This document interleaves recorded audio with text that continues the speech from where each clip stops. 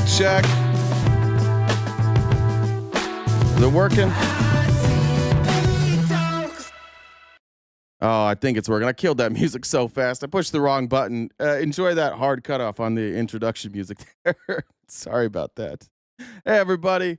Welcome back. Somebody said, what a weekend. Yeah, what a weekend it was. We got a lot to talk about, and we'll get to that shortly. But mostly, don't tell me, you son of a bitch. You got Charlie. You son of a bitch. Mostly, though, I just wanted to say hi. It felt like a long weekend to me.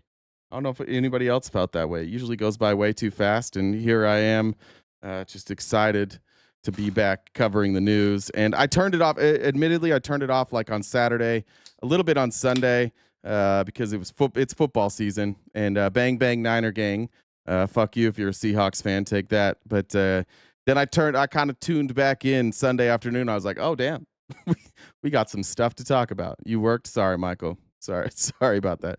You're blaming RTP for your bad week in fantasy football. I hope you're not blaming my team, though. My team came to play. Even Kittle was there for like a quarter. He got a touchdown in that quarter. It was good. Bills went wild. That Bills game was unbelievable. Shout out Bills. I know where's Bills Mafia mom? I don't know if she's here. Congratulations on that. Good game by the Bills. I love it. He's a likable guy, Josh Allen. He's hard not to like. But we're not going to talk about sports today. We're gonna jump into it. Cowboys. How about angry about the Lions? Okay, all right. Maybe we'll talk about it for a second, guys. Get your feelings out on your football teams from this weekend. We'll talk about it. Chicago's prepared to fight back. Not the Bears though. Maybe not the Bears. My QB kicked ass. He threw a couple interceptions, but he figured it out. You know what was disappointing? I'm gonna be honest. The most disappointing part of the whole weekend was watching Aaron Rodgers throw 4 touchdowns. That sucked. I really fuck that guy. I really want that guy to fail. I'm not happy that Aaron Rodgers had a good week. He looked so good too. It was frustrating. One of his, I think it was maybe his 3rd touchdown, was just an absolute dot, and it sucked. I just wanted him to like drop back and his leg break in half, and that didn't happen. They won. That game was amazing too. Bree Song, no, Bree's not here.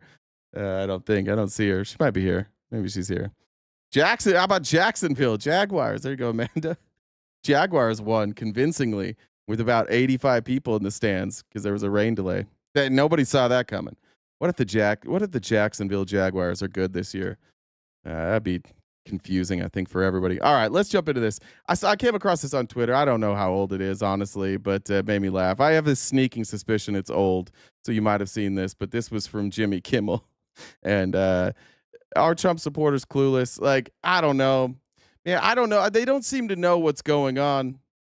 They don't seem to know. I mean, we're like, this administration, maybe more than anyone that I can think of in the past. Like, we're diving into some serious discussions right now, like some very high level, like when it comes to like vaccines. We'll cover that a little bit later today. We were talking about the economy.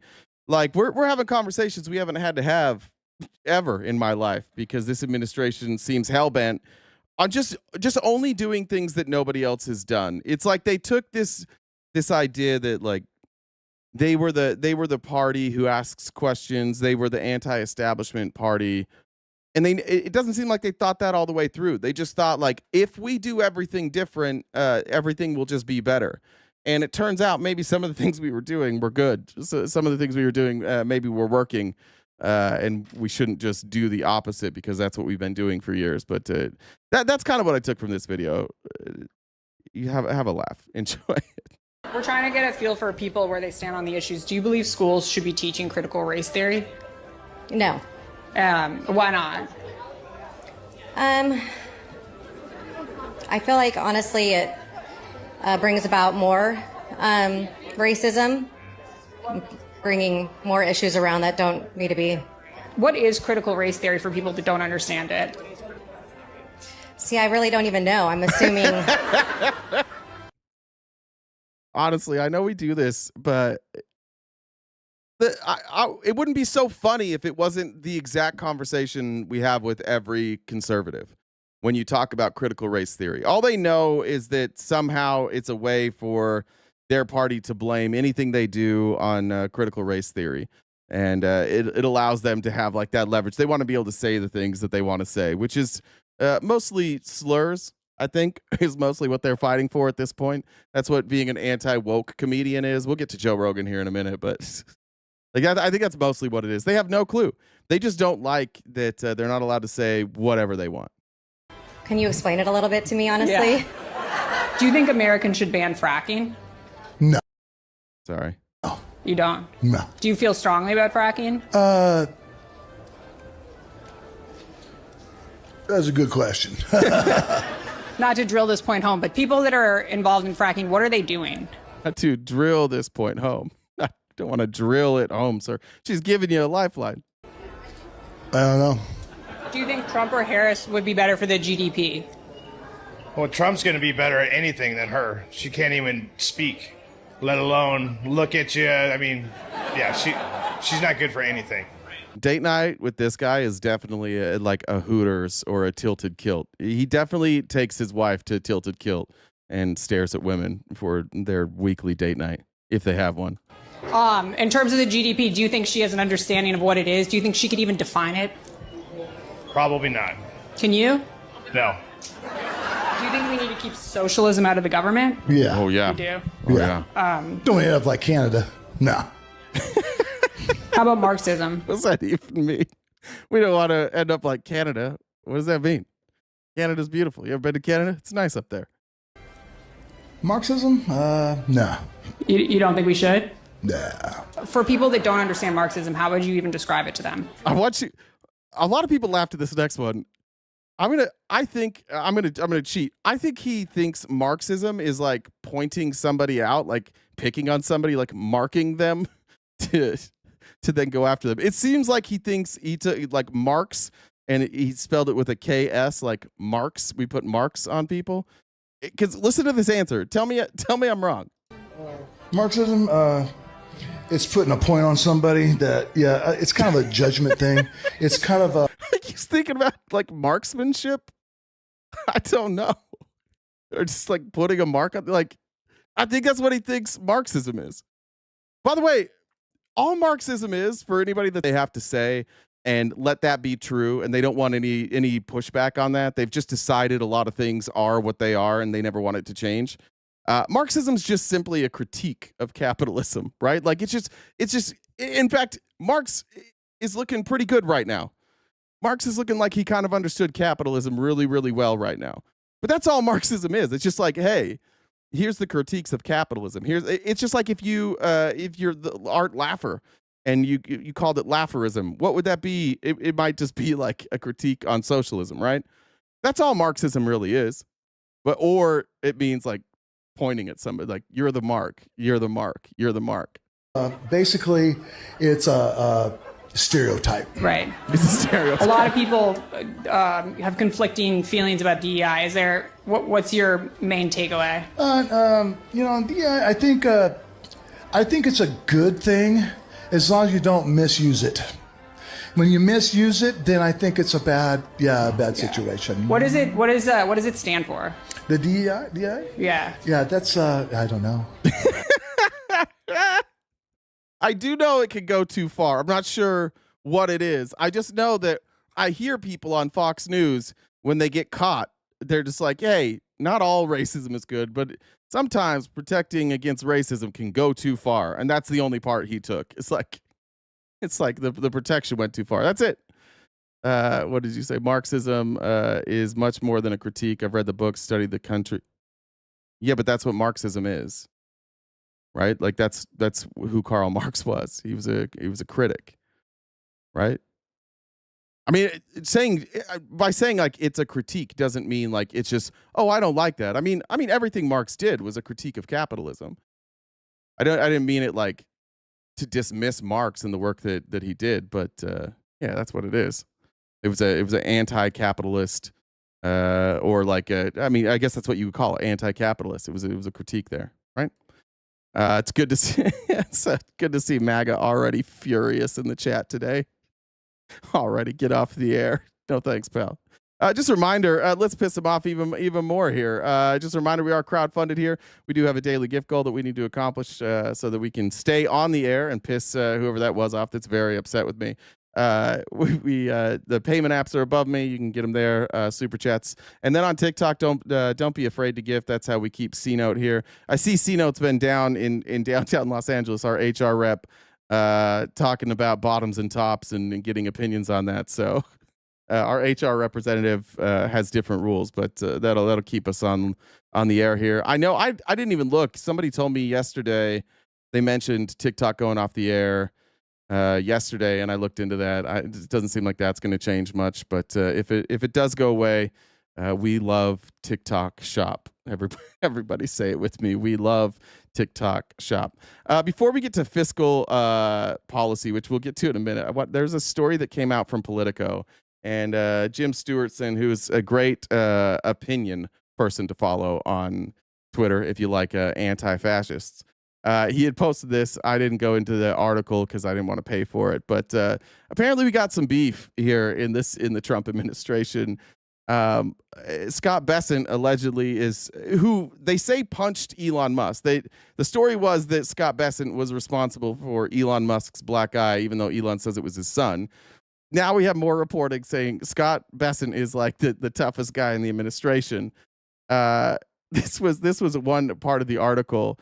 When Scott Bessent was talking to, I think it's Bill Pulte. If you remember, Bill Pulte's from Pulte Homes, and now he's just going out there like running interference for Trump, trying to go after anybody, whoever went after Trump, and trying to catch them doing mortgage fraud, but also advocating for policies that will allow his family run business, which is one of the biggest in the country, to buy up more land and get more favorable rates to build more of these cookie cutter houses. I'm not in a Pulte home, but I'm in a home of one of their competitors, and we've covered this before. If you're buying a Pulte home, get a good inspector, because there's going to be some shortcuts. Anyways, they're arguing, and Bessent tells him, "Why the fuck are you talking to the president about me? Fuck you. I'm going to punch you in your fucking face." Scott Bessent to, I think it's Bill Pulte. "The scene was described to me by one eyewitness and 4 other people familiar with what happened. The only fact they disagreed on was whether it was Bessent or Pulte who initiated the conversation. They and others who described the conflict were granted anonymity due to the sensitivity of the situation. Pulte appeared stunned, and the tense encounter prompted club co-owner and financier Omid Malik to intervene, according to 3 people, but Bessent wasn't having it. He sought to get him kicked out instead." So this, I forget the name of this club. That's what they were out at, and this happened in one of these. Because that's what Republicans are doing now. They just they're making these exclusive clubs, and they go and they fuck over the American people Monday through Friday, 9 to 5. And then at night, they're partying at these exclusive clubs, as good oligarchs do. Bessent said, "It's either me or him. You tell me who's getting the fuck out of here. Or we could go outside." "To do what?" asked Pulte. "To talk?" "No," Bessent replied. "I'm going to fucking beat your ass." I don't know what Britt sent this to me this morning. I don't know what MAGA's going to do. No shade here. I'm not trying. It's probably really difficult for you guys to realize that the actual toughest person in this entire administration is a gay guy who learned everything he knows about finances from George Soros. That's tough. That's tough for your soy arguments and your beta alpha comparisons. The toughest guy in your administration is a dude in his 60s that learned everything from George Soros and is gay. So good luck with that. I don't know how you guys are going to deal with that. I guess that's the guy. If you guys got in a street fight, leading the way would be Scott Bessent. That's pretty cool. I loved this clip too. We show them way too often because their podcast honestly does kind of suck now. But the Flagrant podcast had on, I forget this guy's name. He's everywhere. He's like a former CIA operative. Do I have his name on this? Let me see. Forgot his name. Does anybody remember the guy with the headband and the curly hair? I forget his name. Anyways, there's this new way that Trump people are trying to defend him. Is he really that dumb? That's what they're going with now. And the answer, do you really think he's that dishonest? And the answers are starting to be just more, yeah, of course he is. Why would Bustamante? Thank you. Good poll, Maya. Andrew Bustamante is his name. That's right. Thank you. Trump run on releasing these files if when he was in office and Epstein got locked up and they got all this information and he know this can't get out to the public, why would he run on releasing it? Because he's dishonest. Point blank. All right. I mean, Trump is dishonest. I think people want Trump to be smarter. They want him to be like more calculated. They want to believe that like this billionaire is a billionaire because he's a genius and not that he's just like a lying fuck. They want to believe that there's some conscience at all, and there just isn't one. So now it's like, what, you think he's lying? Yeah, of course he's lying. I think we all understand Trump is a dishonest character. Right? I mean, he told us that on the pod. He said, I'm a mostly truthful person. Basically saying, I lie sometimes. Yeah. You know what I mean? When it's strategically relevant, when it's beneficial to marketing, when it advances the cause, when it gets him what he needs in the long run, it's a short-term sacrifice for a long-term gain. So was it just a huge miscalculation? He thought people would not care after he gets elected? Like if he couldn't. Well, he did release. I think he thought, oh yeah, we're going to give him some red meat. We're going to put together all these influencers. We're going to give them these files. By the way, I think they're wrong about this. I just don't think anybody followed this. Donald Trump has always tiptoed around the Epstein stuff. He's always like kept it at an arm's length. The problem that he ran into is that a bunch of people who he was putting in this administration, like Dan Bongino and Kash Patel, they were willing to run interference for Trump. Hell, Kash Patel lied in front of Congress for Donald Trump, but they also like their disdain for the deep state and their belief that Donald Trump wasn't a member of the deep state is what led them to defend him. And so he took these defenders, but those were actually the ones that were always pushing it. He never was. He's always been really careful about this, and I think for a reason. You have to remember, like, when they asked about Ghislaine Maxwell, he's the only person on earth who would have said when Ghislaine Maxwell is going to be, I think it was either to be sentenced or her court, or her, whatever, her court case was ongoing. When he said, like, I wish her well. Nobody else would do that. Nobody else is that dumb. Trump is not lukewarm on anybody. Trump either tells you, like, I really like you, you're doing a great job, or I fucking hate you, you're the deep state, you're a radical Marxist communist. Right? Like, he doesn't do lukewarm. Why is he so lukewarm on the Epstein stuff? I think people forget he didn't campaign on this. You guys campaigned on it. He loosely said I would do it. Fox had to edit his interview to make it sound like he was all aboard when he wasn't. Remember, in that Fox interview, they're like, would you release the Epstein files? And he's like, yeah, well, you know what? Actually, no. Yeah, I'd have to, maybe some of it, but I don't want good people being wrapped up in this. And they edited it to just say yes. Like Fox News, ironically, didn't tell the truth about Trump. And Trump probably would have liked his true statement out there because he wants this distance and he doesn't want you to talk about it. That's the truth. The truth is you're running up against MAGA who are not yet ready to admit to themselves that Donald Trump is a complete fraud, a charlatan, says whatever he wants to say to get elected, will hide the truth from you even when it's plain what the truth is. But he did not campaign on this. This was not, it was nowhere on his website. It wasn't part of most of his campaign stuff. Usually Donald Trump talked about this when he was forced to talk about it in an interview. And all these people that were interviewing him and took those, like Fox, when Fox got that answer, they edited it down. I'd love to talk to the editors or the people that hosted that. I believe Pete Hegseth was there. I would love to hear from them. Like, what did you think after that interview? And then Fox changed the answer. What did you think about that? Did you think that he was being evasive? Why do you think Fox took that part out? You think somebody behind the scenes was like, hey, fix this. This isn't going to look good for us. This might get him some heat while he's on the campaign trail. He doesn't want it released. It's clear. People are running cover for him. It's clear. At this point, if you're still in on Trump, you are just saying, look, I like his policies. I care about his policies more than I care about the fact that he's covering up a bunch of rich, famous people who abused children. But you do have to admit that. You can't really be like, oh yeah, he's gonna tell the truth here. You can't do both. Right now, it's just like, I liked that tax cut, and apparently I like tariffs too. But you can't. No longer can be the person who says that he's not covering this up. We're going to leak all the stuff and they're going to eat it up and we'll be good. I'll have done my job. and then no one ate it, and then he was like, "Oh shit!" Is that what you think, Andrew? You got to keep in mind that like Donald Trump was there from the beginning of all this with his first presidency. So none of this is new to him. It's almost like a boomerang that's coming back to him. He was back there with Epstein too. You know? Yeah, I mean, he was there for a long time. Boomerang, because he's a boomer. That's pretty good. Jen, I didn't check. Can you hear me this morning?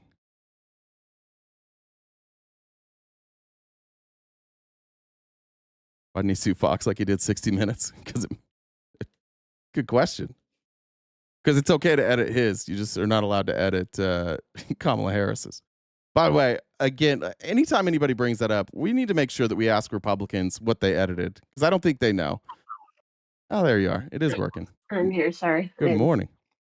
Well, I was waiting for I could hear, but I just didn't have the phone that I go on this with sitting next to me. All right. Well, good morning. How was your weekend? Here. I am in cheer season started, so I won't have weekends for. That's awesome. For a while. That's awesome. For a while. So it wasn't 109, so that's positive. It didn't get to 100 here either. We had a nice weekend. Yeah, so it wasn't too bad. It wasn't super hot, but yeah, just doing the cheer mom yet. So that sounds horrific. That sounds terrible. Like I said, I don't mind it so much. But yeah, no, it makes for long days. So. All right. Well, you want to do some announcements while you're here? What did you do this weekend? What? No. What? No. What?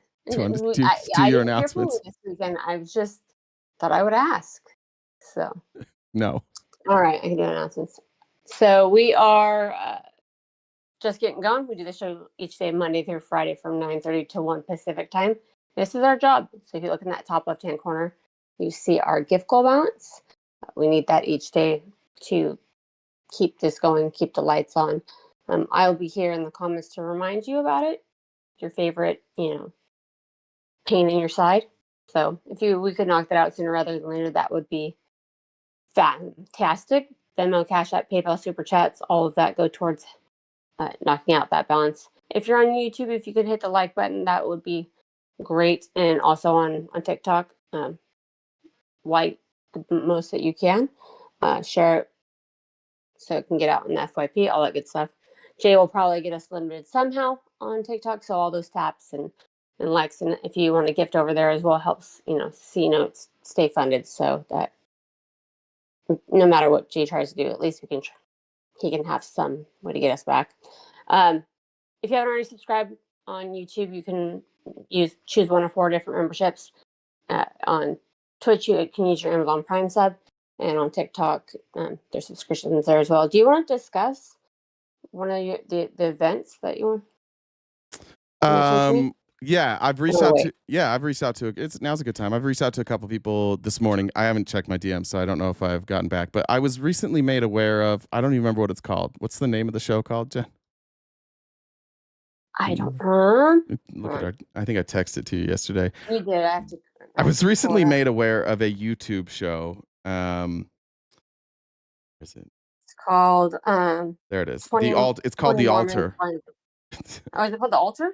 It's called The Altar, and it's a Mormon blind dating show on YouTube. 20 Mormons blind date. I have heard that it's unbelievably cringe, and it's gonna give me PTSD, and so we're gonna watch it. So we're gonna do a member only event. I'm gonna get you the date tomorrow or Wednesday but I wanted to bring on some other ex-Mormons or currently Mormon people who are like either just out of the dating pool or in the dating pool. And we're going to watch these live and we'll live react to them. And that's going to take place in Discord and I think on YouTube. So members only event, make sure you're subscribed either to TikTok, Twitch, or YouTube. Any level of subscription or a paid subscription, and you get to join us for that. And then we'll probably post the replays. 20 Mormons blind date. The first episode is called The Altar. I think it's called The Altar. Look down in the corner. See, it says The Altar Season 1. Oh, okay. It's true. That could be. I think they're But just yeah. like copying the Jubilee. Like, it looks like they're literally trying to do Jubilee's thing, but they're doing it for Mormons. There's a big push for Mormons right now. They're paying influencers now. And so there's a lot of like pro-Mormon content out there. And this is, I'm assuming, something that the Mormon church has put out there to try and make Mormons not look weird. Because you're doing your best to make them Yeah. look as weird as possible. It's the battle. Yeah. Yeah. So anyways, yeah, so if you haven't already subscribed, do that so you can join us for those member-only events. If you guys disagree with our TV, I think there's some on YouTube. No. You guys can come up and actually talk to Jay, and how you do that is if you look at the Venmo username, that is my Discord. If you'd like to come up and talk, how you do that is just message me on Discord, add me on Discord, and then can bring you on and have a conversation. You don't have to sit in the comments and scream. You can actually prove, own this lib if you can, which you probably won't be able to. So you can. Thank you. Anyways, check out the link tree in our bio. We're on most social media platforms. We've got merch, Jay's on Cameo, and we upload these episodes to Spotify. So there's all that. You know what? Don't ever order hay for your horse off of Amazon. Okay. After a couple of days, they'll ask you for your feedback. Thank you. I don't know what that means, Raina, but said 6 months you've been here now. It says TwitchCon hype. I don't know what that means. Amy Lynn said Trump is the most socialist president we've had in 50 years, owning parts of companies or receiving part of their profits. Yeah, ironically, like, for as long as we've been around, Republicans have been telling us that socialism is bad because of Schmittler. And now we've got Trump just copying him, and suddenly socialism good because Schmittler? I don't know. He's doing the exact same thing. He's buying up parts of business, or he's owning parts of companies through the federal government. He's now. It looks very clear that he's establishing a religion. He was out this morning at like this. I think it was like the prayer. I forget what it is. The prayer meeting that they have. It's like a bipartisan thing, and he's out there. They're supposed to be talking about Jesus, but instead he's just talking. He's literally like at a prayer meeting talking about how he's going to go into Chicago, and he's just doing a campaign speech at a prayer meeting where they're all telling him he's led by God, and he's like, "Great guys, remember Bible Museum is where they're at, but I can't remember what the event is." And he's just out there like, "Hey guys, remember, I am ordained of God, so we have to do all of these things." And it's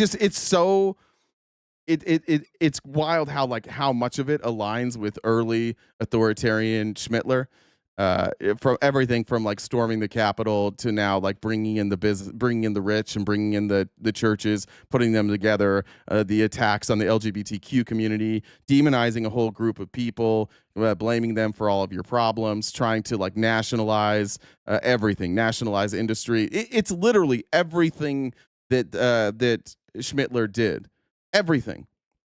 Going hard after your political opponents. And I know Republicans are going to be like, well, you went after Trump. That's true. They did go after Trump, but they didn't do all the other things. So just because like one thing fits doesn't mean all things fit, right? And by the way, Trump was guilty. He was found guilty in every single court case he went to, including if Amber's here, including this. Including E. Jean Carroll. And looks like this is going to be upheld. Appeals Court upholds Carroll's $83 million judgment against Donald Trump. The judges rejected President Trump's argument that presidential immunity should shield him from liability for defaming the writer E. Jean Carroll. Just want to point out that when Trump's attorneys went to try and get this thrown out, it wasn't because of evidentiary reasons. It wasn't because of testimony. It wasn't because of malpractice or any cheating by the lawyers. When Trump's attorneys went to argue against this settlement, they said he should be allowed to say whatever he wants. He's the president. So when you guys go out there, I just want to make sure that when you guys go out there and you defend Trump for being a serial sick fuck, just remember that when they go to court, their lawyers don't argue what you say. When you try and make it seem like E. Jean Carroll was lying, even Trump's attorneys can't break those arguments. They're just saying he should be able to do it because he's president. So make sure you update your argument, Republicans, as you go out there, MAGA, as you go out there to defend your sick fuck president. Just remember to update your argument that the only reason this should be thrown out is because Trump's allowed to do whatever he wants when he's president. So I want to be clear on that. All right, moving on. Did I miss any super chats there? I don't think so. There or there. Oh, there we go. Charles for the gift call. Oh, that was on Friday, but thanks for that, Charles. Swish said big dubs for both our teams. Happy Monday. Big dubs indeed. And sorry to my Seahawks friends. We can still be friends. Chris Wright, who is the energy secretary. I was looking through videos of Chris Wright this morning, and one of the things when he was nominated to be energy secretary, there's like this 4-minute highlight film. So some Republican put it out on Twitter of like this. He's a lobbyist's worst nightmare. Chris Wright is a lobbyist. That's what Chris Wright was before he was the Secretary of Energy, and he was he was a lobbyist for who? The oil companies. He lobbied against solar and wind because it costs them money. Because any amount of energy that is renewable is bad for the oil industry. So we took an actual lobbyist, and now he is the head of the Department of Energy, and he is this dumb. Like, and the argument against renewable energy is this dumb. I want to be. I want that to be clear. This is the guy whose job right now is to sell you on the idea that renewable energy is bad and that using oil and gas is going to be better. Let's see how compelling his argument is here. Do it. With the electricity grid, you have to match supply and demand at every moment in time. In the evening when people come home from work and they Sorry, I know that's a little quiet. turn their stoves on and their margarita machines are fired up, demand rises. And we have natural gas that rises the amount of electricity to serve that. Coal, nuclear, and hydro. That's how we powered our grid for 100 years. Yeah, because we didn't have other options. You know how we heated our houses before that? Fucking fire. We lit fires inside of our house in fireplaces. And if you didn't have wood or just something to burn, then you couldn't heat your house. Imagine Chris Wright back then. Like, we can't use fossil fuels to heat things. We can't do things more efficiently. We've been doing this for as long as the world has been around. We've been heating ourselves with fire. Why are we abandoning fire? President Obama came in, told us the world was ending, and we had to change how we got electricity somehow to save the world. With just a misunderstanding of the facts, or a deliberate misunderstanding. Also not what happened. Also, I don't remember Obama. I campaigned against Obama. If he would have said the world is ending if we don't do solar electricity right now, I probably would have used that to campaign against it. That didn't happen. But with wind and solar, you don't know when they're going to be there, and you don't know when they're going to go away. Oh. That's just not productive for the electricity grid. They end up just making the reliable stuff have to turn down when the wind is blowing, turn back up again when the wind dies, and then at peak demands at the very hot times and very cold times. That's peak demanded electricity. Those are high pressure systems. The wind isn't blowing, and if it's in the evening, the sun isn't shining. So you need all of the other equipment to keep people. Or batteries. I don't know if this guy, has anybody told this guy about batteries before? Do they not talk about that in the oil and gas industry? They're not aware of how batteries work. The solar energy comes in, hits the panel, it can go to a battery. And then when the sun isn't shining or the wind isn't blowing, you have a battery. And that battery stores energy, and then you can access that energy. This is how stupid this administration is. There's a real thing this guy's saying. Like, this is his argument against wind and solar. Sometimes there's no wind. Sometimes the sun isn't shining. Those aren't arguments against solar and wind unless batteries didn't exist. And right before we went live, I checked. I Googled, do batteries exist? And Google said yes. So maybe because Google's left wing, it's lying. But turns out batteries do exist. Devin said, as a Broncos fan, I just want to say thank you for Hafunga, but y'all might have sold us a lemon with Dre Greenlaw. Sorry about that. People alive and keep the lights on at peak demand. But yet you've got this extra distribution grid, power lines, all sorts of land and materials for wind and solar. What do you mean? So I don't know much about solar or batteries. Yeah, I hope you're talking to them, Juju. They were guaranteed ways to increase the price of electricity. President Obama knew it when he went down this road. President Obama knew it when he went down that road. Biden doubled down on it and drove electricity prices up. That's not rocket science. That was guaranteed to happen. So now they're saying, oh, my God, we turn off these variable parasitic sources on the grid and we're going to get more expensive power. Just not true. It's true. It's true. What did you say? Batteries for the whole grid? Yeah. Yep. Yeah. We already do that. We already have batteries. Are you unaware that we currently already have batteries? Batteries are a left-wing conspiracy. These socialist communist batteries. Bro, you guys are today in the chat. If today MAGA woke up and some of them started scrolling through YouTube, and the ones that stopped on this show today saw us laughing at a dumb energy secretary, and they said, today, because the Democrats are talking about batteries, we are now against batteries. You're going to see like an anti-battery movement. And then what are you going to do? Then what are you folks going to do? By the way, one of the cool things, I like camping. I don't go nearly enough, but one of the cool things about camping is the sun. And now you can take these little mats, they fold out, and you can just put them in the sun. And then you can charge stuff. I could charge my phone. If I had like a camera that I need to charge, I could charge that. I could, when I go to bed at night, I've got a battery. I could just charge my portable battery. I could watch an iPad if I want when I go to bed. It's a really cool thing. And it's because the sun's out there. And before we had solar, if my phone died, I couldn't just like move it around, or I couldn't just plug in to like to some sort of power source that was there because of renewable energy. That's the cool thing about the sun. It goes everywhere with you. Just wherever you go, there's the sun there. It's crazy. It feels like you're being stalked, but you're not. It's just bigger than the earth. So it's there. And it's there for so many hours of the day. And I live in Arizona where it's sunny like 360 days out of the year, like almost the entire year. We have like 4 cloudy days. It's a really cool thing, but not if you are a lobbyist for the oil companies. So today MAGA says, fuck them batteries. And we really need our oil. We really need our prices, our energy prices to be very, very high. It's really important.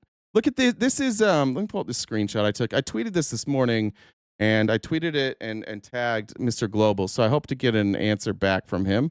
Kind of a friend of the show. We've had him on before, although I think he was closer with Felice. He and I don't have much of a relationship, but I told him if he wants to come on and discuss this, we can. This is from the latest CPI report, and it's a little bit hard to see, but over here on the right, you'll see I've highlighted a couple numbers. So this is year over year, adjusted 12 months ended, so year over year compared to last year. So compared to last year at this time, all energy commodities, which are like gasoline, natural gas, total, they're down about 9%, or 9%. So that's good, right? Fuel prices are down about 9.5% since last year. And fuel oil is down about 3%. So you'd think, oh, good, thanks, Donald Trump. You're going to lower the price of energy for us. But then you go look at the energy services, and you look at electricity. It's up 5.5%. Utility, which is piped gas services, is up almost 14%. And yet, Donald Trump is signing all of these deals with other countries where he's saying, we're going to send you natural gas. So why is it that if we're pumping more gas, specifically natural gas, if we're harvesting more natural gas, why is it that 13.8% increase on piped gas service? What happened there? Why are these prices going up? And by the way, the projection is that they're going to go up another 20%. We're seeing in Arizona right now crippling energy prices. Weird, right? It's almost like if you could get solar installed on every residential building, you could cut those prices, couldn't you? And yeah, that might cost a little bit, but eventually you're going to have hundreds of dollars, thousands of dollars in Arizona that people could save a month, that they could put back into the economy, or they could put it into a retirement account, or they might be able to save some money to start a business or buy a house. You could do all that stuff. And that would take a little bit of an investment from the United States government, perhaps some subsidies, but not if you put the oil executives in charge. At that point, we're just going to drill more oil, and then we're still going to raise the prices anyways. This is a billboard. Let's see if I can find it. I move this? Shit, where is that billboard? I might not have put it in the outline. Let me pull this up. There's a billboard in Arizona right now because this is a significant problem. The average cost for Arizona residents for their utility bill in the summer right now, it's about $500. Let me see, did I save this?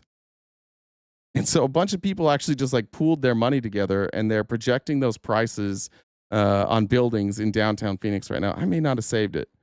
Shit, I may not have saved it.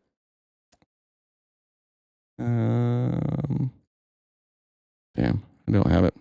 I may show it tomorrow, but anyways, that's what you get when you put an oil person in charge of energy. It's super, super helpful. Fly said, all y'all do is talk shit about President Trump. Lame. Why are you so emotional? You are fucking dumb. Let's see.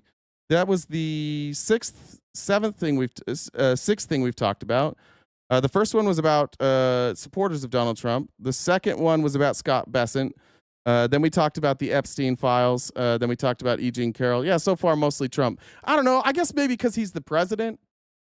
And I guess maybe because Republicans just do whatever he asks. What do you think I should talk about today? Fly Plum. Let me know. What else should we be talking about today? I assume you want me to talk about like Hunter Biden's laptop. Is that what you want me to talk about? Just anything but Trump? Why don't you guys want to engage with this? Why don't you care? What should I be covering that's more important than what our president is doing right now? I think the problem that you have is with criticism. I did have this. Son of a bitch. It was on the outline right below. All right, I do have this video. Here it is in Phoenix. This is APS. Now I use SRP. There's two utility companies here in Arizona, APS and SRP. APS is more expensive. But they projected this now into Walls on Phoenix. AP's new CEO makes $4 million a year. Do we need that? Is this really important? Arizonans are paying $300, $400, $500 in electricity this summer. Do we need that? APS just rolled back their commitment to be 100% carbon free energy by 2050. Why is that? It doesn't make them as much money.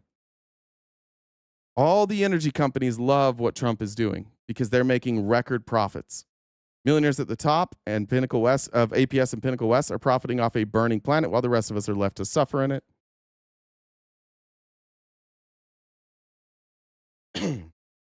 Ty, did I miss yours? I did. Anyways. Ty says, see what Taco posts about Tom Hanks and then to say he's giving Rudy Giuliani a medal. Yeah, we saw that. I think we covered the Rudy thing last week. I don't know what he said about Tom Hanks. In the chat, what did he say about Tom Hanks? Look this up. Remember when they first started talking about Epstein and everybody was just going after Tom Hanks like he was on the Epstein list? All right, I think that's what you're talking about. Our great West Point has smartly canceled the award ceremony for actor Tom Hanks. Important move. We don't need destructive woke recipients getting our cherished American awards. Hopefully the Academy Awards and other fake award shows will review their standards and practices in the name of fairness and justice. Watch their dead rating surge. What award was he going to get from West Point?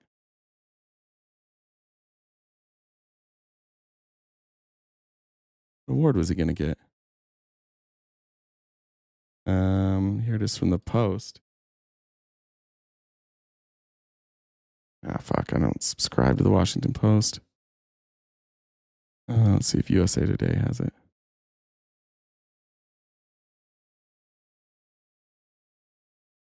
The Alumni Association has reported canceled schedule where the Hanks, who was set to receive the military's Academy's Sylvanus Thayer Award.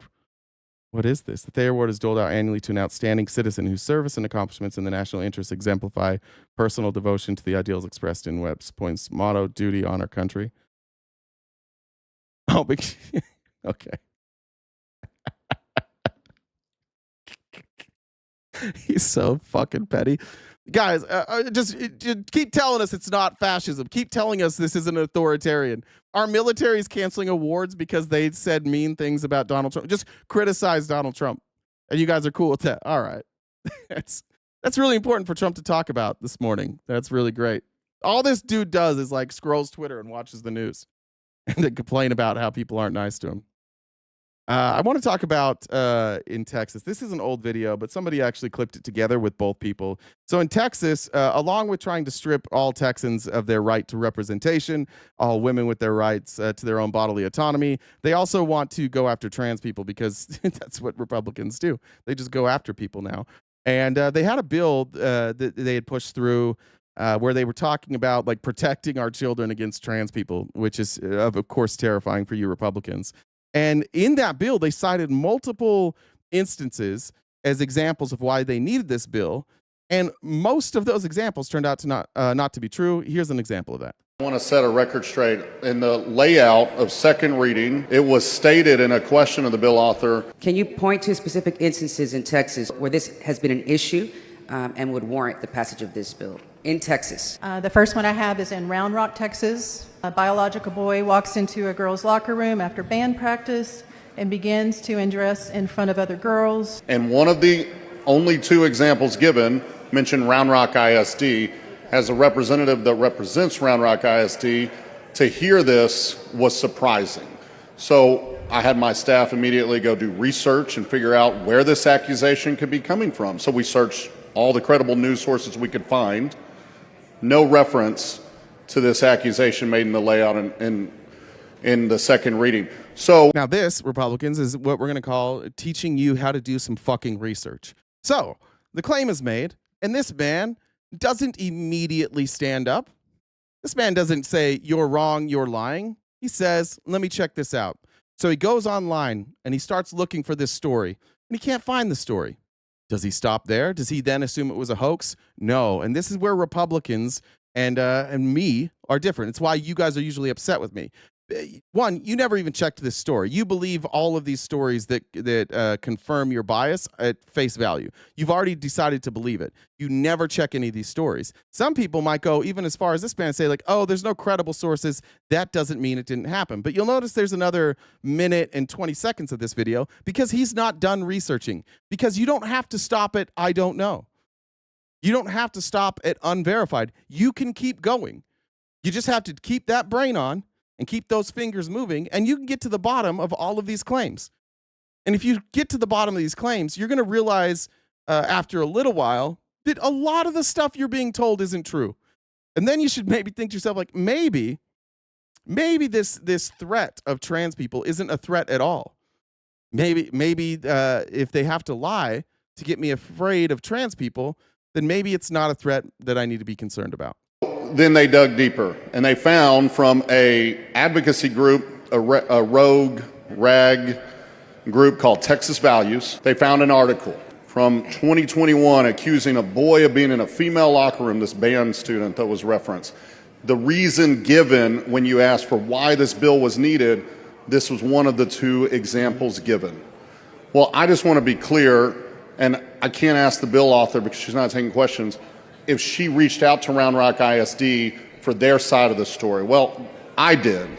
And speaking with Round Rock ISD, it may surprise you to know that they wanted to clarify that that article was an inaccurate report, that when they came to testify based on that article, it was inaccurate testimony, and it's an incredible misrepresentation of the truth. And I think it's important that for the justification for this bill that was given by the bill author to know that that was bullshit and there was no truth to that article except for a rogue, paid-for organization that is here to try to pass this bill, and they're getting paid to do it. So I think we need to be honest with the people of Texas. That was a fake story from Round Rock ISD. Thank you. It's also an important time to remind you that at the beginning of Hitler's assault on Germany and the Schmazi assault on Germany, one of the very first things that they did was destroy literature that was explanatory about trans people. Literature that helped them, research that helped them, or just acknowledged their very existence. So one of the first things they did was start deleting all of these representations in books, which is exactly what Republicans are doing. You guys are going through classrooms and you're scrubbing the existence of LGBTQ people, thinking that for some reason that this new literature is turning people gay or trans. And then once you're done with that, you start outlawing these people. You make it so that they are less than human.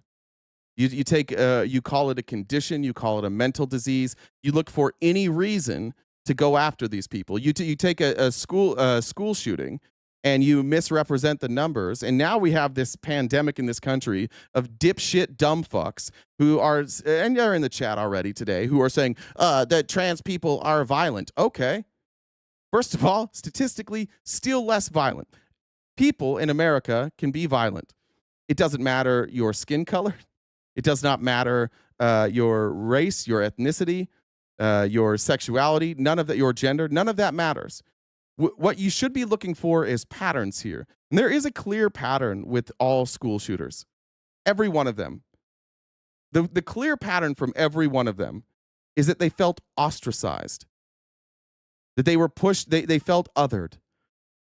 They weren't accepted for who they were. And sometimes who they were was just different. Just socially different. Maybe socially insecure. Maybe they just had maybe they cared about stuff that nobody else did. Maybe they didn't come from a solid family. Maybe they didn't smell very good. Maybe they didn't dress very nicely. Maybe socially they were just awkward, and when they tried their best to not be awkward, people mocked them anyways. That's the one thing that we have in common with every single one of these shooters. And so the Republican solution to this is to do nothing about mental health, to do nothing about access to weapons for people with mental health distress, to offer no support, but instead to try and other trans people. Do you think that will go well? Do you think that that's going to work? Has that ever worked? Has othering people and saying you no longer exist, has that ever solved a single problem? Ever? Every time it leads to one of two things: a massive social backlash and radical change, or authoritarianism. And you're just on the march towards authoritarianism. We have history here, folks. We've done this. Please give me an example of a time in history we othered people out of existence when it worked. I'd like to know one. Do we have one there? The pattern is they are mentally ill. No, that's not a pattern. By the way, define mentally ill. What does that even mean?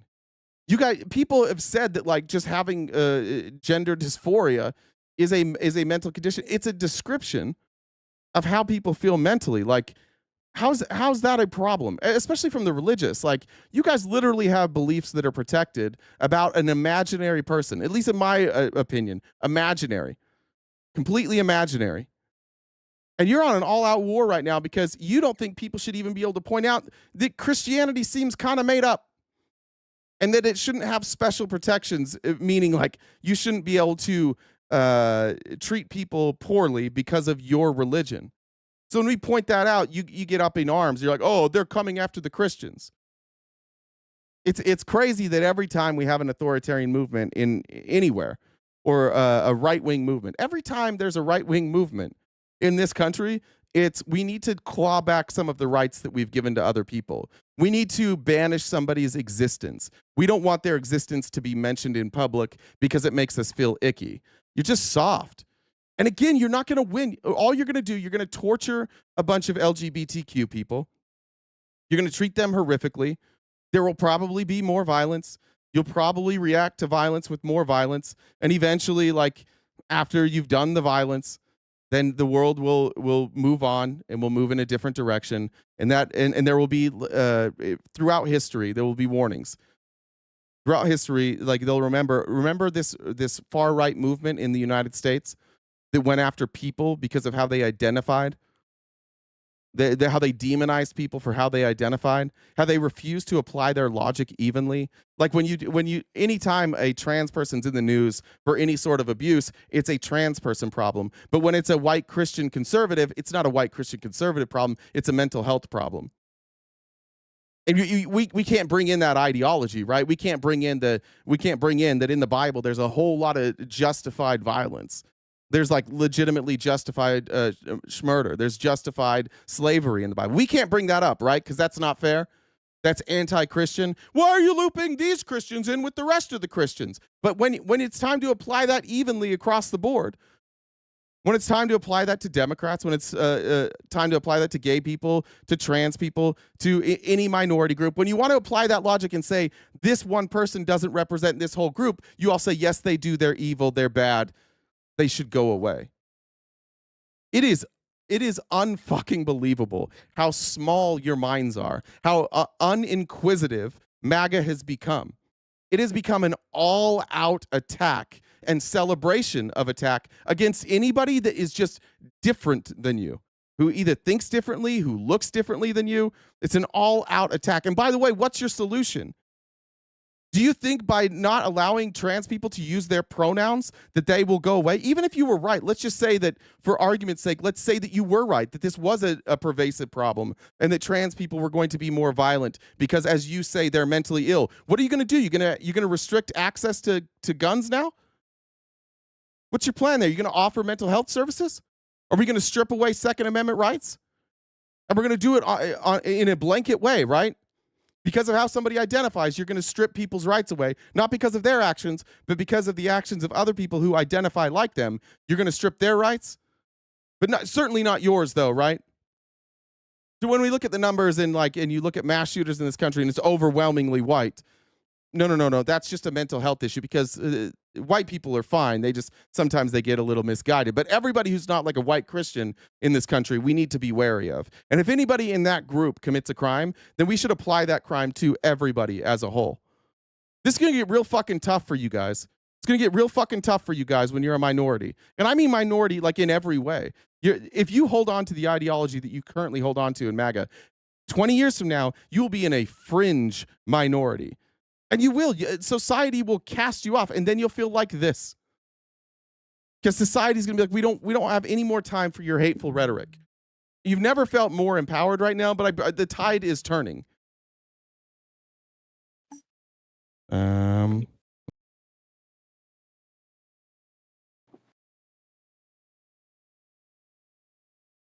Okay, well, it looks good on my end. Give me a thumbs up. Okay, well, it looks good on my end. Give me a thumbs up if I'm back on your platform. I see TikTok looks like I'm back. Damn, I snapped him. It doesn't look like Twitch. YouTube, let me know. Stuck again? What in the world is going on? Why is this doing this? I'm going to check my internet connection. It's solid. Read these gifts. Bean said for the gift goal, Tanya takes pics, says happy Monday. I hope everyone has a great week. Thank you very much. One of the Republicans said, I don't understand right-wing arguments. Like, I do understand. I do think I understand your arguments.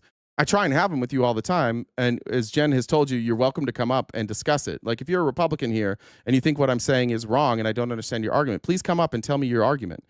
I would love to be wrong about this. I would love for you to have some sort of justification for the rest of us that makes sense on why you target certain groups of people and why those targets never seem to be like white conservative Christians. You're willing to like use a blanket to define everybody unless it's like Christians or Republicans. So it's the streaming out there glitching a lot, ladies. StreamYard especially. I use Streamlabs, not StreamYard, but that makes sense. I'm live, but has the message RTP's gone offline? That's weird. So anyways, Republicans, you're welcome to come up and discuss this in detail. Let me get to Harry Enton's polling real quick. Looks like I didn't put the link on there. Jen, did I miss any Venmos on your end while I'm pulling this up? Alicia said, happy Monday. Have you watched or seen The Book of Mormon, the best show on Broadway? I have. Yeah. No, you said? Yeah, it's really accurate too. Some Mormons don't want you to know that, but it's actually really, really fucking accurate. Okay, let me find Harry Enton's polling here real quick. This is it. Yeah. Trump now in virtually every issue is underwater. And while this isn't like the death of Donald Trump, and he could probably turn some of these around if we see some economic indicators moving in a different direction, I don't see a lot of evidence of that. I see a lot of cheerleading, and I see a lot of hopium from Republicans that these will turn around. But look at these new poll numbers coming in for Trump.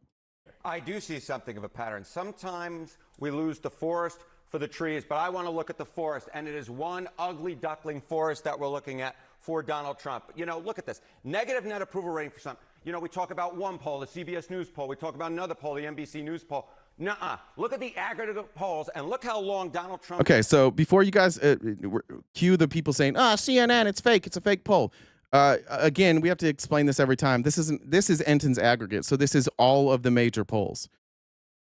Some of you say like, no polls are correct except for the Twitter ones on True Social, or the I guess it's not Twitter poll, it's True Social poll or Twitter polls. for Elon Musk. Those are the accurate ones. All these scientific polling, these aren't real, but this is the aggregate. So there's going to be numbers that are much higher than this. Net approval rating has been negative. It has been every day since March 12th in the average. No, my hopium for Kamala did not pay off. You guys did win the election, which for a lot of you, that was the day your brains just quit. You're like, yay, we won. Now I don't have to think anymore. But we kept moving on. We're still thinking here. We're still analyzing and trying to figure out, one, what they're doing, and two, how we can advocate for things to get better. But if you guys wanted to spend 4 years fingering your assholes while you stare at pictures of Donald Trump, that's up to you. We're going to move on, and we're still going to cover the news. We're talking about 181 days in a row in which Donald Trump has been underwater swimming with the fishes. There is no good data for Donald Trump when looking at. Let's do all this. Yep, I'm still mad. That's true. By the way, that's not. Yeah, I'm mad. I'm very mad. I'm not mad. I'm mad that Kamala lost. I'm mad that Trump is president. I'm mad at all of you. Yeah, I'm very mad. I don't know why you guys think this is disrespectful or that I'm going to be upset about that. Yes, I'm mad. Yes, I'm still talking about it. Yes, Trump lives rent-free in my head, except for technically I pay taxes, so it's not rent-free. I am paying. Yes, I think about him every day. It's what I do for a job. He's the president of the United States. It's the only thing you have. It's the only thing you guys have left. It's just like to like call names or to heckle. But what you don't have is arguments. I could give a fuck. I don't know if you guys get this yet. Like, I'm a YouTube streamer. You say the same shit every day. I've seen it a million times every day. It was difficult at first to see this. Now I'm used to it. Now it doesn't bother me. And mostly because, like, it's the same people every day. You guys are the same every day. You show up and say the same shit every day, and I invite you to come up and explain it to me, and you can't. So if it makes you feel better that, yes, I'm mad, yes, that I think about Donald Trump a lot, yes, that I cover Donald Trump a lot, you win. Great job. You're right on that. But form an argument, please. Explain maybe why I shouldn't be mad. Instead of just complaining that I am mad, if I'm so misguided, just help me. Help me be guided in the right direction. I was a Republican once before. I could do it again. You just got to get me there. You're just going to have to give me solid arguments. That's how I stopped being Republican. Like, I was doing math and shit. I was reading history. I was looking at data. And I was like, oh, no, it's not working. I should not be a Republican anymore. That's what happened. But you could talk me back into it. Clearly, I'm just misguided, right? Let's look at these poll numbers. The aggregate and looking overall, he has been negative for a very long period of time, the vast majority of his second presidency. What about the issues? Okay, what about the issues? You see this here, right? Is there any shining light? Is there any light at the end of the tunnel? Well, look at the issues. Look at this. These are all the key issues. Donald Trump is underwater on all of them. Trade, obviously, tariffs have been a big thing at the bottom of your list, minus 17 points. The economy, which was the reason he was elected to a second term to fix the economy, way underwater at minus 14 points. Foreign policy, minus 12. And then I think, Mr. John Berman, the key two issues at the top, because these have been Donald Trump's strongest issues, crime and immigration. But get this, he is now... His two best things, he's underwater, crime and immigration. I'm not going to hear it from any of you guys who are like, wait, you're just going to cut us off. I had like a 2-hour debate with somebody about Jesus the other day, and I didn't cut him off, even though my mods were begging me to. You don't get cut off, and I'm not going to read and argue from the comments. Have some courage and come up. You'll be given plenty of time to speak. Plenty. I almost never mute unless you're screaming over me. It's the only time you get muted. Underwater on both of these issues, if barely, but he's underwater on crime at -2, immigration at -3. On all the key issues, he is again swimming with the fishes. Consistency across the board. It's almost like people saw what happened in D.C. and they didn't buy it. It's almost like the American public in general is watching Trump say one thing while something entirely different is happening, and they're not buying it anymore. It's almost like the internet exists. Donald Trump would have been a hell of a president pre-internet. He would have had all sorts of support. These numbers would be massive. It would have been like Reagan. Like when Reagan was going in and talking about how much they drove crime rates down, and it basically was staying the same, and then it went up. Nobody knew because they didn't have access to the internet. They didn't have access to data. They didn't have access to polling. That was back in the day when you had to trust your politicians. Trump was better suited back then. Lying back then was a lot easier. Lying now, not super easy. Interesting, though, because the difference here does explain why even with these jobs numbers, which were historically bad on Friday, this is what he's focused on today. He'd rather be talking about this than this. Absolutely. All right, what about with key groups that may have influenced his election victory. Okay, so we talked about right at the top that every day since March 12th, what has changed since February in terms of making Donald Trump go from the positive side of the ledger to the negative side of the ledger? And this, of course, I think is so important. Two key groups that were so important to getting Donald Trump a second term. He did so much better than the traditional Republican among those under the age of 30 and Hispanics. Look at this. In February, among those under the age of 30, his net approval rating, according to CBS News, plus 2 points. Look at where we are now. Negative 30 points. That's a 32-point move in the wrong direction. And Hispanics, he was 6 points underward. Look at this. Minus 34 points. That's a 28-point move since February. No wonder Donald Trump's in trouble. He's steady across the board, and since February, when he was last positive, he's only gotten significantly worse among two very key groups for his election back last year. Last week I shared an anecdotal story, and I think I even said, like, it'd be interesting to see what the polling is on this. Now we have some polling on it, but I have a friend who teaches policy at a university, and this is his first year teaching. He was the one that got me involved in politics. He ran some high level campaigns. He ran Orrin Hatch's campaign. I believe I don't remember if he ran or was just like one of the leaders on Mike Lee's campaign. And then he got into lobbying a little bit, but he lobbied for like medicinal MMJ, and then he has worked in the MMJ industry. Now he's also teaching, so he does both. But he told me, just like as he was in class, that he was really impressed with these kids in his policy class. Not only because he was surprised to see so many younger people being involved politically. This class had been on the books at that university for like 10 years. It had been on the books. They couldn't find a teacher, and they never had enough students to fill this public policy class. And then there was suddenly, in the last like year and a half, 2 years, there's been a large amount of demand for policy. What he said is that these younger kids look at their situation and they're like, this isn't going to get better unless we get involved. So we need to learn how policy works. We need to learn how to do like ballot initiatives. We need to learn how we can campaign on issues. It's not so much like they're getting excited about a candidate. It's not like nobody's excited about the Democrats. Literally nobody is like wakes up in the morning. He's like, I fucking love the Democrats. Nobody, not even the Democrats, love the Democrats. But these kids are just recognizing that their future is fucked. And he said what I was most shocked about is like their level of understanding on like pretty complex issues, and that most of these kids born and raised in Utah, with very conservative parents in a conservative state. And he's like, they're talking about things like wealth inequality. They're talking about things like how to take care of the growing homeless population in Salt Lake City. And what are the ways that we can address the core problem and not just keep moving people around and moving encampments, which then lead, obviously, put a bunch of poor people together with no homes. Like, crime is going to go up. Happens all the time. And he just said, like, I really don't think that this next generation is buying into this bullshit. We're seeing it. Because these people, the 18 to 29-year-olds that jumped on board with Trump, like, they did it because of a couple of reasons. When you look at exit polling, one is they felt like it was time for radical change. They felt like Trump was an outsider. He was going to do different things. They also loved the anti-war rhetoric. They've grown up in a country where like they didn't have 9/11, so there's no emotional connection there. Some of us, like in my age range, there's still that. For me, I've almost had to fight it off. Like for sure, it was anti-Muslim bias. I viewed the Muslim religion, regardless, is problematic.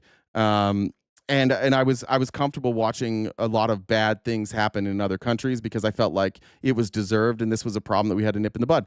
They didn't have that emotional connection. So what they look at our foreign policy, and they look at us not only stand by but fund a genocide, and they watch us cozy up to Vladimir Putin, who's invading another country, and they think this is crazy. Like, I'm never going to be able to afford a house.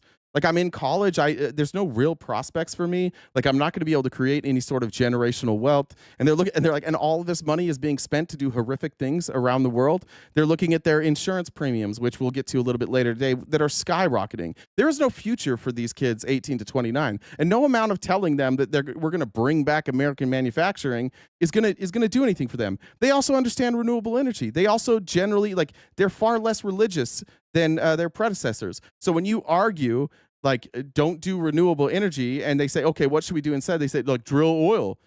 They're smart enough to realize, and they're not indoctrinated enough to realize that, like, hey, we could have electricity with no monthly cost, or we could keep paying these growing electricity bills. They see it for what it is. You can't indoctrinate them. They look at their future. It's not bright. So it's not surprising at all that the groups who Trump has sold this bill of goods, like everything's going to be different for you. I feel your pain. Look, Joe Biden caused all this. Look at all this inflation. You can't afford houses. I'm going to fix it for you. We're going to take care of Americans first. I understand why that worked for them. They're all realizing very quickly they were wrong, that they were lied to. And by the way, once you lie to a whole group of people, you're kind of fucked for a while. And when this group of 18 to 29-year-olds go out there and they see what's happening for what it is, and then they see Republicans on stage or talking to them, and those Republicans are like, trust the process. You have to trust Trump. They're like, no. Why? No, I'm just going to look at the results. So if you go through 4 more years of this and you're not making things better and you keep lying to their face and saying things are better, you will lose them forever. It's the same way Democrats lost this group of people, because Democrats were telling them, like, oh, don't, like, I know inflation was high, but it's coming down. We're headed in the right direction. And those people are like, incremental change isn't going to do it for us. We're going to need radical change. And you got none. You just went, and all that incremental change that was done during the Biden administration, they literally just wiped all that out. So there's nothing for these kids to look forward to, unless they're just like racist and hate trans people. And they're like, well, maybe there will be less Hispanics in my class and less trans people in my class. That'll fix it. Anyways, interesting polling there from Harry Anton. Let me check comments there. Jen's keeps going away. Just a reminder, while we're crowdfunding. I'm going to get into the meat of this here in a second, so I'll forget to read comments.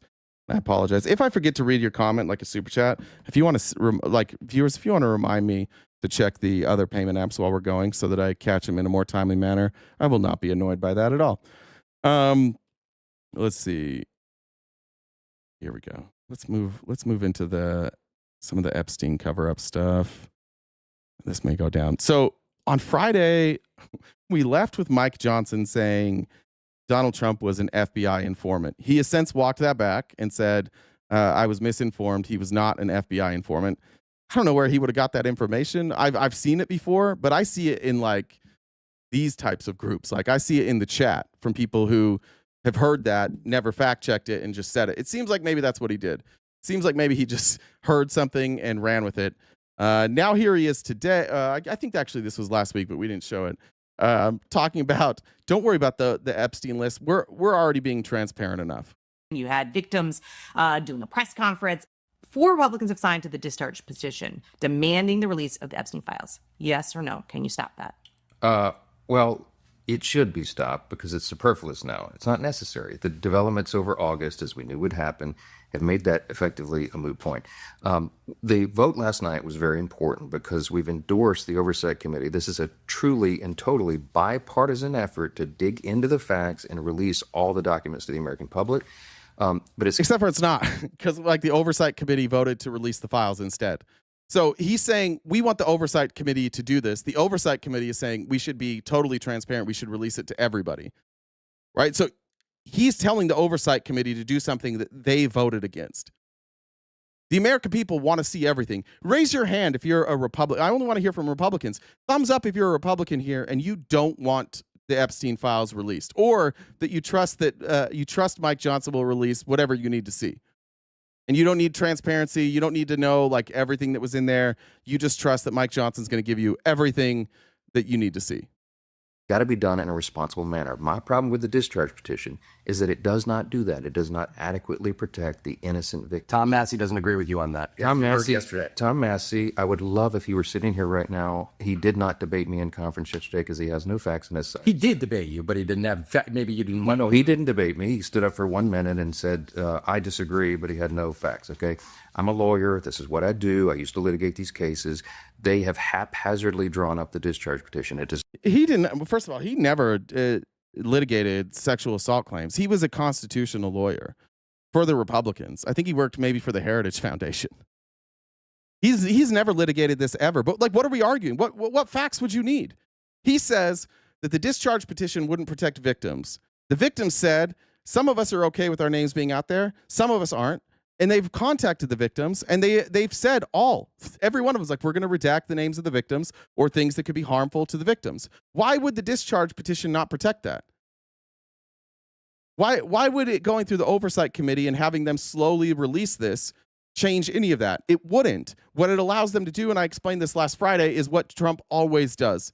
What they want to do is they want to push this out as far as they can and slowly leak information one at a time so that each time they can cast doubt. And it won't come out as a narrative. It won't come out in its totality. It will condition you to reject fact by fact. So they want to do, first of all, they don't want to release everything. They know they're going to be forced to release some things, but they want to just like slow walk it. They want to just keep doing this slowly so that each time something comes out, then there's a month to debate about it.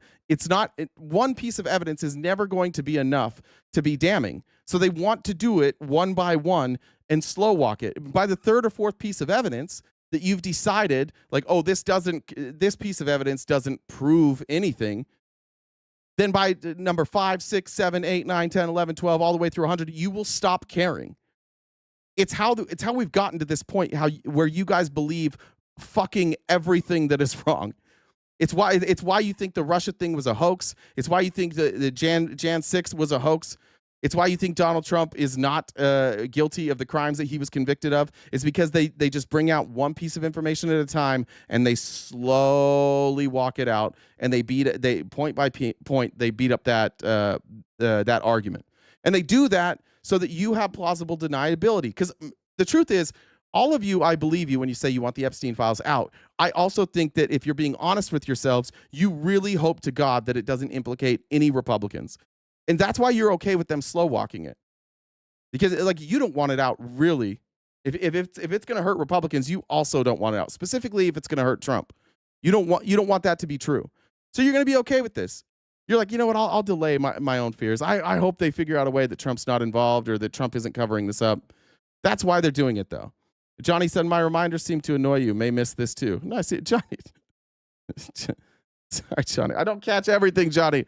There's 1,080 people here. There's, 70,000 comments every live. I'm going to miss some. It's hard for me to read them all, but I appreciate that.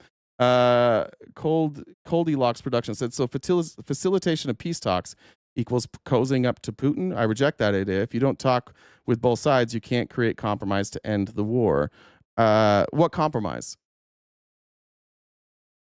I don't think we've even talked about Putin yet, but like Trump's getting destroyed by Putin. Putin's over there hugging Xi and Modi.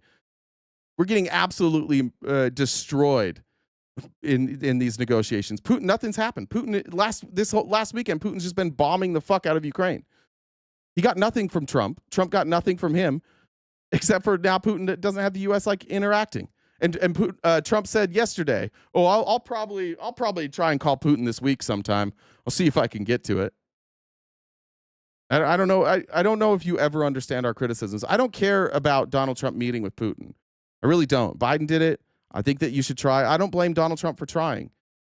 And I think it's fair for you to say, at least he tried. Fine. But what did he get? Nothing. So can we criticize that? Or do we have to not criticize the fact that nothing became of it because he did a good try?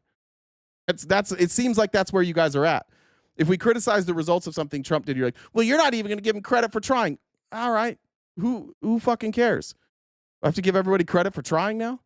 Biden tried it. Biden met with Putin. I don't remember a single one of you going like, we can't talk bad about Biden because at least Biden tried. Not one of you ever had that defense. Biden did the exact same thing Trump did. He met with Putin. He got fucking nothing. He recognized that Putin was in bad faith. He's like, we're not going to do this with you anymore. If you're not going to negotiate in good faith, we're not doing it. But Trump is slow on that. Trump doesn't want to say that Putin was wrong. I don't know why. You guys can tell me. Yeah, by praising Putin. Yeah, that's what I'm saying. Like, he did praise Putin. He went to Alaska. That's as much credit as he should get. He got on a flight. I want to jump back into this. This was actually, I hate that there's music, and I don't know if they did this because it's going to be copyright stricken. I don't know. I don't really love Ezra Klein, and I don't even really like these types of videos where we're going to be a little low on data and heavy on opinion.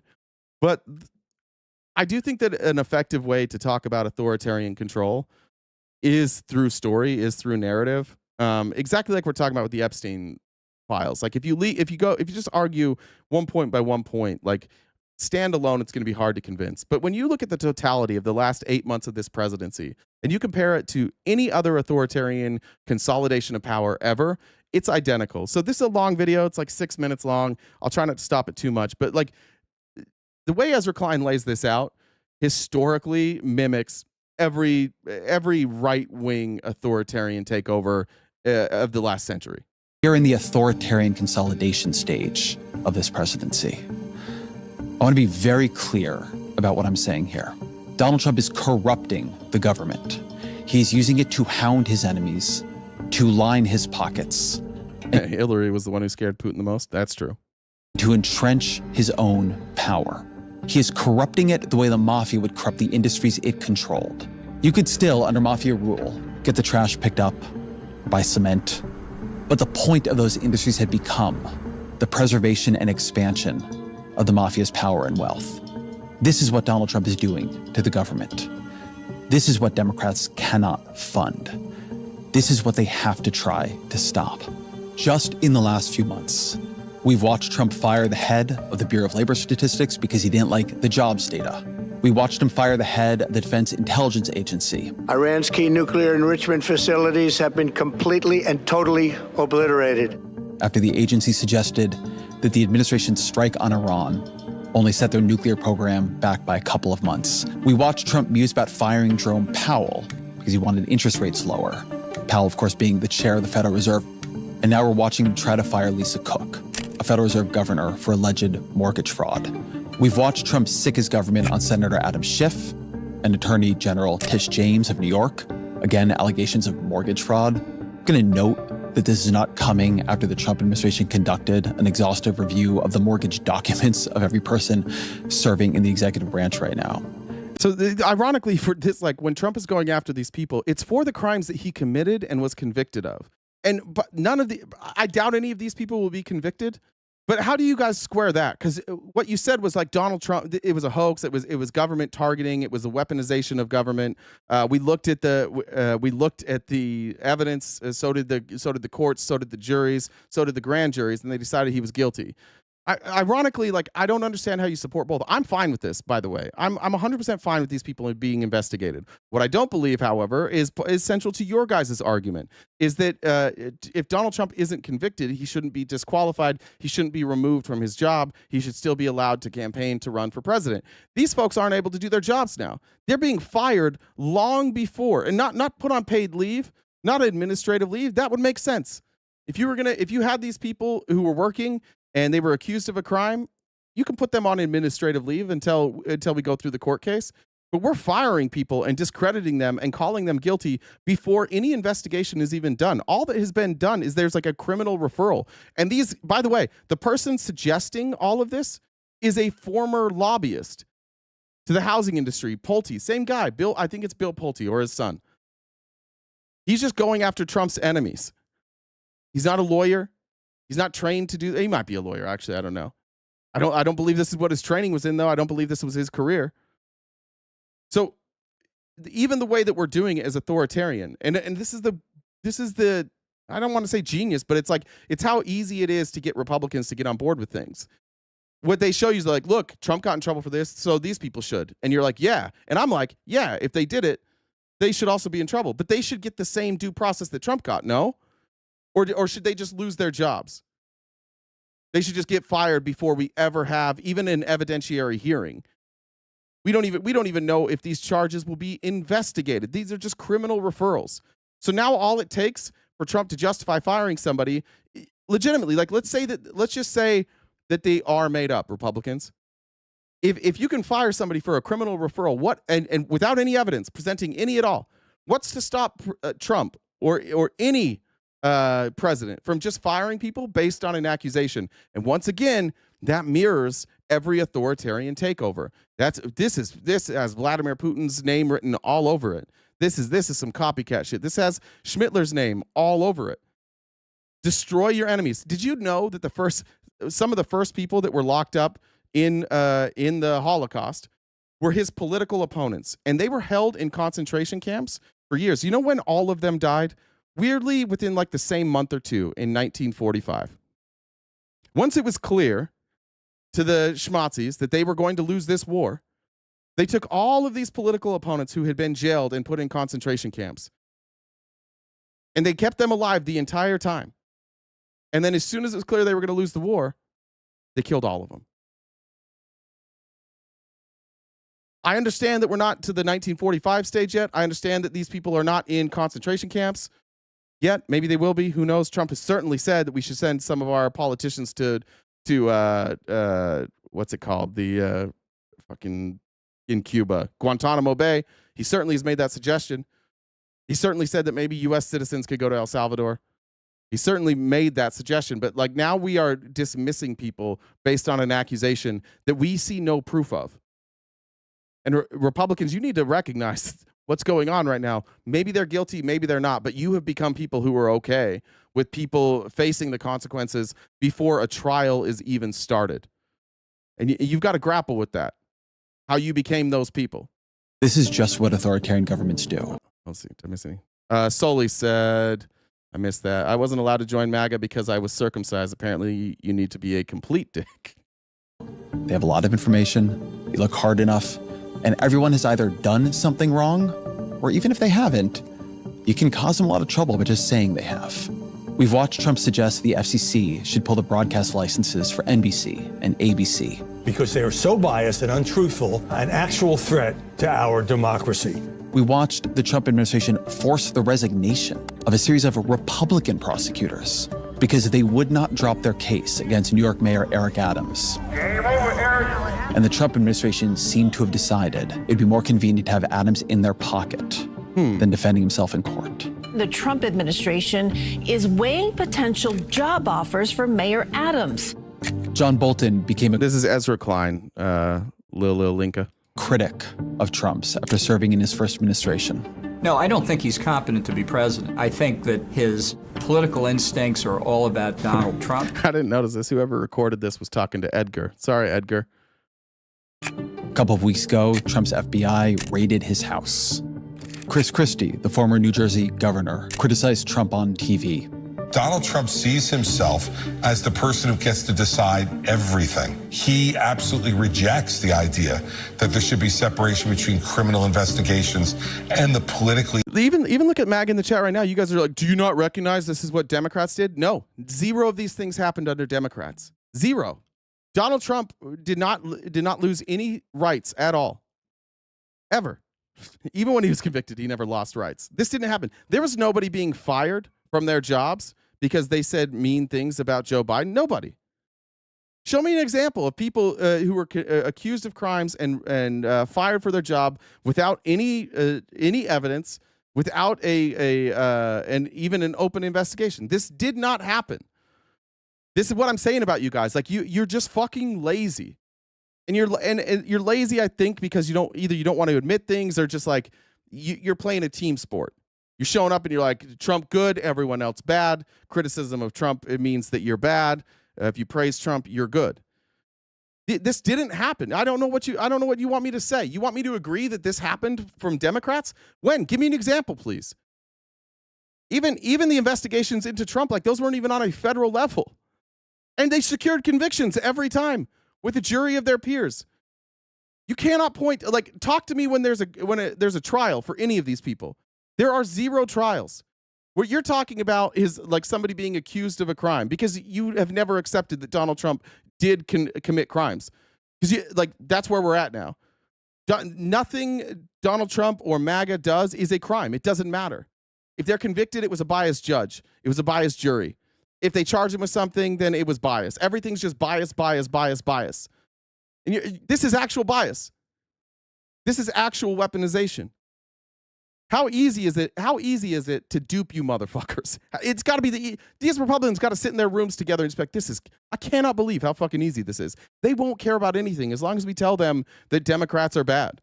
Or as long as we tell them it's fake news. That's literally all they need.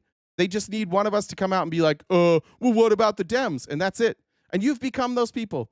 Totally content living your life just being fucking dumb, just being uninformed, just being intellectually lazy.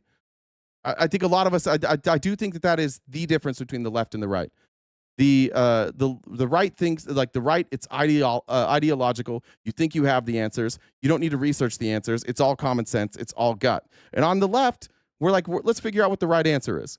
You guys never go that far. Like any of your policies, have you ever like went down the line and see like what are the effects of these policies? Do you ever do that? Because I kind of doubt it. The fact that you guys show up and cheer for the big, beautiful bill tells me that you've never researched any economic history in this country ever. Because if you saw the big, beautiful bill, you would realize it's just like the Bush tax cuts, which were a disaster. And then you look at the Trump tax cuts, which were a fucking disaster. And you don't learn from it because I don't think you know.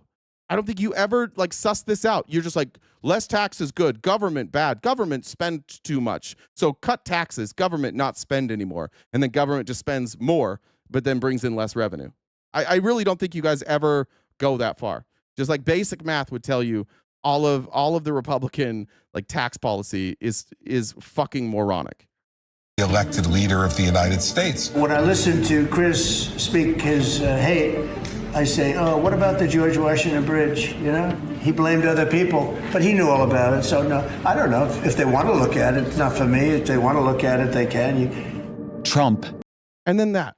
Every time Trump is asked about somebody criticizing him or a policy that isn't working, he just goes on the personal attack. He just whataboutisms, and you guys are all cool with that. It's like you like it now.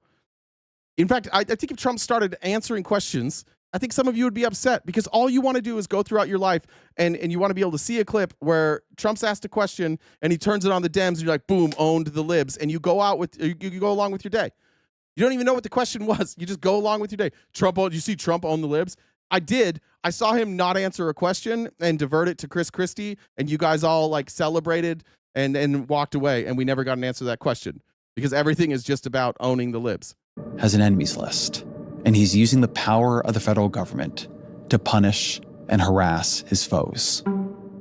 And in my opinion, they're really corrupt and they're illegal. What they do is illegal. We've watched the Trump family. Trump was handled with kid gloves by the Biden DOJ. Facts. Amy Lynn, that's a good point. That there's a video of Trump and Bondi talking about early in the presidency, talking about taking away pew-pews with no due process. You know that Trump and Bondi are okay with it. And by the way, every Republican's going to be okay with that too. If they start taking away the rights to pew-pews, and they do it as long as it's like libs, or like lib adjacent people, Republicans will go along with it because they don't care about that. They don't care about equal rights for access to pew-pews. They only want their access to pew-pews. Ironically, like if we went back to how pew-pews were originally granted in this country and then go just maybe go like 60, 70 years in the future where it was basically just like the good whites that could get them, I think every Republican would go along with that. Davis, by the way, I already said that I focus on Trump all the time. I said that earlier in this stream, so stick around. There's going to be more. Invest heavily in crypto, starting its own coins and companies, and then use their political power and fame to hoover in investment. We've watched over the past few years as the Saudi and the Qataris and the Emiratis have made huge investments, billions of dollars, in Trump family businesses and crypto coins. In March, Forbes estimated that Trump's worth had more than doubled to more than $5 billion just over the past year. It pays to be king, Forbes wrote. Nothing to see here, guys. Nothing to see. No authoritarian ever has gotten into office and immediately just started enriching himself and his family at the expense of the American, or I guess their country. Nobody's ever done that, right? There's a reason Vladimir Putin's probably one of the richest people in the world, because he did this. Pays to be king.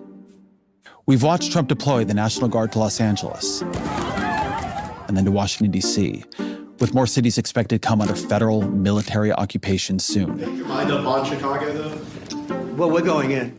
I didn't say when. We're going in. We've watched masked ICE agents conducting raids all over the country, refusing to reveal their faces, badge numbers, or warrants. No, you can't. We've watched Trump systematically purge the government.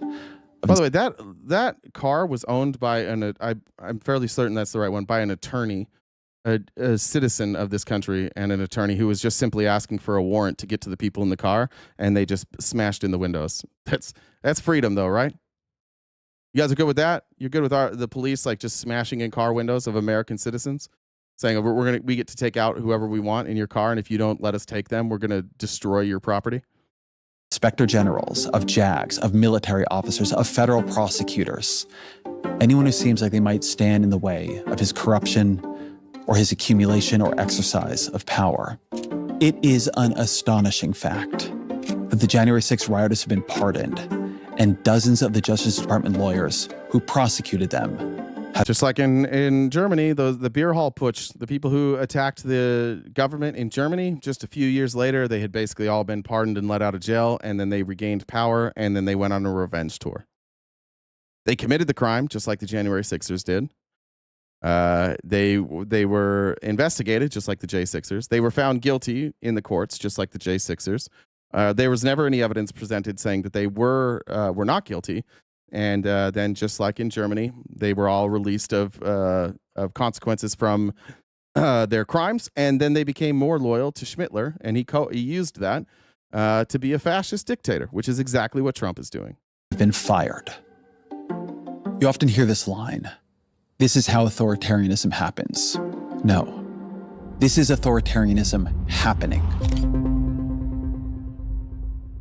Look at Donald Trump. In his Oval Office festooned with gold, his masked agents roaming the streets. Listen to these cabinet meetings where his appointees compete to lavish him with a kind of praise that would have made Fidel Castro blush. And there's only one thing I wish for, that noble committee finally gets its act together and realizes that you are the single finest candidate since this Nobel Award was ever talked about to receive that reward. Mr. President, I invite you to see your big, beautiful face on a banner in front of the... By the way, this also historically accurate. So one of the things that old Schmittler did is he tried to convince other people that what he was doing was actually worthy of a Nobel Peace Prize. There was a Swedish legislator, I don't remember their name, that nominated him. There was Eric Brandt is his name. And as a protest against the British Prime Minister Neville Chamberlain being nominated for an actual Nobel Peace Prize. Who, by the way, he was wrong. He did appeasement, but he did like momentarily stop World War II. Like he delayed World War II. And so people at the time thought Neville Chamberlain had avoided World War II. And so since we had peace, people nominated him for a Nobel Peace Prize. And then here comes in all of Schmittler's friends. And they started like openly campaigning for him to win a Nobel Peace Prize, which is weird. Like, have we ever had a president do that before? Like openly campaign for it? Have a cabinet, and every member of that cabinet said he deserved a Peace Prize. Every time I watch somebody, a Republican on Fox News now, it seems like every time they're mentioning that he should get a Nobel Peace Prize. Every time, even the ones that like they come on and they're like, we'll get to vaccines in a minute, but they're like, these vaccines the COVID vaccines are terrible, they're killing people, and then they're like, Trump should get a Nobel Peace Prize for Operation Warp Speed. It should be not surprising at all that Stephen Miller, who loves the schmazzies, who loved them, who openly talked about how great they were, an open white nationalist, who's obviously in charge of Donald Trump's policy. It should be no surprise that he's copying almost like action for action what Schmittler did. And we can't convince you motherfuckers. Because I think what it really is like everybody agrees Schmittler was evil. And you don't want to be like, you want to believe that you're a person who would not have gone along with Schmittler. But to this point, so let's take like the genocide out. But to this point, Donald Trump has done everything that he did. He's tried to attack democracy. He's openly attacking our press.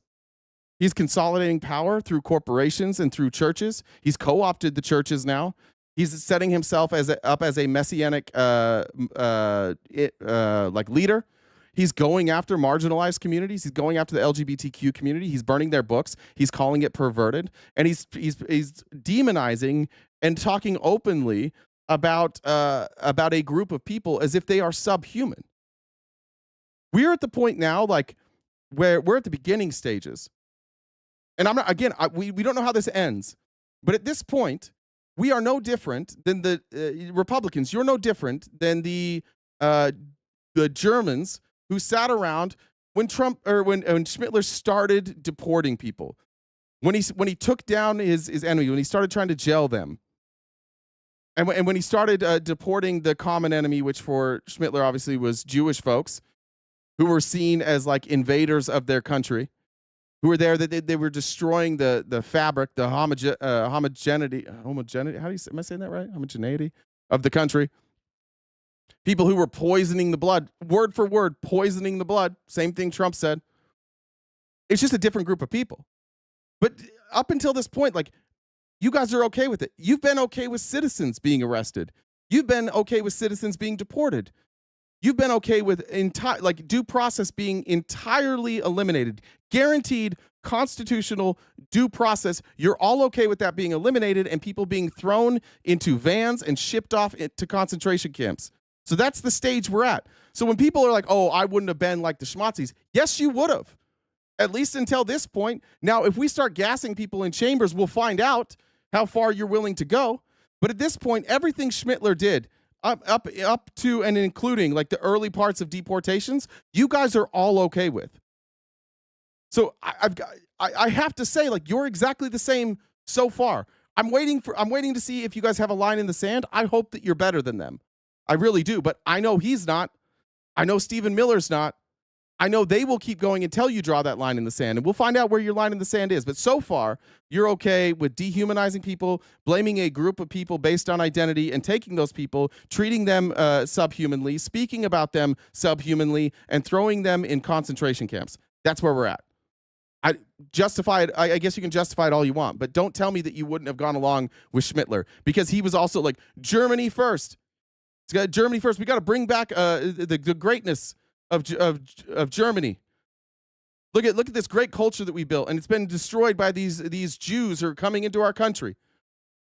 They're coming in, they're changing the demographics, they're marrying our people, they're taking over our industry. Jobs that Germans used to have now are filled by Jewish folks. There's no difference. You all would have been on board with that. The Department of Labor, because you are really the transformational president of the American worker. Tell me that is not what authoritarianism looks and sounds like.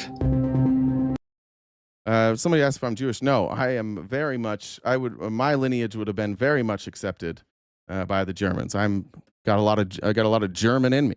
So a lot of Swedish, Scandinavian, and German. I'm as European as they come.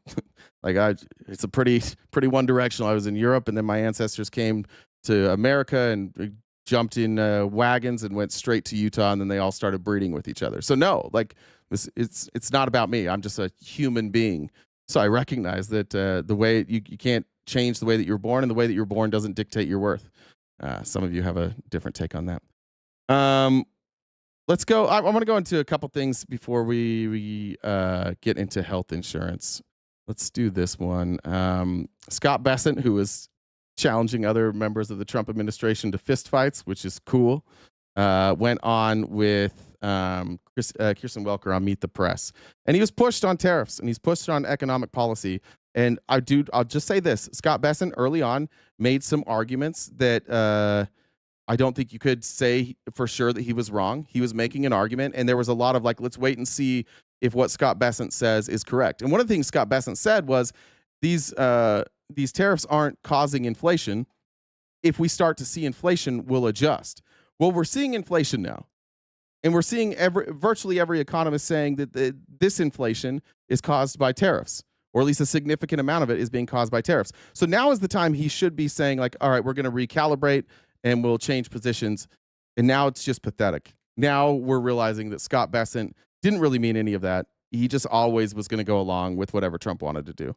Let's keep moving, though, because I want to talk about what U.S. companies are saying right now, Mr. Secretary. The New York Times wrote this about John Deere, the impact that tariffs are having on that company. Quote, last month, John Deere said net income in its most recent quarter was down 29% from a year earlier. Higher tariffs have cost the company $300 million so far, with nearly another $300 million expected by the end of the year. This summer, the company laid off 238 employees across factories in Illinois and Iowa. What do you say to companies like John Deere who say these tariffs are hurting them? Well, first of all, Kristen, if you're quoting the New York Times, that's not a fair observer. And two,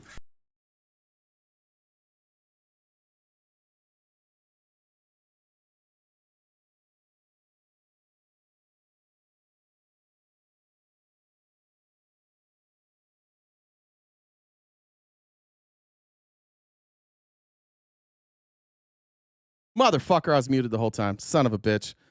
God, I was doing so good on that for a while. We're now at the point with Scott Bessent where we're just attacking the source. So he's going to attack the New York Times and say that the New York Times is the source, so we can't trust it. New York Times isn't the source here. The source here is John Deere. They're quoting John Deere. They're using real numbers. They're saying John Deere here is saying that their profits are down. That's the stage we're at with Bessent now, where we can't address reality without smearing the left first. Do you ever notice that that's what all of these people do? Every one of them now? Let's see if he addresses the fact that John Deere profits are down or if he just hammers the left. Deere who say these tariffs are hurting them. Jesus Christ, Charles. Where's Charles? Charles. Challenge accepted for your debate. I'm here. Message Jen on Discord. Jen Dub1. Look at the Venmo username up there. That's Jen's Discord name. I know like 1,000 people have tagged you already and told you how to do it. Add Jen on Discord. You can come up and have a debate. Challenge accepted, Charles. And if you don't do that, we may just have to get rid of you because now you're looking like you're ready to go. So if you can't figure out a way to come up and have this debate, we'll probably have to get rid of you because we can't have the IQ drop all the way down to a bunch of people who don't know how to use Discord.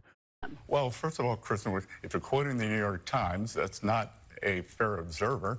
And two, that but these are statistics. That's this one. This is about John Deere, not about the New York Times. That's one company that they have cherry picked. At Treasury, we have about 2 management teams come through a day. Like I said, about to. All right, so let's see if he addresses John Deere, and if he doesn't, because he said it's cherry picked, right? So obviously he's going to give us examples of other companies who are doing really, really well because of the tariffs, right? And overwhelmingly, we are hearing from companies they plan to increase capex, they plan to increase employment. We are seeing a record amount, what's going to be a record amount of foreign direct investment. And for every John Deere, we have companies who are telling us the tariffs have helped our business, we're increasing capex, and we're going to increase employment. But Mr. Who? There were a lot of gunnas there. Scott Bessent hit us with a bunch of gunnas. Yeah, I know that this is one company you're cherry picking. Fair. This is one company. It's a massive employer, especially when it comes to farmers. And two, you didn't give us any examples there. And you're saying they're going to. So you're even admitting right now that it's not working there either. Well, how are they going to hire more if the cost of goods are more expensive? How are they going to hire more if the demand is less? What are they hiring for? Where's the demand going that all of these people are going to hire for now? Yedis said RTP is using words like pew pew and schmittler because he's streaming on TikTok. You don't. Yeah, that's true. If you guys don't know, we're also streaming on TikTok, and they make us use certain words for some reason. I think it's the dumbest fucking thing on earth. I can say fuck, but I can't say Hitler, which is crazy. But there we are. Secretary, it's not just John Deere. We've heard from a lot of different companies around the country. Nike says that tariffs will cost the company around $1 billion this year. Black & Decker says $800 million. The big 3 automakers all say they've had to pay more than $2 billion in tariffs. The list goes on and on. Bottom line, do you acknowledge that these tariffs amount to a tax on the American people? Well, first of all, let's back up, because what we've seen, for instance, the Japanese automakers have said they're eating the tariffs. So but these companies say they're eating the tariffs. These American companies. They're eating the tariffs. Why do you... She just told a bunch of American companies. She just named a bunch of American companies who are eating the tariffs, and he said Japan is eating the tariffs. Well, I assume I'm going to give him like benefit of the doubt. I'm assuming he's talking about like the Honda division here and Toyota in America, and like that Honda and Toyota have decided not to raise the prices. I'm assuming that's what he's talking about. I'd have to go look. But like, what about all these other companies? What it sounds like maybe Honda and Toyota can stomach some of these tariffs, but John Deere can't. Black & Decker can't.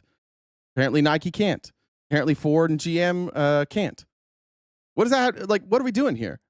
You're destroying American companies with these tariffs, and your only argument is, well, some of these companies seem to just eat it. So okay, so nobody's doing better. They're all doing worse. Some of them don't have the finances to eat it. Some of them do. But what we don't have here is a success story from these tariffs.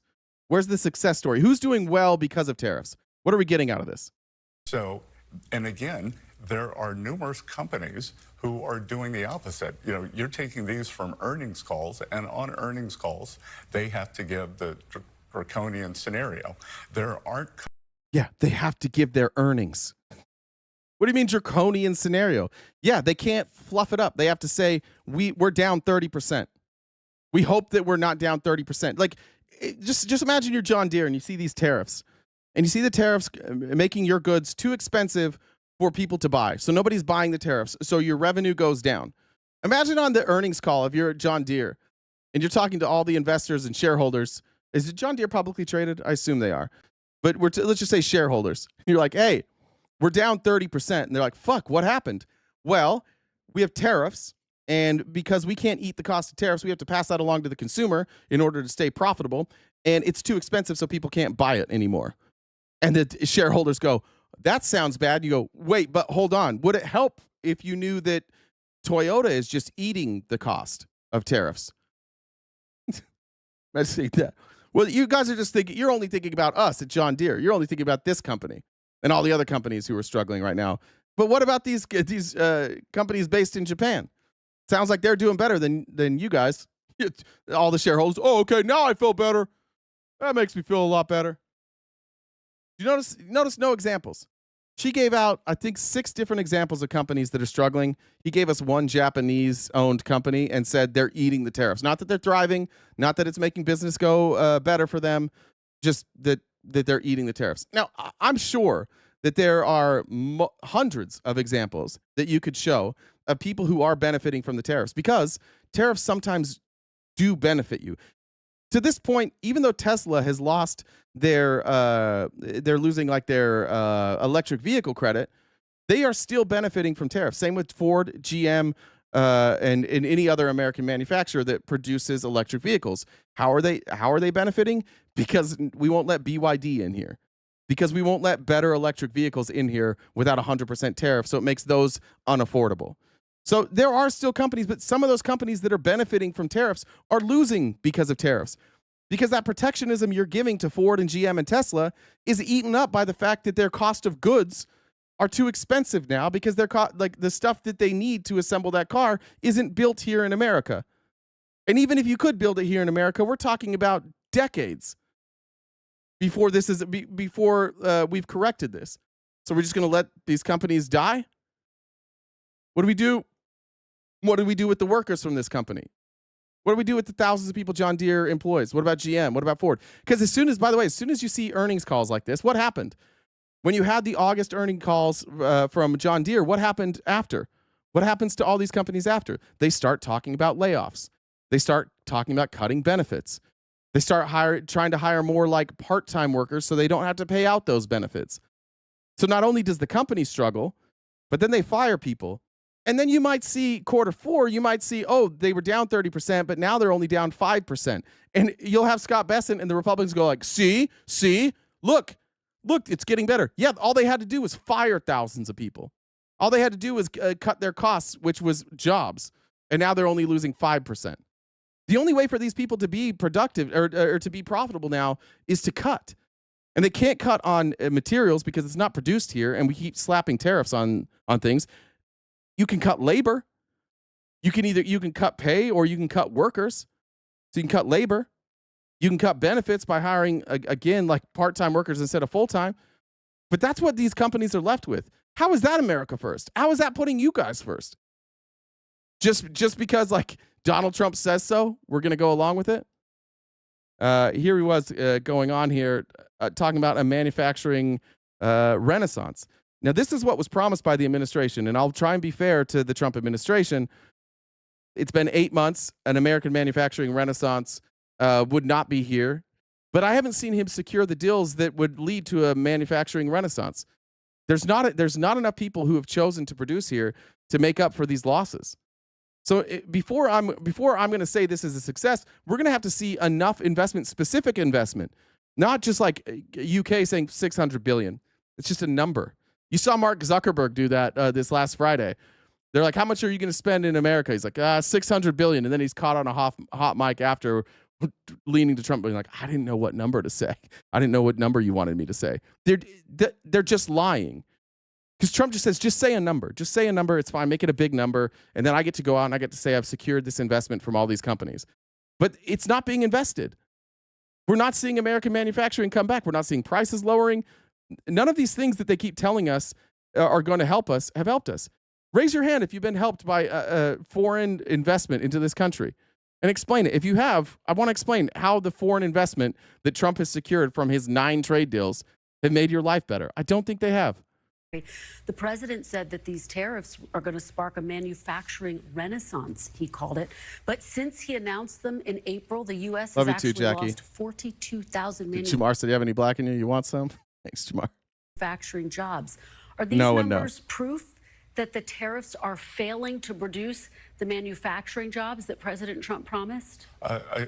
Again, Kristen, it's been a couple of months, and with the manufacturing sector, as you know, we can't snap our fingers and have factories built. So what we are seeing is a record amount of investment intentions. We've seen a CapEx. See how he had to say that? We've seen a record amount of investment intentions. We've had a record amount of people say they were going to invest. Okay. Have they invested? No. They just said they would. Do you have any way to hold them to that? No, not really. Good luck. That's what they're 8 months in. Well, a lot of people have said that they'll probably spend money here. Oh, okay, that fixes it. Boom in the first half of the year, and I think that was actually held back. The One Big Beautiful Bill, which has full expensing for factories and equipment, was passed on July 4th. Many companies were holding back then. So we are going to see construction jobs and we're going to see manufacturing jobs. But Mr. Secretary, the economy did. When, by the way, when are we going to see that? Sorry, I don't mean to cut off this point. Jobs. But Mr. Secretary, the economy did add nearly 500,000 manufacturing jobs under former President Biden. In this case, since April, again, you're actually losing manufacturing jobs. Is that problematic for your policy? Well, a couple of things, Chris. We're going to get the revisions for last year next week, and there may be as big as an 800,000 job downward revision. Again, this would be the second downward revision, so I'm not sure.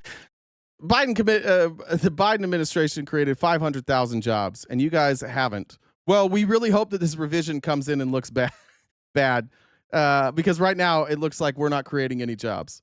And by the way, all of their jobs reports that they're talking about with manufacturing, those are all being revised down too. So when that revision comes in, those jobs that they created are also going to be revised down. The only uptick we're going to see, we may see an uptick in August revisions because historically we do. We always see that when August is revised, it revises upwards. If it revises down, it's like historically bad. It's like every president, like if you rank them, Trump's going to be at the bottom. That's not good. If August revisions are down, you better have had something crazy happen. You better have had a global pandemic. You better have had like a 2008 financial crisis. Other than that, it's going to be hard to explain why you didn't revise up. Every other year they revise up. Sure, what these people who collect the data have been doing. Yes, that's true. They made a pinky promise. Good point. Good. We need good data. Secondly, what we are seeing is the jobs that are being created are going to either native-born or legal Americans. Most of the jobs created under the Biden administration, they went to illegal aliens. That's completely made up. Somebody cite that source, please. I tried. I can't even find a source that says that. I think it's also why he's smiling like this. I think he knows he's lying. I haven't found a single source that says these manufacturing jobs went to illegal aliens. But even if they did, I guess you got rid of them, so those jobs should be open, right?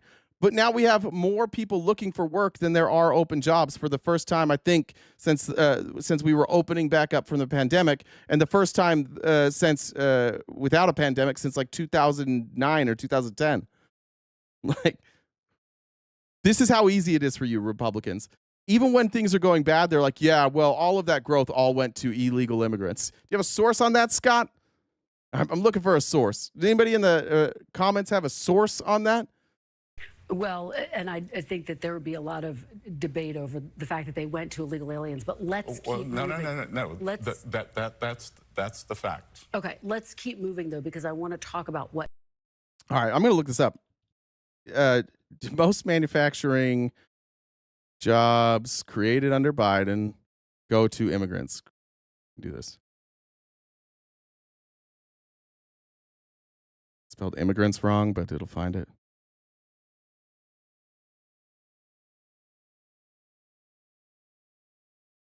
The only way, yeah, so I'm looking at the jobs. The only way to sort this is you can sort it by foreign-born workers, but you can't even source this according to government statistics. Obviously, because they're not going to report who's working there that's undocumented. I see nothing. Here's a CNN fact check from July. Apparently, Trump made the same claim. Let's see if they found anything here.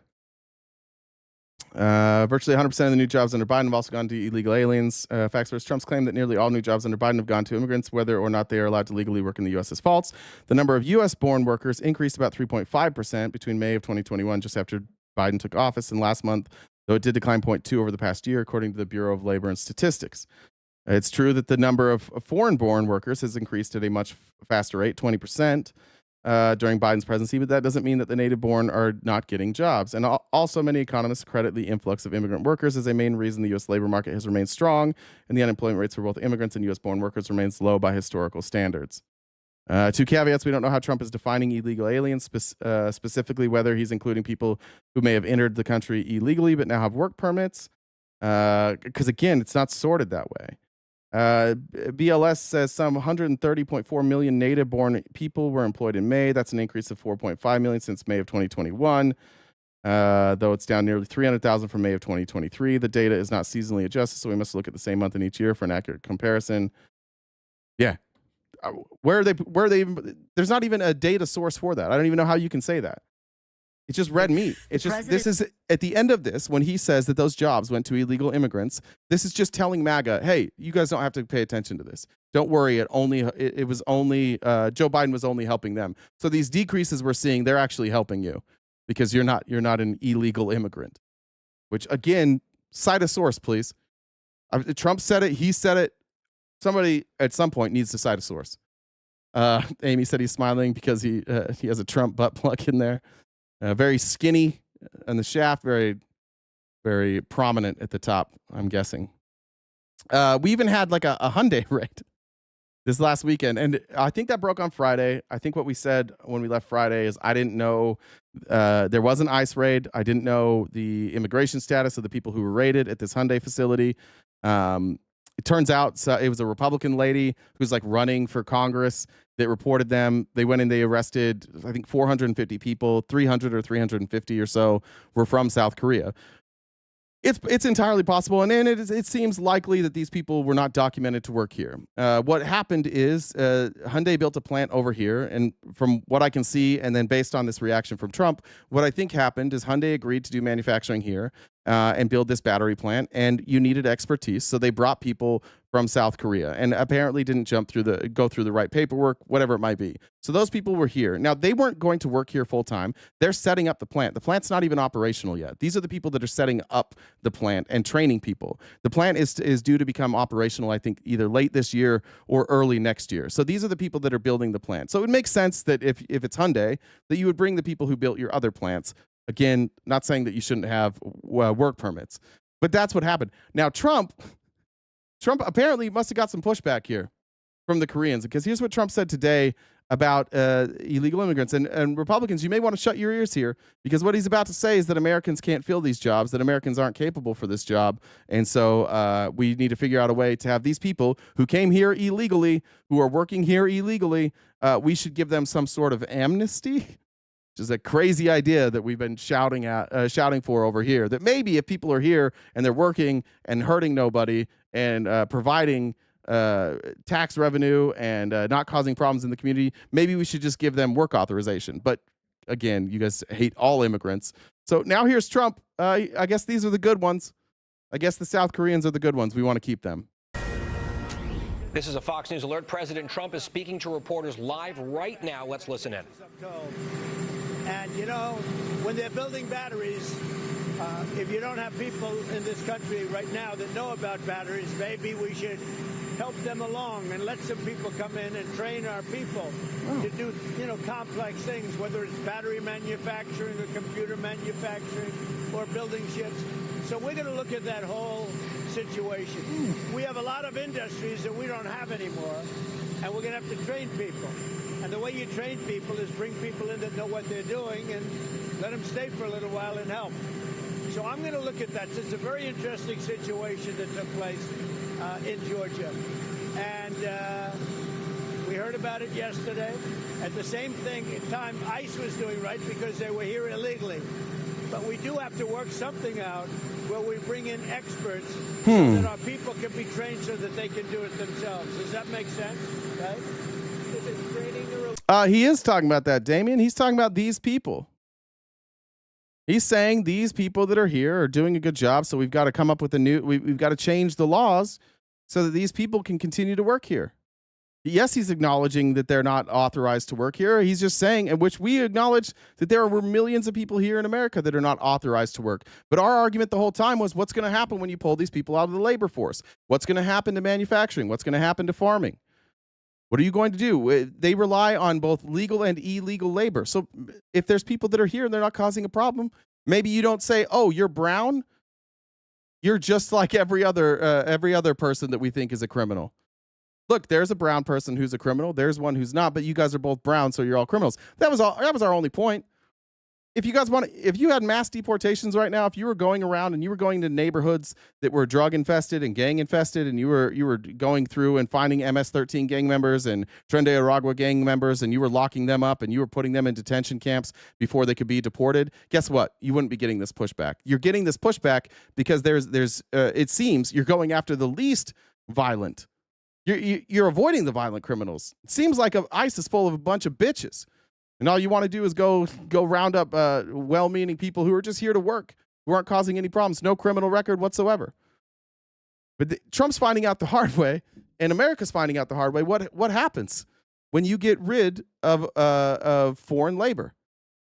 Americans don't fill those jobs. We don't have enough people even to fill those jobs.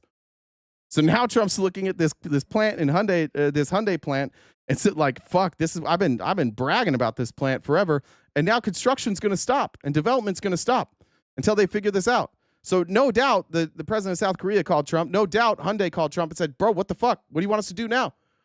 You don't have anybody here that we can hire that knows how to do this. So now Trump's like, all right, we'll figure it out. Rest assured, most of these people are going to get work access. They're going to be able to work here. This ICE raid, these people are going to be out of detention. They're going to be back to work, and they're going to have some sort of legal right to do so. It'll probably be temporary, but Trump's going to give them temporary rights to work, just like he did after he fucked up Venezuela, and we had a bunch of Venezuelans come here. Trump's like, they can stay here. It's our bad. Are you guys going to be opposed to that? I hope so. You were opposed to all these other ones. You stood 10 toes down on everybody who came here illegally should be removed. I hope for the criticism to come for Donald Trump. Now, I'm supportive of this. I think Trump's making the right decision here.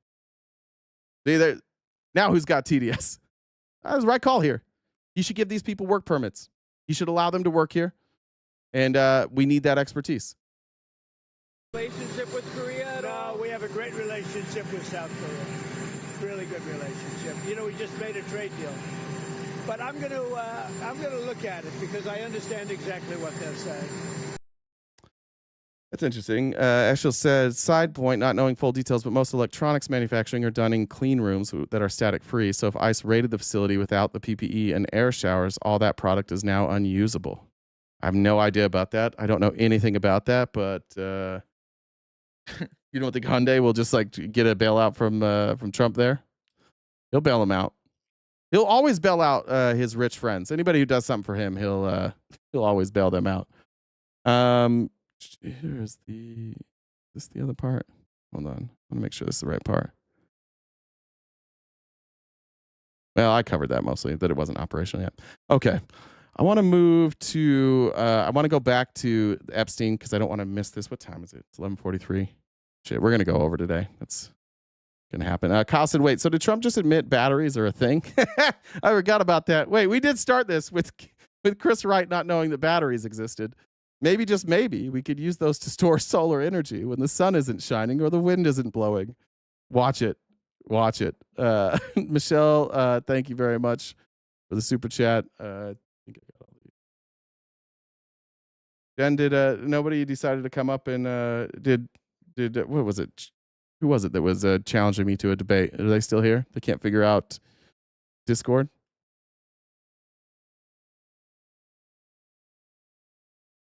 Jen might not be here. All right. Let's get into Mike Johnson. No, I'm here. Oh, you're here. I'm trying to like mute the one so you don't hear yourself in the background. I know this is going to be surprising to everyone, but no one's messaged me to come up. Damn. Sorry, Charles.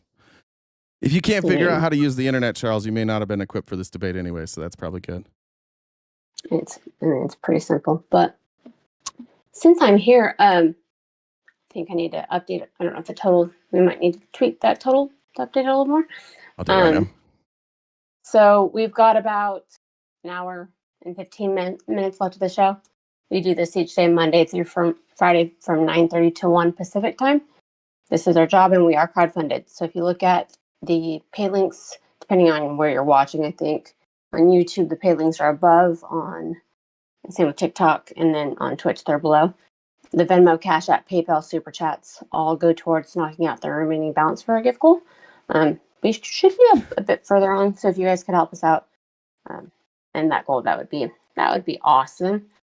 We are starting a new members only event coming up. We haven't decided which day we're going to start it. Might be I don't know if this week or next week, but we're going to start doing a streaming for a Mormon 20 blind date type thing. Yeah. Race to the altar or whatever. So if you guys want to join us for that members only event, you'll have to subscribe on TikTok, Twitch, or YouTube. We have 4 different memberships on YouTube. Twitch, you can use your Amazon Prime sub. And TikTok, they have 2 different memberships. I think I just saw something not too long ago that starting the 15th, memberships are changing on TikTok, and the prices are going to be a different price. So they're going to change. Yeah, because we can't set the membership price on TikTok, huh? I think they're changing it to like $10. Shocker. So, and they'll yeah, take so, I mean, and they'll take 90% of it. So that's cool. I'm not saying this, but I think there's other places that you can get your memberships for less. So other platforms, just hypothetically, that could be a thing. So check out the link tree in our bio. We're on most social media platforms. Jay's on Cameo, and we've got merch, and we upload all these episodes to Spotify. So there's all that. Let's see. Did you know that cowboys would hang lanterns on their saddles at night so they could find the trail when they were far from home? I did know that, yeah. Did you know that this was the first early satellite? No. No. That's so good. Thank you, Jen. Also, Lee's super chat said, hi, Jen. So you've got a fan. Careful, Lee. That could end in death. Got to be careful with that one. All right. I already showed you that Mike Johnson claimed that Trump was an FBI informant. He obviously has taken it back now. That's according to, I think it was maybe Washington Post. But Michael Wolff, who just like sometimes is relevant. And again, I don't love that I have to show Michael Wolff. I don't know who did the screen recording here. And I'm going to say this every time, but like not everything Michael Wolff has said has been accurate. At least a lot of the stuff he said before on previous stories has, at the very least, been unverified. But I do think that sometimes what he says, and I do believe he has sources because he has shown his sources. And I don't think that there's ever been an instance where Michael Wolff made something up that I know of. Only that he has sometimes cited sources that were maybe not, didn't turn out to be credible. So this is one of those. Every Trump person in here is going to probably assume this is bullshit, and people who don't like Trump probably won't. But I think the story, I think the story out there is important because this thing with Mike Johnson is bizarre. It's very bizarre that Mike Johnson said Trump's an FBI informant. He's the Speaker of the House. He has seen these files. So if Mike Johnson said that, and it's not in the files that Donald Trump is an FBI informant, then he got that information elsewhere, which means that he's compromised, at least to some point, where he will believe things that aren't in the files, just something he's been told that he has no evidence of. And then he walked him back. So I'm going to guess that in these files, it does not say that Donald Trump was a source. Here is what Michael Wolff says he thinks they're referencing, where Trump may be in the files. And I think this is I think this is plausible. Speaker of the House Mike Johnson has offered a wacky new defense of Trump's long relationship with Jeffrey Epstein. Trump was an FBI informer helping to bring Epstein down. Thanks, Marianne. This is obviously ridiculous and a desperation move on the part of the White House, if not Trump himself. But the thing about Trump's whoppers is that they often contain a grain of truth and are also, at least in this instance, a window into the roots of conspiracy thinking. But in this case, I can actually tell you the real story. In 2004, Epstein bid on a piece of property in Palm Beach. He bid $36 million. He brought his friend Trump with him to look at the house and advise him on moving the swimming pool. Trump went around his back and bid $41 million actually for the house. Epstein knew Trump didn't have $41 million, and he suspected that Trump was fronting for someone, in this case, a man by the name of Dmitry Rybolev, a Russian. If you recognize that name and you go back, we've had, obviously we had the American Oligarchy series that we did, but I also did an entire episode talking about like Trump's real estate transactions with Russian oligarchs. And this is one of those ones where Trump was broke when he bought this property. This is the one that he bought for $41 million, and then he sold for like 60 million. He made a bunch of money. He overbid for it. And the financing was very questionable, and it went back to Rybolovov. So we've actually covered this multiple times. This rings true to me. It was reported at the time by multiple news organizations. This is long before Trump was political. It's kind of been like an open secret that Trump bought this using Russian money. Russian oligarch. And in fact, within 24 months, Rybolev bought the house from Trump for $95 million. Oh, sorry, I was off by $30 million. So apparently that the value of that house went up about $54 million in 5 years. Not likely. Kind of a red flag of money laundering. Epstein, furious with his friend, furious over the top, threatened to reveal that Trump was a money launderer. Trump, tit for tat, went to the Palm Beach police and said Epstein was running a whorehouse. There is no honor, no less virtue among thieves. Trump was merely protecting himself. And I think that might be what is in those files, is that you're going to see, and this is where some of that story comes from, this is what kind of broke up Donald Trump and Jeffrey Epstein, was this real estate deal where Trump stabbed him in the back. Shocker. And then when Epstein brought up that this looked shady, then Trump went to the police and said, hey, he's running I don't know if I'm allowed, I guess they said it, a whorehouse. We know what Epstein was really doing, right? I guess it technically was, but a lot of those people were underage. And this brings in another story by it's Becca Day, I believe. I want to show this. Somebody sent this morning. And I'd seen it before and I just haven't used it. But this is it's Becca Day, right? Somebody help me with this. I'm pretty sure that's the TikTok. I guess I'm on her page actually. I think it's Becca Day. Yeah, Becca Day. That's her name down there.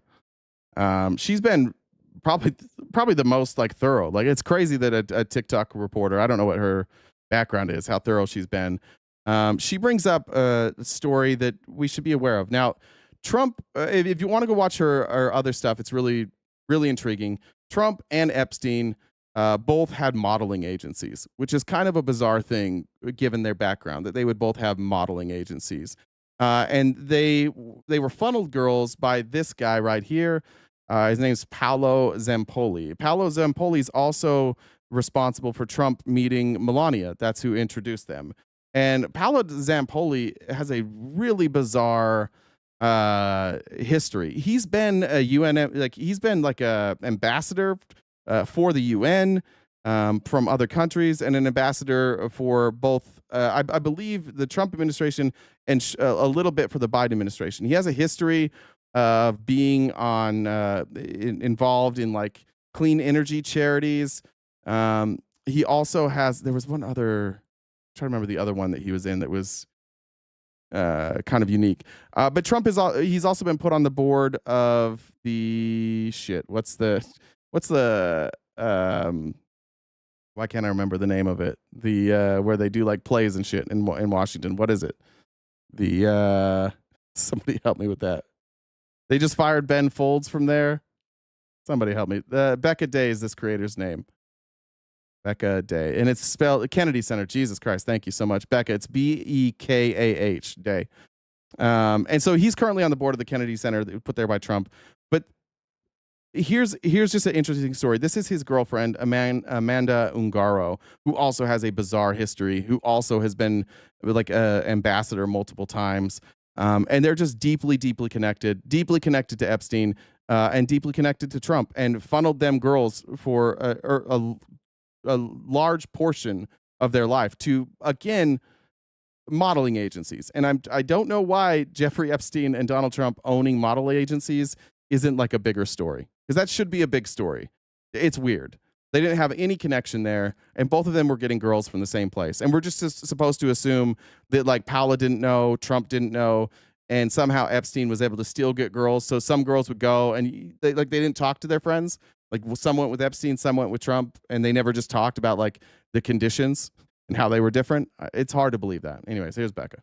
About this topic is going to get suppressed, but I literally do not care because I think it's that important. There is something seriously wrong here that needs to be looked at. It is being completely overlooked that there is a man who is a part of our current administration who is in a long-term relationship and has a child with a model who he has been representing since she was a teenager, and also appeared on Jeffrey's flight logs when she was just 17 years old. I've already done an in-depth video, but I'm gonna give you the cliff notes so that you can understand why I believe that this is very alarming. So Paolo Zampoli, we've talked about him many times. He works— Well, sorry for the sound. Those are crickets in the background. I think she mentions that at some point, but and this is as loud as I can get it, so you may want to turn up your volume. Our current administration. He is on the board of the Kennedy Center. He has been a close friend and advisor and business partner to our sitting president since the 90s. He was the modeling agent who brought Melania to the United States to meet Donald Trump originally, and they would go on to be married. Right around the same time, in the mid to late 90s, both Paolo and Donald Trump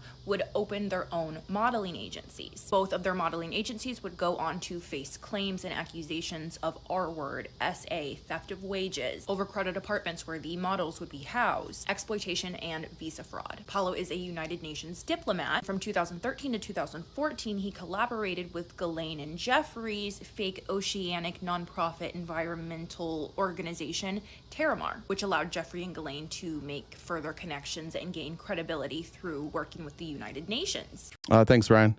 Through his modeling agency, ID Models, he would go on to represent a Brazilian teenager named Amanda Ungaro, and that is the teenager who would appear on Jeffrey's flight logs back in 2002 when she was just 17 years old. Just a few years after Amanda appeared on— So even without all this stuff, first of all, For some reason, there's a 17-year-old flying on a plane with this man. Nobody says boo, and nobody brings it up when he ultimately marries her.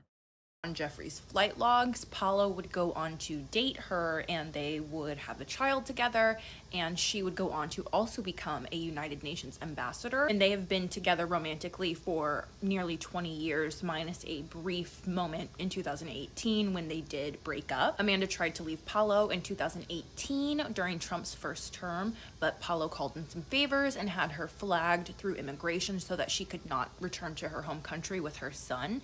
And Paulo also refused to pay her any kind of child support if she were to leave him. After this, they rekindled their relationship despite repeated allegations of infidelity and SA that Paulo has engaged in while in their relationship. Most recently, in June of 2025, just a couple months back, right around the time when the files became a topic of conversation again, Amanda was arrested in Miami alongside a Brazilian doctor, and they were arrested for illegally operating a medical facility, grand theft, organized scheme to defraud, and illegally acquiring prescription medications to give their patients, as they were allegedly offering invasive cosmetic procedures without any kind of licensing. When she was arrested, Amanda was placed on an immigration hold and set to be deported, and that is the last thing that we have heard about Amanda Ungaro, the longtime partner of some. Just so you know, this just got us taken down on TikTok, so that should tell you something. She said when she started this video that this will be throttled and may get taken down. Just playing a TikTok video has now gotten us taken down on TikTok, which is crazy. We're playing literally a TikTok video that exists on TikTok, but you can't show TikTok videos on TikTok. That's crazy. This is on, like, look. I can't, you can see it's like, I can't close out of this right now, actually. It's on TikTok, and we got banned on TikTok for playing TikTok. All right. Someone who is sitting in this current administration, longtime friends with the president, who appeared on Jeffrey's flight logs back in 2002, is just being deported. And the day after Amanda was taken into custody, Paolo Zampoli posts this photo of himself and Pam Bondi on his social media. No mention of Amanda at all. Amanda is no longer appearing in any of his photos afterwards. Like, since she's been arrested, there's been no photos with her whatsoever. There's been no seeming concern for Amanda at all. He's just been posting like everything's great, normal, happy even. And I'm not saying that Amanda didn't do anything wrong. Obviously, this is the United States. You're innocent until proven guilty. Obviously, she is on the fast track to being deported. And that doesn't make any sense from the standpoint that she is still a United Nations diplomat. She should have a diplomatic passport. She should have diplomatic immunity from arrest and prosecution of a lot of different charges. In a lot of situations, local authorities don't have the authority to disregard diplomatic privileges. It doesn't make any sense how the United States is actively deporting a United Nations diplomat, and it's not being talked about at all in mainstream media. Regardless of the fact that she was on Jeffrey's plane at 17 years old, went on to have a child with the agent who is supposed to be representing her, who's 15 years her senior. Like, putting that aside, because like in any other administration, this would be front page news. This is a missing person. Have you ever heard from them? She's deeply connected to both Epstein and Paulo here, who is deeply connected to Epstein. Gets put has a deportation check or an immigration check, and then just nothing. And Paulo Zamponi, not a word. Wouldn't you think that if you lost your wife, you would mention it? You wouldn't bring it up publicly? You wouldn't just move on with your life like she wasn't around anymore? You don't think we would talk about that at some point? Nobody in the administration is going to talk about that they deported the wife of one of their own diplomats? Somebody with diplomatic immunity, at least from deportation. She has a diplomatic passport. Weird, right? That's extremely relevant, but the fact that they're trying to deport a United Nations diplomat makes no sense at all. It doesn't make even a little bit of sense. I really hope that everyone is beginning to see the correlation between Donald Trump's modeling agency, Paolo Zampoli's modeling agency, John Casablancas' modeling agency, Jean-Luc Brunel's modeling agency, and how all of those men were friends of Jeffrey, and they all happily gave Jeffrey access to the droves of young girls and women that they had virtual ownership of. And we know for a fact that all of these men had... For people that are checking, it's Becca Day. Who just said that? Bike Shop Guru. I think you just spell it with just the B. Lose the RE at the beginning, and that's how you spell it. very similar business models when it came to running modeling agencies. We know for a fact that one of the main ways that these men stacked their modeling agencies was via selling dreams to vulnerable young girls and young women, then illegally bringing them from overseas to the United States, where these young girls and young women would work for them. They would live in housing that they provided for them, which was typically overcrowded and run down. And these men would take up to 80% of these girls' wages, and these girls would be left at the mercy of them, not by their own choice, because they were guaranteed that their immigration would be all sorted out, but it never was. And before they knew it, they have nowhere to go. Obviously, this wasn't just happening internationally, this was happening domestically as well. But when it did happen internationally, and it did often, these girls would be put in terrible situations. A lot of these women and young girls would be required to attend events and parties to entertain the friends and associates of their bosses. Due to the nature of some of the accusations that have been levied against all of these men's modeling agencies, it's very safe to say that we all know what kind of operation this was. And right now, it's really starting to look like there's a lot of work being done behind the scenes to ensure that any victim is completely silenced, even if it means them being deported, when they hold the title of United Nations diplomat. I'm telling you guys, something is not right about this situation. And I know it's easy to judge Amanda because she's now, as a mugshot, she's arrested. I just feel like there's something more there. I'm not saying she's not guilty of those charges. I have no idea. I'm just saying there is absolutely something more to this situation. Okay, go to the next video because I found a story that aired on the news nearly 20 years ago about Paolo Zampoli and his close friend Donald Trump, and you guys are going to want to see it. All right. Again, that's Becca Day. You can see her profile there. 1.2 million. She deserves every one of those. That's who you want to check for those videos. She has a whole series on this. If you go over here to Paolo Zampoli, you can watch all of it. She also goes after one of my least favorite human beings on earth, House and Habit. So you can go through her playlist and you can find that. But incredible stuff. She does really, really great research and is not afraid to talk about things that nobody else is talking about. It is crazy that like it's a TikTok person that is the only one that's talking about this. At least I know the goobers are TikTok are watching this. Well, they're not watching anymore. Oh, I see. You're saying that's why I got banned because they were watching it. All right, I want to get into. I've tried to play this forever. How much time do we have? An hour. Yeah, we'll be able to get through both, I think. Let's do this. All right. This is a problem. What we see now, there's an article from, I believe it was the Financial Times. That's where these screenshots are from. Financial Times report came out earlier this week. Said that U.S. health insurers are reeling from slumping share prices and are now raising insurance premiums by the most in 15 years, adding to fears that American consumers are struggling under the weight of high costs. One of the insurance companies, United Health, has cited tariffs from Trump's trade war as a reason for the increases. The cost of companies' health insurance plans for employees is expected to jump by an average of 6.5% in 2026, the biggest increase in 15 years. For people who buy health insurance on government exchanges, the median increase for 2026 is 18%, more than double last year's 7% rise, according to KFF, which is a nonprofit health policy research group. These insurance increases have come as Americans are facing higher household expenditures. A National Federation of Independent Business report from July said 1/3 of companies plan to increase prices, the highest reading since March of last year. U.S. utilities are pushing for a $29 billion in rate rises, 142% increase over the same period a year ago. The August report for U.S. consumer prices will be published next week. Centene, who is the third worst performer so far this year in the S&P 500, is under fire from Arkansas Governor Sarah Huckabee Sanders for cost increases. Earlier this month, she blasted the company for proposing to raise health insurance premiums by up to 54%.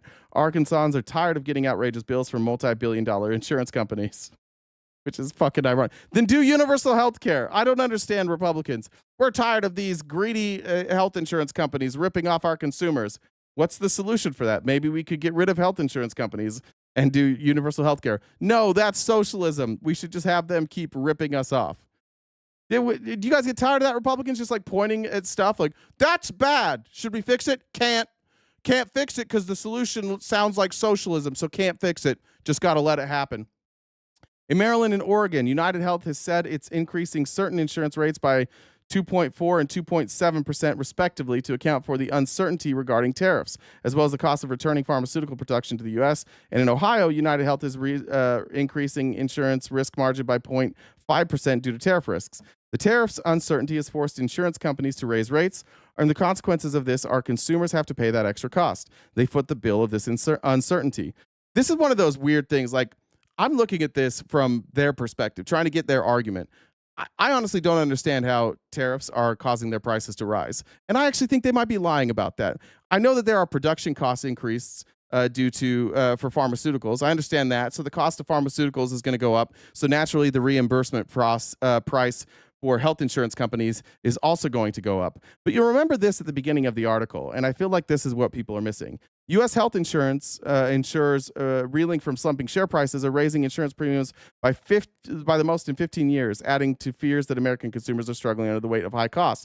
But then, as you go down and you read through this article, it says that they're getting pressure from their investors. So investors are saying, we're not making enough money. We invested to raise your stock price, and now the stock price isn't moving anymore. And so you're going to have to raise prices again, or you're going to have to cut costs somewhere. And they're like, uh-oh, well, why don't we blame tariffs? So now you're starting to see what appears, and I'm not an economist, so somebody can explain it to me, but it's hard for me to imagine that these cost increases are simply tariffs. I believe that some of it is because their reimbursement is going to be higher, but it feels an awful lot to me like these folks trying to take care of their investors. That's what it looks like to me. They're giving themselves record bonuses too. They're coming off record profits last year. You know what they had the year before that? Record profits. You know what they had the year before that? Record profits. You know what they had the year before that? Record profits. And what do their investors expect this year? Record profits. How do you do that? How do you make record profits? You bring in more money. How do you bring in more money? You raise prices or you cut employees or a mixture of both. I don't know if it's all tariffs, but it looks like once again, the health insurance industry is going to take time when Americans are struggling, and they're just going to feed themselves off of the backs of middle class Americans. This came from the same article, but it made me realize something, that I have been wrong, and I would like to correct a wrong. Many of you have seen in the last couple years, I've debated health insurance, and a number that I regularly cite is that Americans pay about $13,000 a year for health insurance. That was based on data that I looked into, and you can find this in Bernie Sanders' Medicare for All plan. I've been citing that number because that number showed that we were more expensive than other countries for health insurance. But even if you looked at how much it would cost us to replace health insurance with universal health insurance, it would save us roughly $4,000 a month based on those 2010 numbers of $13,770. Well, I need to update my numbers because in only 14 years, we're now at $25,572. That's what the average American pays for health insurance when you include the workers' contribution or employer contribution now. Employers are asked to foot $20,000, and the worker contribution has, even though it even went down a little bit here from 2023, that's $6,000 a year. The amount of money that we could save in this country is astronomical if we did universal health care. Do you think companies want to keep paying $20,000 a year for healthcare costs? Or do you think it would be nice for them if they paid just a flat tax that went to pay for healthcare? They didn't have to worry about negotiating this. They didn't have to hire teams of lawyers to negotiate with the health insurance companies. The health insurance companies don't have to have teams of lawyers. There's no marketing. You don't think all of these costs? For Republicans, it's alarming. You guys love talking about deregulation. You love talking about how regulation drives up the cost of things. Here's a perfect example. This is a perfect example of where you could deregulate and make everything more simple, and it would be far cheaper and everybody would have access, but you don't want to do it because socialism's bad. At the same time, saying Donald Trump taking parts of companies and having state ownership of companies isn't socialism, which it absolutely is. That's an element of socialism, more so than universal health care, to be honest. Far more so. We already do stuff like this. We already have services that the taxpayer pays for.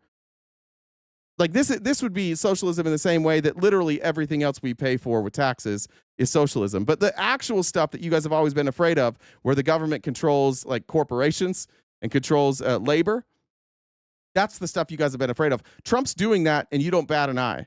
But the stuff that isn't really scary, socialism, that stuff you guys have a problem with. That's an alarming number. $25,000 is the average American family coverage. Ask Canada if universal health care works. The doctors up north suck. Well, Locke, explain to me then. I agree. First of all, saying universal health care sucks is like saying soda sucks. Or like apple pie sucks. Let's do that. Some apple pie is very good. Some apple pie is really shitty. What's the difference? It's how you make the apple pie. Canada's system has a lot of struggles. There's a lot of obstacles you have to overcome in Canada, one of which is that you guys are very spread out, and there aren't that many of you. So you have millions of people. It's very spread out. It's hard to give access to everybody, and so it gets kind of expensive. But even if you look at outcomes, Canada's better. The only place that Canada is worse than the United States is wait times, and they're number 1 in the world in wait times. And number 2 is the United States. And number 3 through 40, they all have universal health care.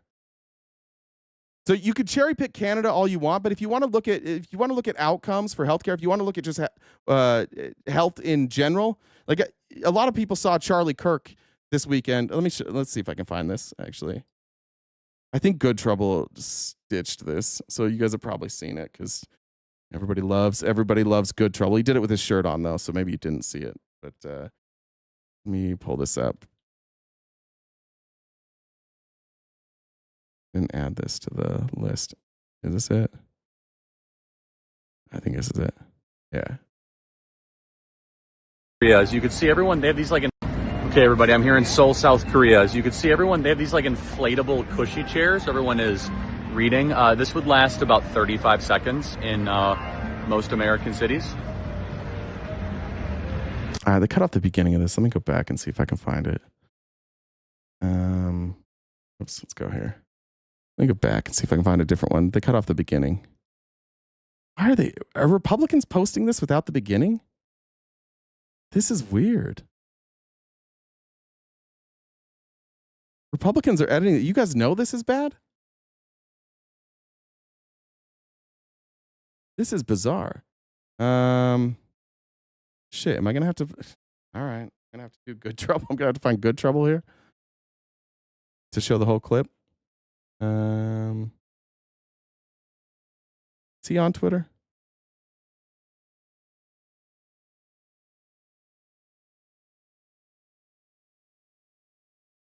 Fuck.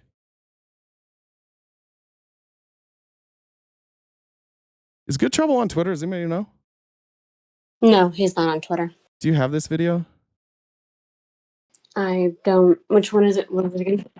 He stitched Charlie Kirk in South Korea. I really didn't think this would be It hard. might be on Instagram. Hold on, let me see. Good Trouble is on Instagram. This is crazy. Where is the whole... Everybody has clipped it into like the last 22 seconds. They're cutting out the other part. Is it here? Chairs, everyone. Okay, everybody, I'm here in Seoul, South Korea. As you can see, everyone, they have these like inflatable... Or maybe it's the whole chairs. thing. Let me try Everyone one more is time. reading. Maybe I just... I just sent you. Oh, you did? His video on Instagram.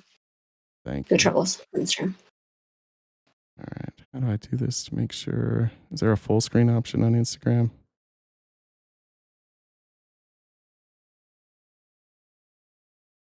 Is there a way to full screen Instagram from here? Oh, well. All right. Here's Good Trouble covering it. How do you even restart it? Up with crime. We should do the same. Anyway. Wrong about a couple things right off the bat here, Charlie. There is I don't know. Instagram's bad. If you're at a park at night, that's the most dangerous thing that I just saw, which was a black cat. No bums, no people trying to attack you. It's amazing. Crime is a choice. And here in South Korea, they decide not to put up with crime. We should do the same. Anyway. Wrong about a couple things right off the bat here, Charlie. There is at least one bum in that park. For you of all people to go to a country... That's a good slam. with universal health care and strict gun control laws and look around and see how nice their society is and say, look at what we could be doing, is the funniest fucking thing that you've ever done. Truly believe that this is a human being. This, Without a doubt. without a doubt, Yes. this is a dolphin fetus. Second dumbest. No, this is the dumbest. We're in Seoul, South Korea. As you can see, everyone, they have these like inflatable cushy chairs. Everyone is reading. This would last about 35 seconds in most American cities. Dude is just out here walking around South Korea and go, look at all these public works. This is really nice. I hate this. This is called socialism in America. But here's really nice.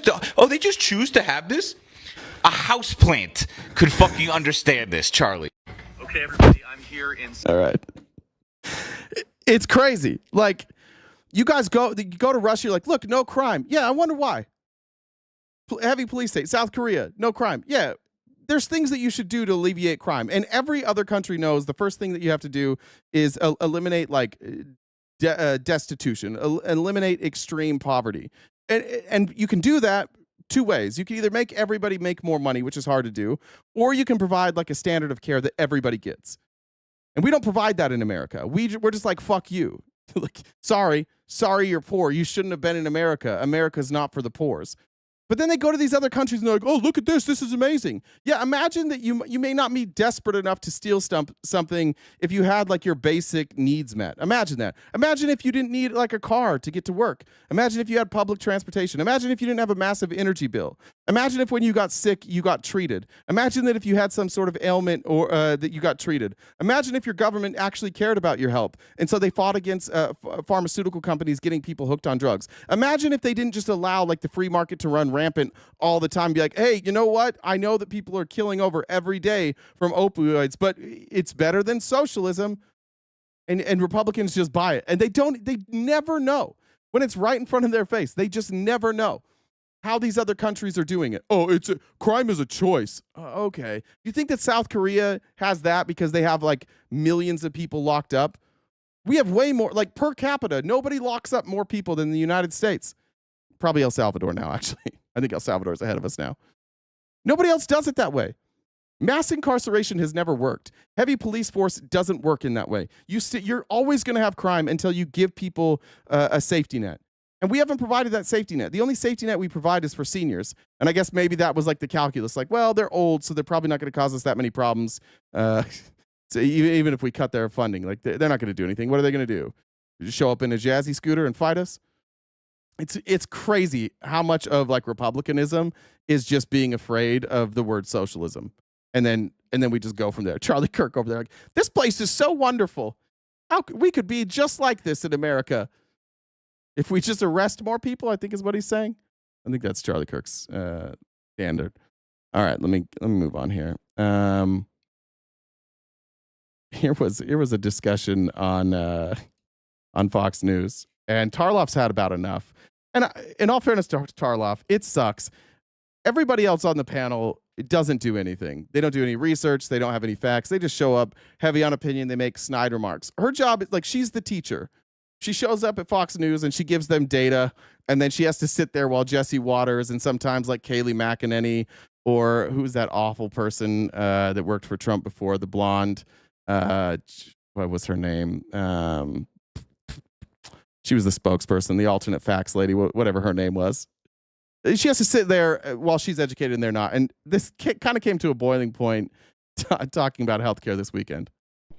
This role is so unbelievable. Sorry, this is in response to RFK, because RFK went and testified before Congress and had his pants pulled down. The guy doesn't know what the fuck he's talking about. The guy can't cite, like, it's literally him and 5 doctors against, like, medical consensus. And he's out there battling, like, we're actually the smart ones. Us with no expertise. We actually know about vaccines. And this medical consensus, all these other doctors, all these actual experts, they're all wrong. It's just us. So we're firing everybody from the CDC. Anybody who even says that, like, vaccines are safe, you're gone from the CDC. Because RFK, the attorney, with no medical expertise, has decided that he was right, and he didn't like that people pushed back, and he's a Nepo baby, and he's kind of a whiny little bitch. So now he's on, like, a revenge tour, and like, the victims are United States citizens. Unbelievably out of his league. It's hard to comprehend. And you say the media is melting down. The media is Senator Bill Cassidy, Senator John Barroso, Senator John Kennedy, Senator Tom Tillis, all Republicans that voted to confirm him, who are saying we are denying people vaccines. You promised to uphold the highest standards for vaccines. Can you name one successful socialist country? The United States of America. We do socialism here too. There's no country in the world that does socialism totally or capitalism totally. Neither of those exist. I don't know how many times I have to explain this to you Republicans. We are not a capitalist country. Stop saying that.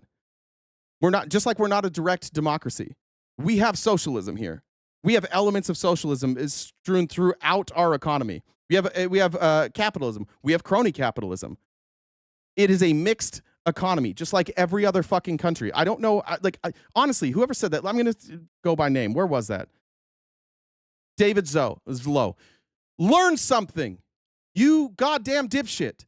There is no such thing as a socialist country. 0 of them exist. 0 socialist countries. 0 capitalist countries. There are none. China has a market economy. Japan has a market economy. South Korea has a market economy. Russia has a market economy. Pick a country. Tell me which country doesn't have a market economy. Some countries just have bigger social programs than others. So, like, this is the problem with you. It is exactly what I'm saying about Republicans. You guys are so fucking lazy. You don't know anything. There is no such thing as this. Like, you're like, show me a socialist country that works. Okay.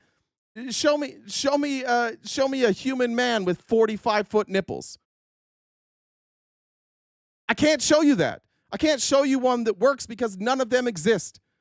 And you have become a person who you hear the word socialism and you have this pre-programmed response that literally every fucking Republican on earth says the exact same thing you did. You didn't come up with that. You've heard that argument from somebody else. And you never thought, like, I'm going to Google which socialist country is doing well. You never Googled it? Because if you just, instead of asking questions, if you said, oh, I wonder what the answer to that question is, and then you researched it, you would have found out that doesn't exist and that it's been used as a way to scare you into things that Charlie Kirk's bragging about now. Yes, when there are less poor people, when you have a safety blanket, when you have people that can get medical care and you have a government that advocates for you because they're forced to, because they cover your health care, you do better. When you have guaranteed living wage, you do better, less crime. When you get people paid maternal leave and paternity leave, you get less crime. All of these countries have figured out that if you give people the resources they need to live, they don't commit crime. Because unlike what Donald Trump tries to tell you and sell you, that people are born criminals, that some people it's just in their genetics, crime is much lower in all of these countries. Why do you think it is that in the United States we have like higher crime rates than many of these countries, especially violent crime rates? You guys, we live in a country where we will not trade violent crime for universal health care. Like, if we told you, if there was statistics, if you could go in the future, let's say you give us universal health care, and 15 years from now, we have universal health care, we have universal education, and we have like a guaranteed living wage, and we go 15 years in the future, and we find out that it worked, and it killed our crime rate, and the middle class had expanded, and now we had a growing middle class again. And then we came back to you and we said, look, we went to the future, we saw it 15 years, we tried it for 15 years, and it worked. You'd be like, no, socialism bad. That's how dumb your arguments are. You quit. As soon as somebody even mentions socialism, you just quit. And you just say, oh, where has that ever worked? It worked in Utah. I live in Arizona. My state and Utah, the reason they even exist anymore is because they started as socialist states. I guess they weren't states yet, territories. Utah was socialist. Yeah, you know, big red conservative Utah doesn't exist without socialism. They lived something called the law of consecration. They farmed together. They took all their food and they put it in a storehouse, and then they distributed it evenly amongst families. Ironically, that's how every civilization that begins. Every civilization starts with like socialism. And then eventually there's people that are like, you know what? I want to be rich. Let's do more capitalism. And I'm not against it. Like, I think if you do socialism, just like in Utah, like Utah had basically a king. And that king wasn't always just with his socialism. When people went against the king, Brigham Young, and he didn't like them, they got cut off from the bishop's storehouse. So yeah, like I also recognize that you can take socialism and it can be abused. It's no different than capitalism. Capitalism can also be abused. We have to, as Americans, I'm begging you Republicans here, to understand what socialism is, understand what how other countries' economies work, and then compare them. But stop being afraid of the word socialism and shutting down the conversation, because all you're doing is you're just allowing the capitalists, the people with all the money, to make all the decisions. And it's not going super well. It's not going super well in this country. We're on the verge of another economic collapse. Wealth inequality is at all-time highs. The middle class is evaporating. 60% of Americans are living paycheck to paycheck. Anybody 18 through 30, there is no viable future for them to create generational wealth. This is the first generation entering the workforce that is far worse off than the generation before them. And ironically, the generations before them that mostly vote Republican are like, these kids are so soft. Bro, you were handed a golden ticket and you shut the door behind you. And now you're pointing at them like your life was so fucking hard. If you're 50 and above, your life was substantially easier than these kids now. My life was easier than these kids now. When I graduated college, there was still like a glimmer of hope for me. I've been able to do okay, though that's fading. These kids, like the overwhelming majority of them, have no upward mobility. And it's because we got afraid of the word socialism and we started like sucking the dicks of the richest people in this country and just giving them tax break after tax break after tax break. And you can see like they have all the money. We have none of the money. And you guys are still like, yo, this is the way it should be. At least it's not socialism. Yeah, when you lose your job, let's say you work, all these people losing their manufacturing jobs, they have benefits. What are you going to do? What are you going to do when you lose that job and your kid comes home with a virus and your kid has to go to the hospital? What are you going to do? How are you going to pay for that? What about if you're self-employed? What if you're self-employed and you're like, you know what? I'm healthy. My kids are healthy. I don't have health insurance. What are you going to do? You make too much money to get any help from the government. You're just going to go bankrupt. You're going to sell your house when one of your kids gets sick. Every person in this chat is one bad day away from being at risk of financial ruin due to health insurance in this country.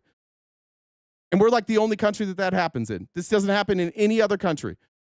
And we still advocate for it. Sorry, let me get Tarlov destroying Fox News now. You promised to uphold the highest standards for vaccines and have not done so. What vaccines has he denied someone? Oh, right. COVID-19. Exactly. To who can't get a COVID-19 shot? Erickson's wife, to begin, and Bill Cassidy used... Wait a second. You mean you can't walk into your doctor's office and get a COVID-19 shot? Why don't you ever prepare? Why don't you prepare? Kathy Hochul had to do it. Is this true? No. Why is he asking her? Is this true? Of course it's true. Jesse...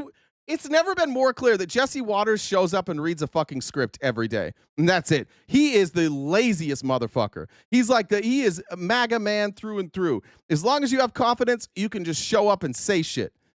It is true. When the FDA and the CDC decided that they are no longer going to recommend the COVID vaccine, that means insurance companies don't have to pay for it. That means if you are on insurance, you have to pay for that. It's going to cost you a couple $100. If you don't have that money, you can't get a COVID vaccine. For pharmacies, they may not be required to carry that COVID vaccine anymore, which is going to create vaccine deserts. All based on what? All based on what? The overwhelming consensus by the entire scientific community across the entire world that these vaccines were safe and effective and they saved 20 million lives.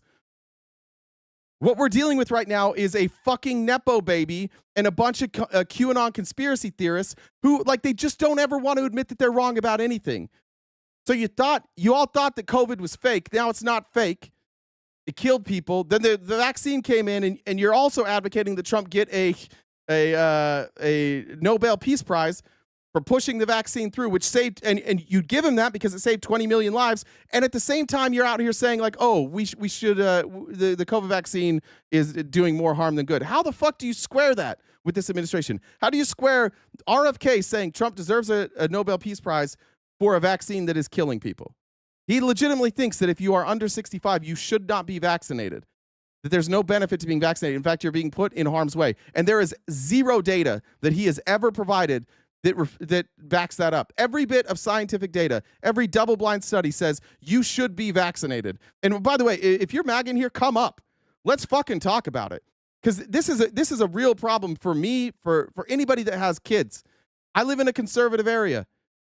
There are people who are going to take what RFK and Trump are doing, and they're just going to assume that the government would not lie to them. And so they're not going to get their kids vaccinated. And that puts me at risk, and it puts my kid at risk. Because vaccines aren't universal. They don't make you totally immune. We got to total immunity because of vaccines. We got to herd immunity because of vaccines. And if we get rid of these vaccines, these diseases are coming back. We're already seeing it. I'll show you some clips in a minute. But like, can you guys do any research? Are you just going to let this fucking quack run our country? Are you going to just let this fucking quack make people sick? Are you going to let this fucking quack convince parents all across the country not to vaccinate their children? People are going to die. He did this in Tonga. We've seen it on a small scale. He went to Tonga. He convinced a bunch of people that these vaccines were harmful, and immediately a measles outbreak, just like we're seeing here. And even kids that were vaccinated wound up sick. Children died. Adults died.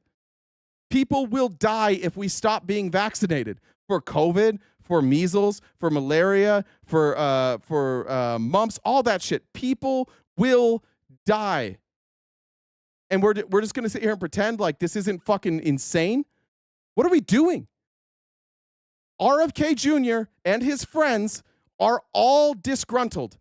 They all took an anti-scientific view, and the people around them, the other scientists, the other doctors, all said, no, dude, you're reading this data wrong.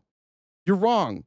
These vaccines are safe and effective. You're wrong. And they got so mad and they're so fucking arrogant that now they run the CDC and they're firing everybody but their friends. And they're just bringing in quack after quack after quack. And it's fucking Dr. Oz. Dr. Oz? It's Robert Malone. And they're like, he's one of the founders of the mRNA vaccine. Yeah, and what does every other founder of the mRNA vaccine say about Robert Malone? That he's wrong. In every one of these instances, you have taken a fringe minority, and you've taken this fringe minority and pretended that they were the experts without any data, and now they're suppressing studies and creating new studies to try and convince you that they were right. It's arrogance. I don't even think this is I don't think they're trying to hurt people. I don't think they want dead kids. I think that they think they're right. And that sucks because they're so clearly wrong. They so clearly don't have any evidence to back it up. They think that evidence is going to come. They're suspicious of a government cover-up, and we're 8 months in, and they haven't proved anything, and they're just like, fuck it, we're going to do it anyways. RFK is in front of Congress saying, we have to get rid of the COVID vaccine because there's no data saying it's safe. That argument ended 4 years ago. That was an argument you could use when we introduced the COVID vaccine, but now we have years of data. Years.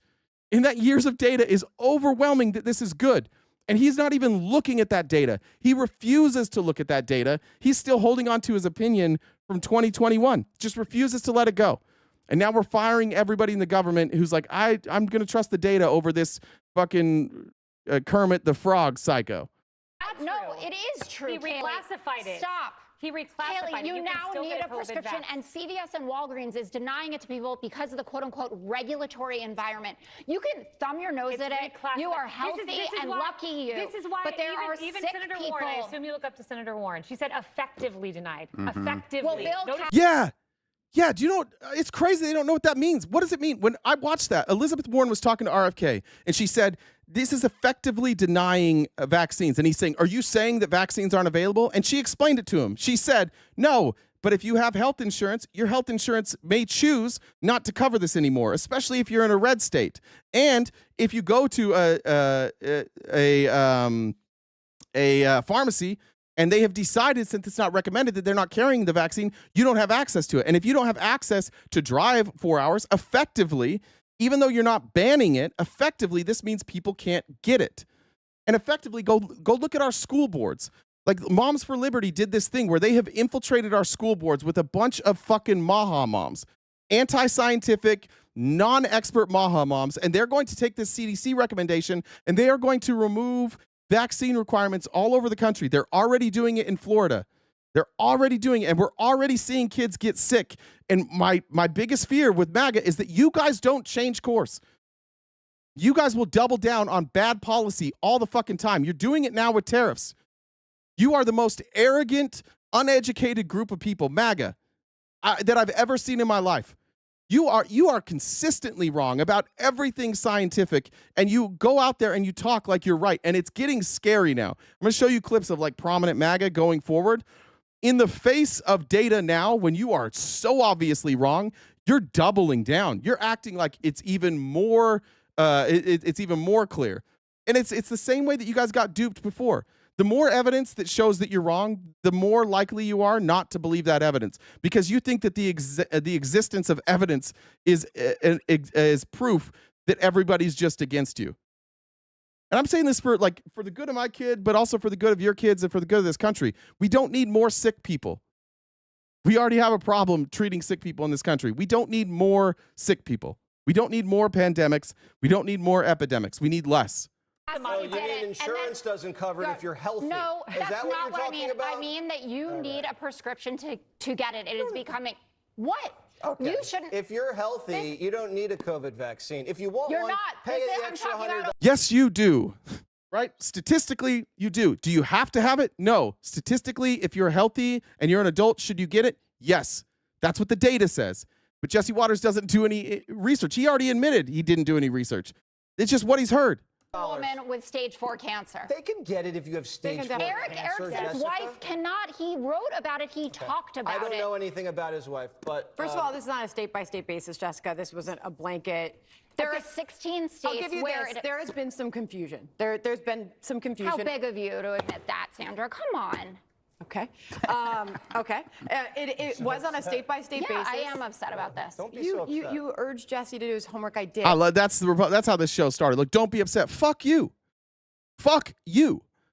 This is upsetting. There's been some confusion. Oh, some confusion. Florida took it off. Florida said no. Why? Because Ron DeSantis wants to be right about COVID. Ron DeSantis has been running on, oh, we opened up before everybody. They are so, like, the amount of people whose reputation is at stake by continuing this unscientific barrage is lengthy. The Republican list of people who denied the threat of COVID, who denied the efficacy of vaccines, like, it's a long list. And you could stop listening to them, but you keep listening to them. They're so fucking arrogant, they will not back down. So people are gonna die in this country. And some of you have vaccinated kids, and your kids are gonna get sick.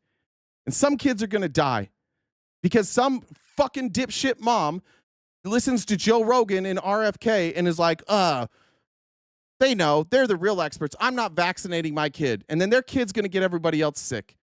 And then those kids are gonna get other kids sick. And it's gonna spread and people will die. And it's pure arrogance. It's not like we don't have guidance on this. It's not like it's not clear. It's not like we're all guessing.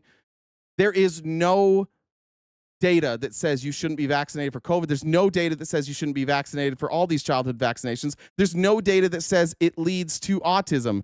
And you would think that people who claim that they're independent thinkers, people that claim that, like, they do their own research and that it's the government that's hiding it, you would think that those people who claim they do their own research would have better arguments, but they don't. And I'm going to give you an example here. And this is a weird day for me because I find myself siding with Brian Callen. So Joe Rogan had a fight companion, which is something he does where he and Brendan Schaub and Brian Callen sit around and talk about the fights, but Joe Rogan can't ever, like, not make it political. So they're sitting around. Now, Joe Rogan, anti-vax, he's going to claim he's not. In this clip, he's going to claim that he's anti-vax, which is crazy or that he's not. But of course he is. And then Brendan Schaub, who is a fucking idiot. If you ever listen to Brendan Schaub about anything, and even the stuff he claims to be an expert on, fighting, football, comedy, he's bad at all those things too. He doesn't understand any of those things. Ignore Brendan Schaub. He's just a meathead in the corner who has the lowest rated comedy special in the history of comedy specials. And then he beat the lowest rated comedy special, his own, with his next one. He's a very unfunny comedian who also publicly has gone through some shit. You can look it up. And then Brian Callen is also a comedian. Brian Callen is the guy, you may recognize him from The Hangover. He ran the wedding chapel. He's that guy. You'll notice he doesn't have an accent here. But Brian Callen hosts a right-wing podcast. This is a Republican. So you have Joe Rogan, Brendan Schaub, and Brian Callen. And Brian Callen, who I will give him credit, I don't agree with a lot Brian Callen says, but Brian Callen is curious. Brian Callen does like to learn things, and he likes to regurgitate new things. He dives into health all the time. This is one of the areas that he's like done some research. And look what happens when he offers just the slightest pushback against Joe Rogan. And watch Joe Rogan, like time and time again, show, number one, he's completely closed off to data. And number two, he's lying to himself. When he says he's not an anti-vaxxer, he's full of shit. This is an ideology for him. And now it's gotten to cult status where he just is going to scream over anybody who shares a differing opinion and move on anyways. Anorexia. What's causing all that? How come 1 in every 12 kids who's a boy in California has autism now? Because that's what's going on. That's what's going on in California, which has one of the strictest fucking vaccine policies. Now, is that true? Let's see. Do 1 in 12 kids in California have autism? I'm going to guess this number is incorrect. The most recent data says that AS is 53 out of every 1,000 children, about 1 in 19. So he's got that number wrong, but no shock there. And now, is there any scientific link between vaccines and autism that anybody has ever found? No. There are stories. That's it. The whole argument of vaccines and autism is we have vaccines and autism rates have gone up. No discussion from Joe Rogan about like detection of autism, what we're qualifying as autism. I believe that I would be counted in those numbers because I have ADHD. They count those in those numbers. Also, quantifying it as like they talk about it like it's a disability, right? Like you can have ADHD. I'm perfectly functional. In some ways, I'm more functional than others, right? Like people with autism are not they are not disabled, they are abled, and I can look back like one of the most famous like ball strikers in golf of all time was a guy named Mo Norman. Mo Norman was they called him eccentric, and they called him like a scientist because he was so serious about the way that he swung a golf club. And the way he swung it was different than others. And he also could keep track. He knew exactly how many golf balls he had ever hit his entire life. And this is him in like his 60s or 70s. And later in his life, he got diagnosed with autism. If you've been around autistic people and you had been around Mo Norman, you would be like, yeah, that guy's probably autistic. But he was never diagnosed until later in his life. So most of the time, he was reviled as like a savant. Somebody with an incredible capacity to understand the golf swing and to even also keep track of how many golf balls that he hit. Exactly. It wasn't a bad thing. It wasn't a disability. It just was undiagnosed. Has anybody ever watched Tiger Woods when he was younger? Tiger Woods is the same kind of person. So socially very, very awkward too, but like a brilliant, powerful mind. And he was always working on something in his mind. And so people would talk about Tiger like, oh, he's so mentally focused, he's aloof. He doesn't care about like socializing. He's a recluse. But it's because he's so brilliant. Yeah. Yeah. Just like people now are exactly the same, and they've been diagnosed with autism. And they're functional. Some of the best athletes in the world, some of the best scientists in the world, some of the best musicians in the world, some of the highest performing people in this world have autism. They talk about it like it's this really, really bad thing. But they also don't recognize that like diagnosis is significant. Like our ability to diagnose and include different diagnoses like into these numbers aren't showing what they think it's showing. I realize that when they say that number, they think that these are people who like require help. Some people with severe autism require help. One of my best friends, I hope he's listening, Chad, if you're there, like his daughter has severe autism, and it requires a lot of help and a lot of therapy, and that will be for her entire life. But Chad, my friend, also has autism, also very functional, also has a great job, also can manage taking care of his daughter and staying up till 11 every night and waking up at 5 a.m. every single day, taking care of his daughter, working a full-time job, while also being the best golfer I know, right? Also has autism. Is that vaccine related? We have no evidence of that.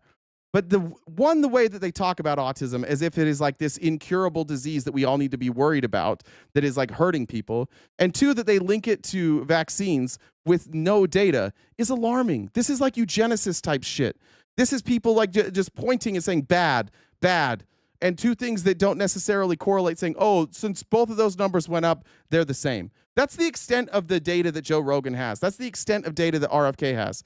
They have no data to back any of this up, yet they are 100% sold that it's vaccines that are the problem. And then he's going to tell you he's not anti-vax. 1 in 12. Did I say vaccines cause autism? Maybe I will have RFK's getting to that, yeah. Yeah. And now Florida doesn't demand vaccines Yeah, for kids. that's dangerous to me. Yeah. I knew you'd jump on that train. Of course it's dangerous, Brian. What do you Brendan Schaub, who's never read a fucking book in his life, is like, I knew you'd jump on that train. Bro, you're on the train. You're on the train. There's no popular train that like vaccines don't cause autism. We were just living our lives. That's what we were doing. And then you dipshits are like, actually, the reason that there's more autism is vaccines. You jumped on the train. Joe Rogan jumped on the train, and you jumped on the train because you love Joe Rogan. Because another fun fact about Brendan Schaub, literally wouldn't have a career if it wasn't for Joe Rogan. Joe Rogan made him. Like, nobody has done more Joe Rogan appearances than Brendan Schaub, and most of you don't know who Brendan Schaub is. On the most popular podcast in history, most of you don't know who he is. That's how irrelevant Brendan Schaub would be without Joe Rogan. Talking about Tetanus, tetanus. No. Just go down the road wrong? You need to bail on the tetanus thing because Suzanne Humphreys. Educate his ass. Suzanne Humphreys explained tetanus. She's not a vaccinologist. I know that woman. What are you talking about? So you're saying so he had somebody named Suzanne Humphreys on his show to talk about the tetanus shot and how like we don't even need tetanus. Just listen. Joe Rogan's going to tell you what her solution to not getting the tetanus shot is. Just listen to this. Tell me if this is good advice. There's a medical doctor that absolutely understands tetanus. She said tetanus, all you have to do is keep the wound open and clean it. Oh, that's such bullshit. It's not my bullshit. God. Or get a vaccine. And then when you get a wound, you can cover it and you can close it and you can put some Neosporin on it and it heals and you don't get tetanus. That's Joe Rogan. He's like, what we need to do is now when you have wounds, just keep them open and clean. Yeah, people have lives, dog. Like, what if you going to go to work with an open wound? I know you don't get time off because this is America. We don't get time off. Honest to God, that's what he just said.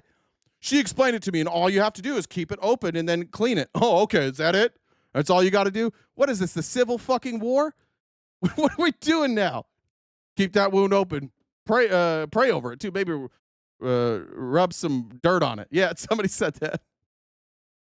She explained it to me. You don't need that. You just got to keep it open and clean. It's not bullshit. Do you know how many people die of tetanus every year? Very few. What about okay, so let me ask you a question, Mr. You know how many people die of tetanus every year? Very few. You know why?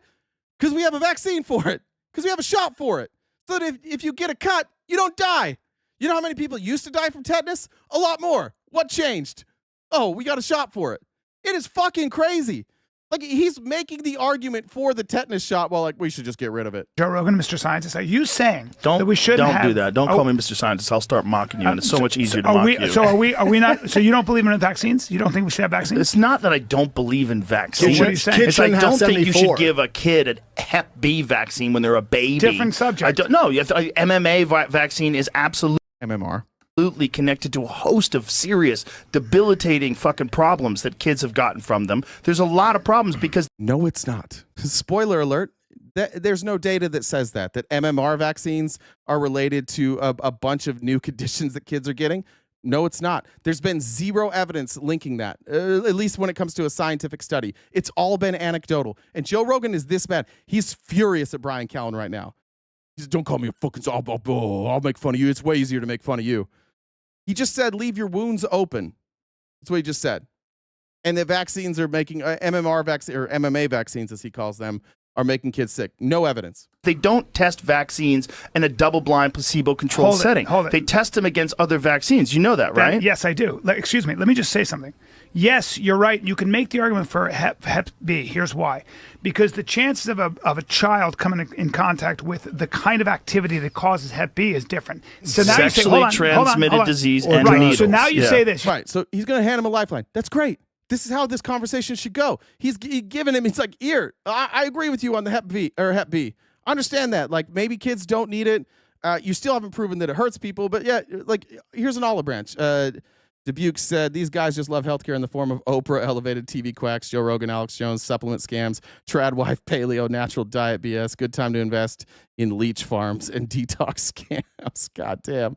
Amy said in Japan, employers get penalized if workers get too fat. Is that true? That's crazy. Let me check on Jen's too. Rachel, thank you for joining the Dollar Train. Miss any of these? Amy said, well, according to Trump, pharmaceutical companies are going to pay us to take their rugs. 1,000 price. I think you meant drugs, but you got me at rugs. 1,000% price decrease. They're going to pay you. That's right. Okay. And just a reminder, so we have about 100, I think about 170-ish left of our goal. I'm going to go about another 45 minutes probably, so we have time to wipe that out. Natalie, thanks for joining the Dollar Train as well.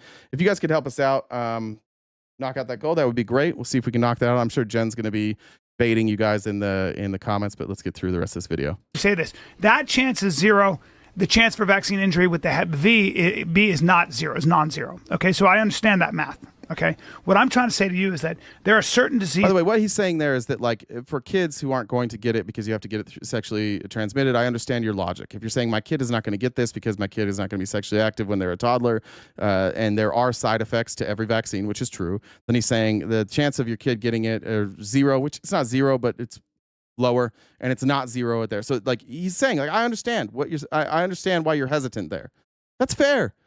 Like, Brian Callen's the only person here being fair. The rest of them are just sipping on dumb juice. Pick up a history book. Smallpox, diphtheria, mumps. Have you ever looked at tetanus, polio, paralytic diseases? Have you ever polio? Please stop. Yes. No, I won't. I won't. No, I know you think it's just. I've heard Susan Humphreys. This is a long conversation that we're not going to have on this podcast because I'm going to get angry because I've researched this for years. Right. Let's just. But you're not a polio. Let's stop. He laughed at don't. Polio is gone because of the vaccine. It was a real fucking problem, and we created a vaccine and it's gone. Kids were dying. It was like, I think at one point, wasn't it the leading cause of death for kids in this country was polio? It's gone now because we vaccinated. He's like, just give me a fucking break on polio. All you had to do is drink colloidal silver. We know that now. So now Joe Rogan says, I'm going to end the discussion. Now that Brian is bringing up data, Joe Rogan's like, I'm going to get too pissed. We can't discuss this during a fight fight companion. So we're moving away. Let me look back to the fight. Scientist. I don't have to be a scientist to know that. Yes, you do. No, Brian, shut the fuck up. I don't have to be a scientist to read research to understand that they were spraying DDT all over the fucking country when everybody was getting polio. Do you know that? Yes, you know I do. the first instances of polio, they happened in rural communities where they were all farmland and agriculture, and then cows were getting them, and horses were getting them, and dogs were getting them. Let me make a statement. They were calling it paralytic polio. Do you agree? Yeah. So polio it's the polio virus. It was identified as the causative agent in 1908. So we had polio as a causative agent in 1908. He's now talking about DDT, which when did we start using DDT? DDT was used against polio on a faulty theory. In the mid-20th century, some public health officials incorrectly theorized that flies spread the polio virus. In response, they used DDT in misguided campaigns to kill insects in the 1940s in San Antonio, Texas. It says, while DDT is not linked to polio, it is not harmless. The U.S. banned its general use in 1972 due to concerns over its environmental persistence and potential health effects. Chronic exposure has been linked to nervous system damage, reproductive issues, and an increased risk of certain cancers in studies, but no link to polio. But again, 1908, we find the polio virus, and it starts wreaking havoc. The polio epidemic was in like the late 1910s, 1920s. And Joe Rogan, with full confidence in his full chest, is like, it was actually DDT because I've researched this. Well, what'd you do, Joe? Did you skip like 50 years worth of data on the polio virus? Did you miss the polio epidemic? Blaming it on DDT. And millions of people will watch this. Millions of people will watch Joe Rogan shit on Brian Callen, which he does. Like, if you're a Joe Rogan fan, you know that's what Joe Rogan does. He tells Brian Callen he's an idiot and doesn't know anything. That's like part of the charm, and Brian takes it. And for once, Brian's standing up, and Brian Callen's right. Joe Rogan is so desperately wrong here. But this is the problem. People like Joe Rogan have a huge influence, and they don't open their mind to anything outside of their preconceived beliefs. He's blaming DDT now. So it's vaccines cause autism and DDT caused polio. You sound pretty fucking anti-vax, man. Sorry to say it, but it sounds an awful lot like maybe you're anti-vax because you're not using any data that is supported by scientists. I agree with the following statement. It's not just... I'm not going to do this with you, Brian. I didn't say DDT isn't harmful. I said DDT isn't linked to polio. It's incredibly harmful.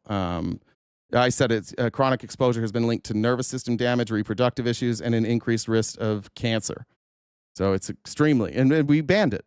Not just about. I brought up It's not vaccines, just so that'd about. be a Hold fun on, debate. hold on, Joe. No, It's Brian, I not don't want ju- to do this. But with it's you. I not don't wanna just do this. about. We're in is the it- middle of a fight companion. It's, All right. it's annoying. All right, but it's like, yeah, being So, anti-vax. but Being be- anti-vax No is one's irresponsible. anti-vax, It's Brian. not anti-vax. Questioning why there's so many though. My kids are all vaccinated, and they're Okay. I'm not. It's not anti-vax to do this. I disagree. My kids are all vaccinated. That's pretty good proof. Unless if you could have kids again, you wouldn't vaccinate them now, in which case you would be anti-vax, right? Obviously, Joe Rogan vaccinated his kids, so he's not anti-vax. But if he had a kid now, he would probably vaccinate those kids because he's not anti-vax, right? He's cool with some. vaccinated, but they went on a delayed schedule. They delayed So did schedule. mine. So did mine. So did You're mine. not? Yeah, you're not. No. Yeah, good for you. I don't think you need to. Oh shit! Oh shit! I'm not anti-vax. My kids are vaccinated. My kids aren't vaccinated. Ah, good for you, man. You don't need to. Oh shit! 14 seconds later, Joe Rogan is anti-vax. And listen to Brendan Schaub, who, by the way, is a professional athlete, so his kids are going to be good at sports probably. He's a professional athlete. He's also a professional liar, so I don't know if I believe this. But here's Brendan Schaub now explaining why he's right for being anti-vax. No, they're healthy as fuck. Yeah. Between the two of them, they have 12 touchdowns this week. His kid used to have seizures. He's on record saying that his kid had seizures, and they can't figure out why one of his kids has seizures, and that like he's used CBD to get rid of it. I'm pretty sure that was a lie so that he could sell CBD. But previously, he's talked about the health concerns of his kids multiple times. But now that they're healthy as fuck. Now that we're having the anti-vax conversation, Healthy as fuck. Yeah. Between the two of them, they have 12 touchdowns this week. Oh. 2 home runs. Oh, that's a good I think the example. problem is that the pharmaceutical drug companies have an exemption because of what they did in the 1980s with Reagan, where they allowed them to never worry about being sued. And that's when they ramped up the fucking schedule. And that's also the correlation. When you look at all the fucking host of all sorts of diseases and issues Just that look start at happening with autism. kids. It's through the Autism is fucking just one. roof. There's a lot of other autoimmune issues. There's a lot of like serious problems. I think there are 3 things that have. Yeah, and none of them have been linked to vaccines. However, Brendan Schaub there also has CTE, which is probably linked to letting his parents letting him get like punched in the head and banged in the head his whole life. But we're not going to do it. He's just going to put his kids in football. He legitimately has CTE. His memory's shot. He played tackle football from a young age, and he was a UFC fighter.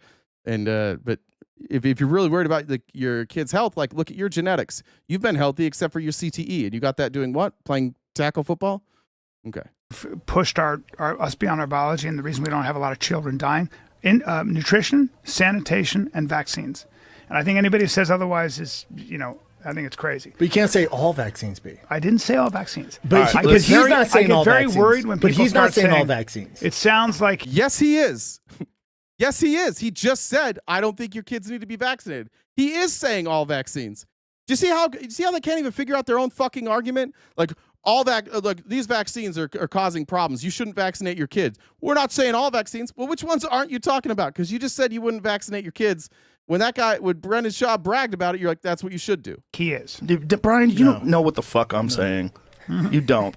Well, I know because you don't want to talk about it. Brian, I don't want to talk about it in the middle of a podcast because it'll completely derail the podcast. And I'll That's start true. showing you statistics. If you look at when people stop getting all of these diseases and then when the introduction of vaccines happen, it's at the end, after the diseases had already gone through the population. Most of those diseases were eradicated by sanitation.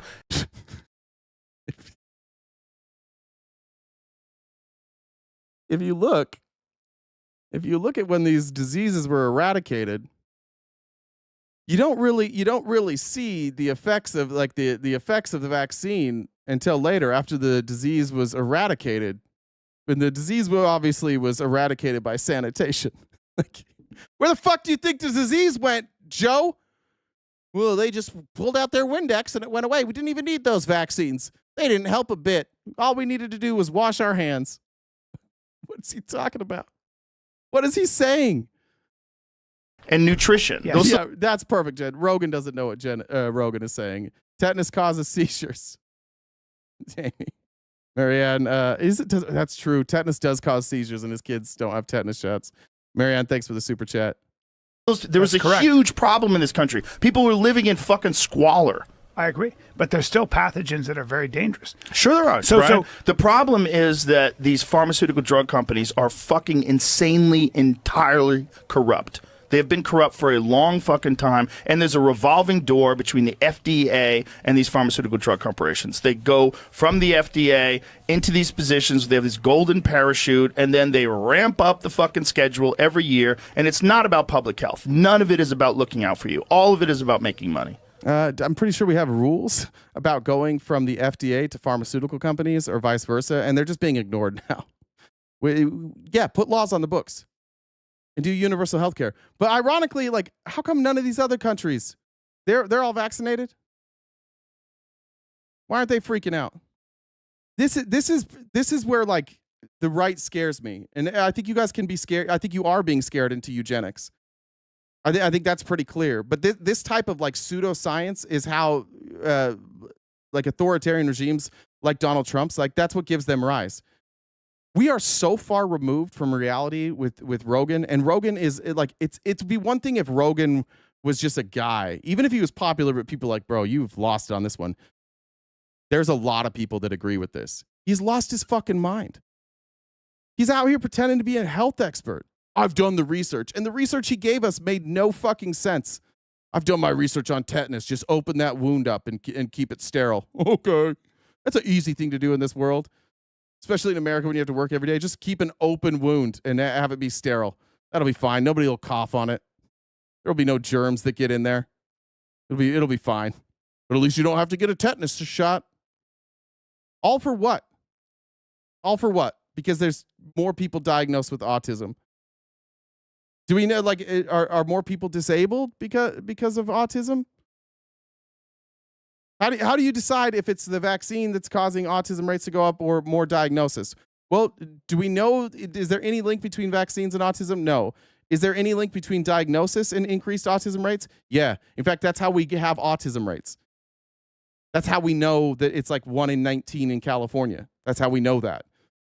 Because we diagnose it and we keep track. That's how these rates exist, through diagnosis. And Joe's like, no, it's not diagnosis. We have new diseases, or not new conditions that we didn't even know about. Like, we've been able to separate things like ADHD and autism and OCD, and we understand them better. In many instances, we've understood, like, the cause of them. There is a lot of good science now that says, like, ADHD starts in the womb, and it has a lot to do with, like, the stress level when you're born, either when you're gestating and then when you're born, your early formative years. There's a lot of evidence that says that. But the only thing that there isn't a lot of evidence for is that vaccines are causing autism. That's like mostly it. All right, let's move. I think that was it. Now we're back to the fights for Joe. Joe wants to go back to the fights. Let's go here. I want to show you this. This was a TikToker. I don't know if it has their name here. Martha. What does it say? Martha Rosie. Here's what's happening to Martha Rosie and her children. Found out last night that my son has been exposed to measles at daycare, so now he has to quarantine for 28 days. He's not allowed at the daycare. He's only 9 months old, so he does not have the vaccine. Babies do not typically get the measles vaccine until 1 year old. They do early vaccines, but we did not do that because we didn't know there was going to be a measles outbreak, obviously. So now we are on the way to the ER to get an immunoglobulin shot, just so that he potentially doesn't get measles, something like that. And then we're going to get the vaccine eventually, who knows, because there's a huge outbreak in my county right now, so they're being overrun with people wanting to get the vaccine and nobody can get it. And yeah, and this whole thing just started because a parent had it, actually. So who knows about all the babies are going to get it in the daycare, and now the daycare is pretty much closed down for the next 28 days.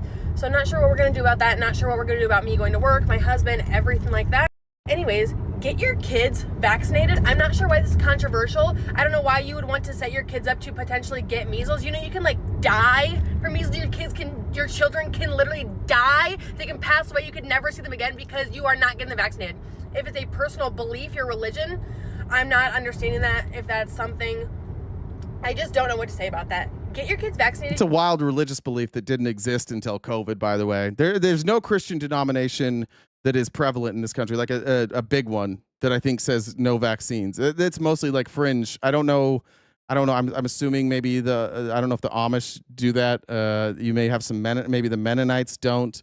There might be like some very fundamentalist religions that don't, but like almost everybody's religion doesn't say don't be vaccinated. I don't even know where you would get that religious belief from. I don't think you would get that from the Bible. So that would have to be like some prophet saying that vaccines are bad. But it just shows that like people have now merged their Christianity and their MAGA faith, and they're together. So like MAGA is not only Christianity, but like all the other shit, like all the MAGA adjacent stuff. And they've just like co-opted that into their religion. And it's now one thing. So your faith also includes Donald Trump now. Your faith also includes anti-science positions like not being vaccinated. Your kids, you yourself not getting vaccinated, you are harming everybody else. Just to let you guys know if you didn't know that. There we go. Yeah.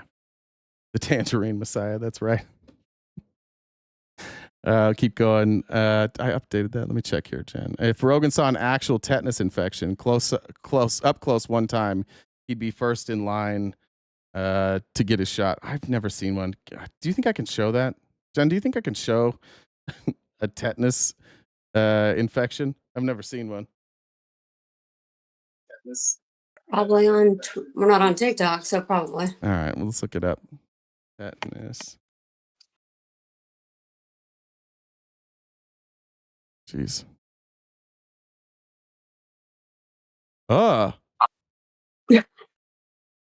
Yikes. All right. That is there with the blue waffle. Trigger warning. See over here. Oof.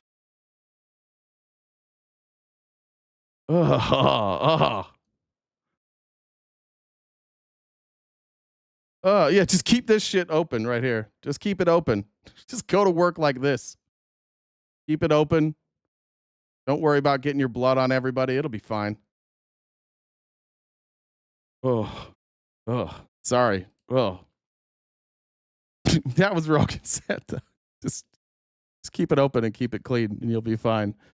All right. This was Jake Tapper had on Joseph Lopatto. Joseph Lopatto is the Florida Surgeon General, who I believe is also not a surgeon. Let me see what his credentials are. Or Ladapo. Sorry, I said Lopatto. Ladapo. What is his background? He's best known for his COVID-19 mitigation measures and COVID misinformation. He's promoted.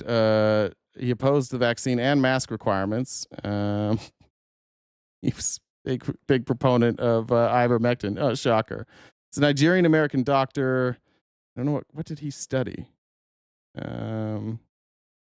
Worked at the NY School of Medicine, Bellevue Hospital. He received tenure he was a researcher, seeing patients about 1 day per week.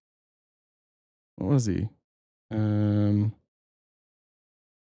PhD is in health policy and public policy. He's a politician.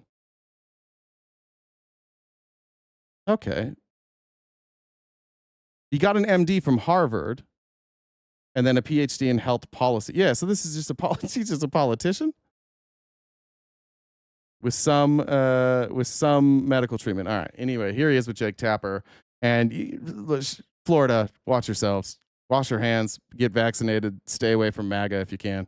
Vaccine mandates absolutely positively should not be something that is part of our society. I'm looking at this report from your department from April showing that more people in Florida are seeking religious exemptions for vaccines. And at the same time, Florida is seeing rising cases of hepatitis A and whooping cough and chickenpox. This is in your own report, your own department's report.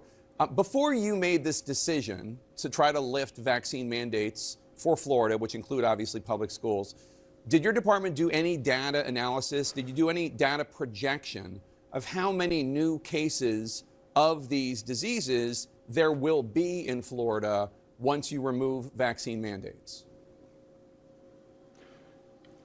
Absolutely. So absolutely not, because it's not you mentioned whooping cough there. So absolutely. And by absolutely, I mean absolutely not. Why would I do that? there's this conflation of the science and sort of what is the right and wrong thing to do. So scientifically, you mentioned whooping cough. So that's an example. This is part of the issue with informed consent. That's an example of a vaccine that is ineffective. The data show that it's ineffective at preventing transmission. So sort of mandates with that really don't have anything to do with the notion of transmission. And then in terms of, like analysis, well, ultimately, this is an issue very clearly of parents' rights. So do I need to just so you're clear, he's talking about DTaP. The vaccine fully protects about 98% of children within a year of their last shot. Protection decreases over time, with about 70% of children still protected 5 years after their last DTaP shot. And some may only have partial protection. So that was a lie. He's just lying. We're talking about 98% is pretty good. 70% is better than zero. Analyze whether it's appropriate for parents to be able to decide what goes into their children's bodies. I don't need to do an analysis on that. So you're trying to lift the vaccine mandate in Florida, and your department and you did not even do a projection as to how this could impact public health. So you have not prepared hospitals in the Florida counties most at risk with the best treatments for any outbreaks of measles, mumps, rubella, whooping cough, polio, and you have not looked into how many kids might now get these preventable diseases? That's what you're saying? No, that's what you said. What I'm Yeah, but you also didn't do projections. Yeah, that is what he said, but you didn't do projections. You haven't thought this through. Clearly, Florida hasn't thought this through because everything in Florida is just politics. You guys are the most political state. Very little of what Ron DeSantis does is anything other than like virtue signaling to his base. And weirdly enough, for Republicans, the best thing you can do to get them fired up is to do something anti-scientific. They just want to know that the experts were wrong and that they and their dumb fuck selves that don't do any research are actually right. They just want to be vindicated on this. And so they're cool with it until it hits their family. Because they all said that like COVID was no big deal. They all now are on board with vaccines. They look at vaccines and medicine as like the left. And so now since scientists are on the left, you don't really care. You just want them to be wrong. So are you going to check this? Or are you going to bother that your state is just like, we're not projecting any of this. We're just going to guess. We're just going to say, everybody be free. Go do whatever you want with vaccines. Saying is that it's an issue of right and wrong in terms of whether parents should be able to have ultimate authority over what happens to their kids' bodies. And in terms of outbreaks, we do have outbreaks in Florida, just like every state, and we manage those. So there are no new special. By the way, this logic doesn't make any sense. You know what I can do right now? If this camera was off, I could sit in this chair and I could beat off for as long as I want. As soon as I do it on camera, it's a problem. And if I go outside, then it's really a fucking problem. It's about the effect that you have on others, right? Like, personal freedom doesn't allow you to infringe on the freedoms of others. This thing like, oh, it's about parents having control. No, this is about your parents that think like you having control over other parents too. Because if a kid goes to school and 50% of the kids are vaccinated, that means that your kid is at risk, at a significantly higher risk than before. So that means some people's parents get to determine the risk of your children. Being vaccinated, if I'm vaccinated, if my child is vaccinated, that child poses no risk to you. But an unvaccinated child poses a risk to my child, to other children, to the teachers, to the administrators, to the parents of those children. The unvaccinated child is a risk. So that's when you limit freedom. Personal freedom's great, but you limit it when you start hurting other people. So if you have children spreading disease, then those children don't get to have the same benefits as the other children. Just like if you had a kid that came to school with a temperature, 105-degree temperature, and you're like, you got to go home. The parents can't be like, no, leave him there. It's my kid, it's my choice. I have the freedom to send my kid to school with a fever. No, you don't. You don't have the freedom to endanger other people's children. What are you talking about? But in Florida, in order to make this argument, what they're doing is like, this is about freedom. If you want to be vaccinated, be my guest, be vaccinated. But you can't tell us what to do. Well, I guess not. I guess not in Florida. I guess in Florida, if you're a Republican, you get to push your diseases on everybody. It's fine. Special procedures. Let's see. Fun fact, vaccines make less money than treating the sick person for Big Pharma. Not even close. They make money if you get sick, not if you get vaccinated. Follow the money. Yeah, that's true. Most of these vaccines are once a lifetime. Chronic illness, then they're really going to make money. Hey, Howdy said for Jesus. There you go, Jesus. That need to be made. Right, but you're When we talking have about outbreaks of doing different something that no diseases, other we state has manage done. them just as always. But you're talking about doing something that no other state in the United States has done and removing the vaccine mandate for public schools. You're making a decision that no other Surgeon General in the United States has done. It goes against what's recommended by every top medical organization, including the AMA, the American Academy of Pediatrics, the Boston Center on Emerging Infectious Diseases. It goes against what parents in Florida want. 82% of parents in Florida schools said public schools should require vaccines for measles and polio with health and religious exemptions. It goes. So what'd you do there? Did you take the opinion of the people? 17% wants to do it. Surgeon General, who was anti-vax from the start, who thought COVID was a hoax from the start, who now gets to use his public position to go against the will of 82% of Floridians and science, and he gets to do it hiding behind like my body, my choice.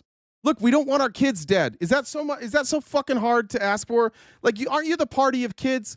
You're worried about, like, you'll throw a fucking fit. You'll hit the streets. You'll pull your kids out of school. You'll raid the fucking government. If, heaven forbid, a trans person is within 100 yards of your kid, and you're like, I got to protect my kid. But if your kid's like at risk of actually dying through school shootings, or because now we're just going to have like chronic viruses all the time, that's fine. That's fine. I want my kid to die naturally, say Republicans, like in a school shooting or from the measles. But if you bring a trans person around, we're gonna fight to the death for that. I don't understand your morals at all. It almost seems like you don't have any. It just seems like your hatred of the left and your hatred of people that are not Christian is clouded your entire view. So that anybody who opposes you, you immediately adopt an opposition to those opinions. That's where we're at right now. You guys didn't want COVID. Nobody wanted COVID. You didn't want to wear masks. Nobody wanted to wear masks. You didn't want to socially distance. Nobody wanted to socially distance. You wanted to blame China. You still can't prove that it was China. You want to do all these things. You all thought you were going to be vindicated so fucking bad. And then the data comes out and you were all wrong. And you were wrong because you were guessing. And now you just don't want to admit that your fucking guess was wrong? Why do you care if you were wrong? The vaccine's safe and effective. Get it. You don't want your kids to be alive? You don't want to live long? You don't want to take the safest possible route?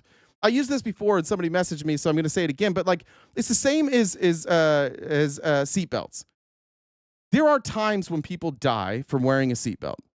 There are car accidents occasionally that you'll hear about where they say they probably wouldn't have died if they didn't have their seatbelt on. It's rare, but it happens. And the same people, ironically, like Bryce Mitchell, who's an MMA fighter, UFC fighter, who's also anti-vax, says specifically, I do not wear a seatbelt in a car because I might need to like hop out of the car to save my life. And I don't want the seatbelt restricting me. That's fine. But statistically, he's more likely to die now in a car accident. Just statistically. He may not. But statistically, he's more likely to die. So he's putting himself at more risk. If you don't get vaccinated against COVID, you're more likely to get it, which means you're more likely to have side effects like myocarditis, and you're more likely to die. And if you get it, you can still get COVID, you can still get myocarditis, and you can still die. But it's at a reduced rate. This is just simply math. And we're at this position in America where people care so much more about their ego than math, that when the math doesn't line up with them, they're just like, oh, math lies. Math is woke. This is a scary place that we're in, where it seems like the only thing Republicans will ever believe is the opposite of whatever the data says. Linda says, I work in pediatrics with neonates. We had a 3-week-old come in recently with a brain bleed because her parents refused the vitamin K shot. She survived, but will have severe learning disabilities now. The anti-vax movement is especially infuriating to healthcare workers. And they won't blame it. That's the hardest part. These parents, and God bless you. Like, I understand being a parent's hard. I know what I felt when I took my daughter in to be vaccinated. I know what I felt that day. It sucked. As that vaccine was happening, I was like, fuck, I hope I'm right. I hope I'm right about this. But I was confident. I was like, you know what? I did my due diligence. I listened to the anti-vaxxers. I went and I checked on the vax schedule. I went and the guy who came up with like the spread out vaccine schedule, I went and I read what he said. You know what he said? He said, there was no data that said people shouldn't, that we needed a spread out vaccine schedule. But because it was scaring parents so much, I created this schedule to make them feel better. But scientifically, it makes no difference. There's no benefit here from doing a spread out schedule. In fact, for some of these, it exposes your kid to more risk because of when they get vaccinated. They may not have that vaccine in time and expose them to more risk, but it's slight. The amount of risk is slight because most of these diseases are eradicated. But now we're seeing the eradication of these diseases end. We truly are like the most arrogant, stupid country. The whole world is laughing at us. Why do you think this isn't a big movement anywhere else? Why do you think all these other countries don't have like massive anti-vax news? How come no other presidents from these countries are coming out doing anti-vax? Why are they not replacing their doctors and scientists with fucking quacks, like meth addict brainworm quacks? Why are we the only ones doing it? Because life has been pretty easy for us. If you're my age or older, life has been pretty fucking easy in America. And you can get through life without really knowing anything. And you're allowed to have an opinion because speech here is free. And now you get to go on the internet and you can say whatever the fuck you want. And you can sit in groups that agree with you. You can find commonplace on the internet. And now we're just dumber. We're just doing dumb stuff and we're putting kids at risk. And it makes me mad because like it's my kid. All we can do as parents is do our best. Some of you aren't doing your best. Some of you are anti-vax and you say, I'm just doing my best. You're just going by your gut. That's not your best. That's fucking lazy. If you're a parent who doesn't vaccinate their kids because you've seen shit on the internet and you listen to Joe Rogan, I just want to be clear. You're not doing your best. You're doing the least. You're lazy. You let somebody else's opinion and their choice of who to bring on as a guest make your decision for you. I would challenge anybody in here that's anti-vax to go through the data and understand the difference between what good data is and what bad data is. An example, when Joe Rogan says 1 in 12, it's really 1 in 19 boys in California have autism or have been diagnosed with autism, and that is related to the vaccine, ask yourself where he got that data. Then when you find where he got that data, ask yourself, is this data?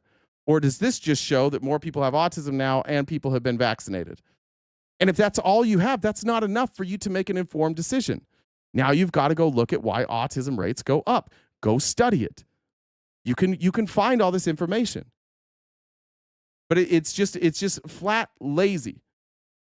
And I think it's more fun to believe in a conspiracy. It's more fun to be the person that's like, oh, actually, I'm taking this opinion because nobody else does, and it's nice to be like the one person I seem smarter than you. It's what my family accuses me of for being a liberal.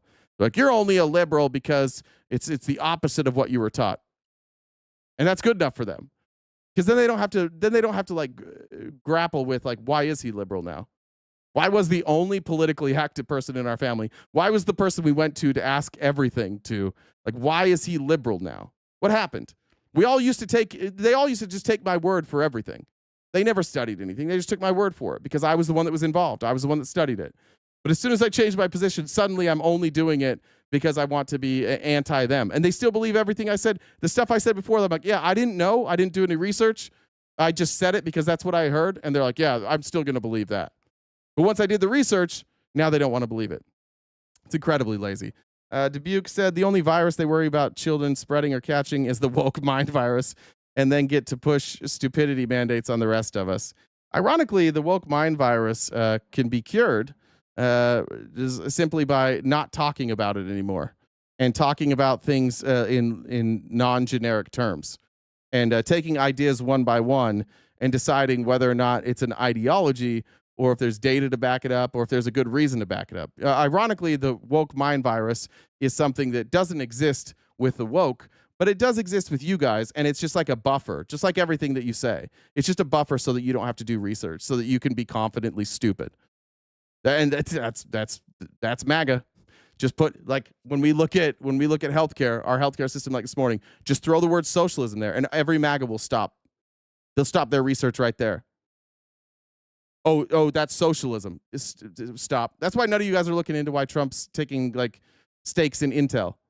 It's too confusing for you. So you're just going to ignore it and pretend it's not happening because of socialism, and socialism is bad, but your guy's doing it. rest assured, if Joe Biden had taken 10% of Intel, every one of you would be in here every day, be like, "Oh, Joe Biden, why is he taking over these businesses? I thought he wasn't a socialist." It'd be every one of you because it's your guy.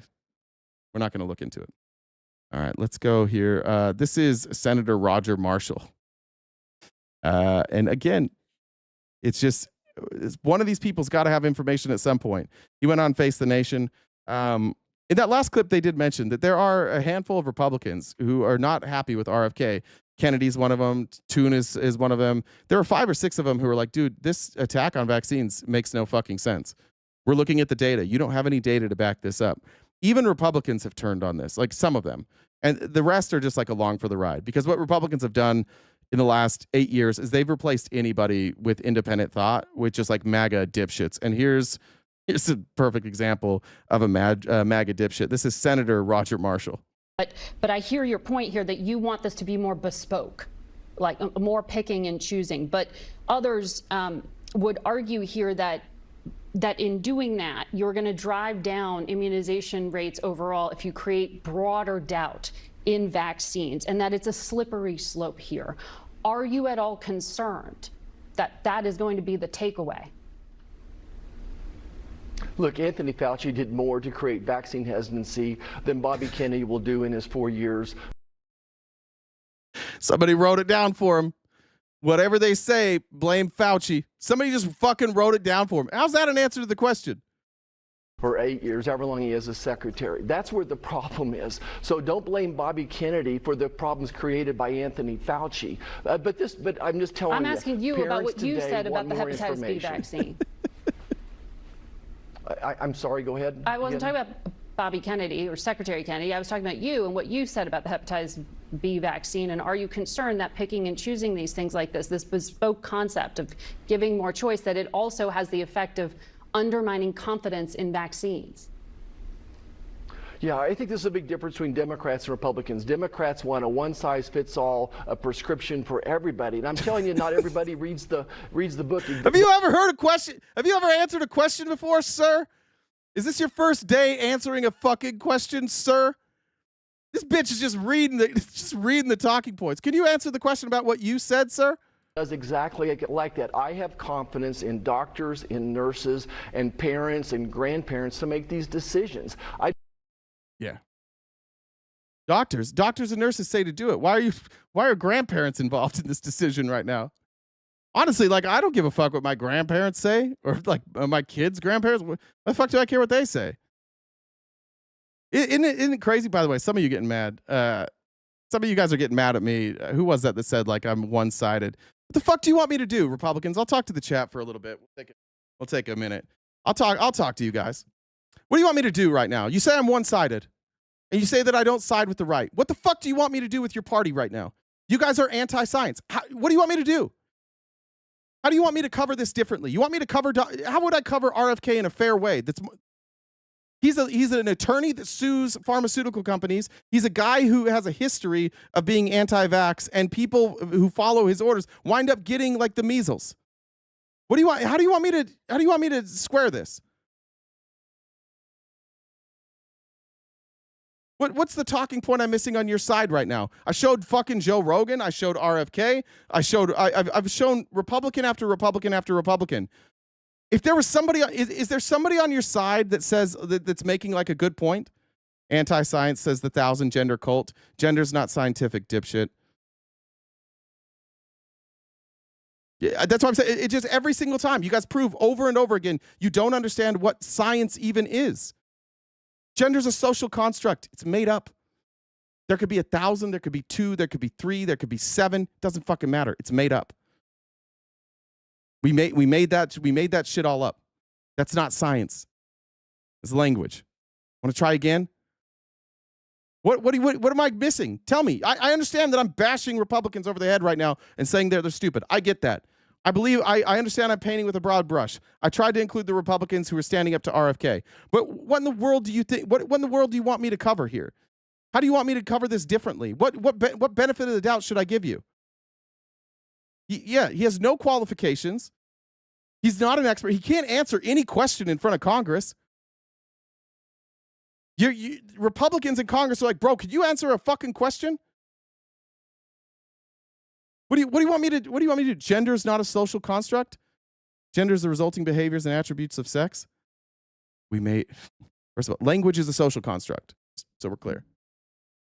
Language is a social construct. So if we're using gendered language, it's a social construct.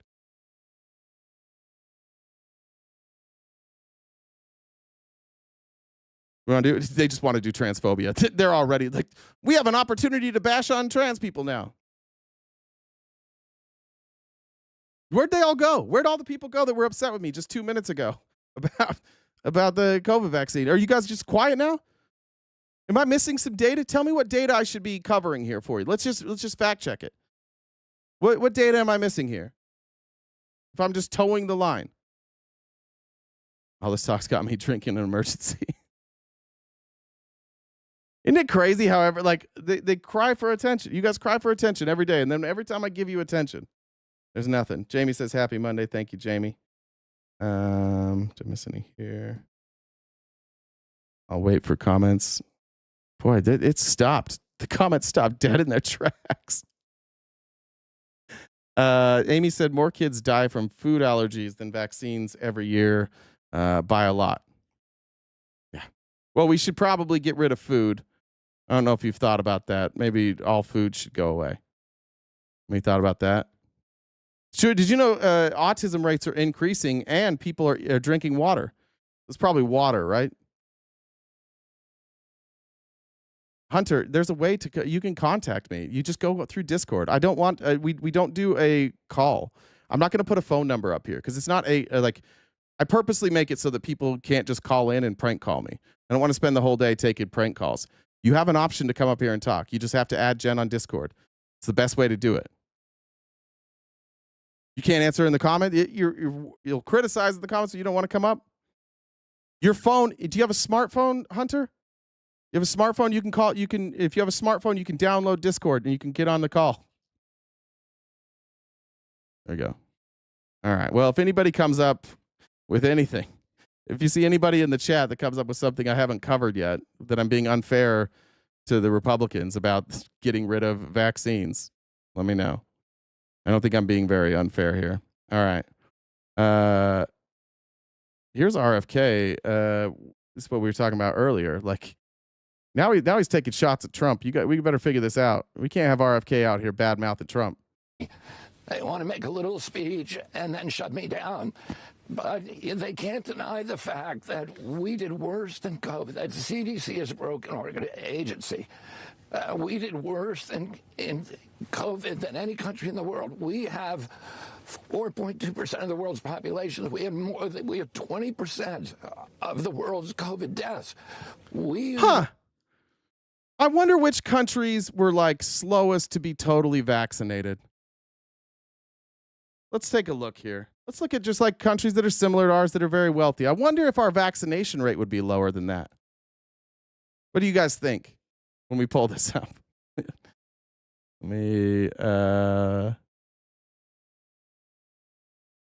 right, this isn't factoring out rich countries because I want to get rid of countries that got the vaccine late.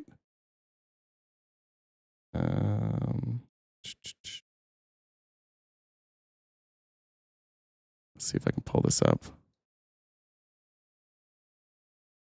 Let's see. Actually, I can just probably do it this way.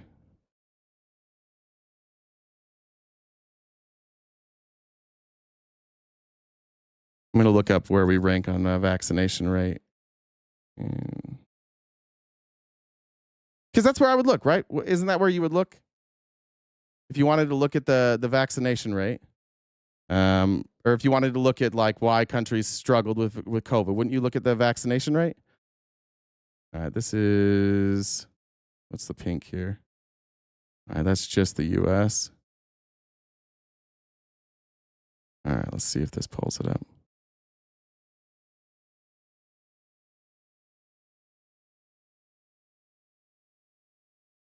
All right, so we're at partially vaccinated, 80%, fully vaccinated, 68%, boosted, 45%.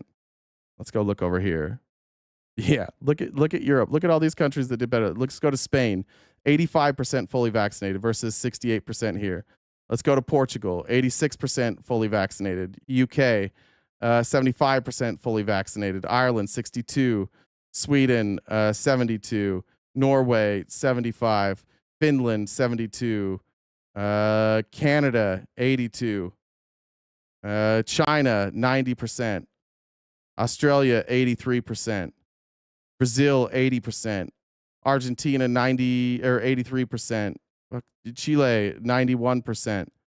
Yeah, I wonder what happened. Yeah, I wonder why more people died here. It couldn't do with red states. Let's look at COVID deaths per capita by state.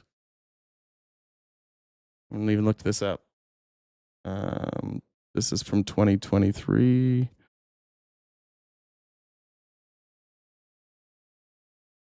Oh, there we go.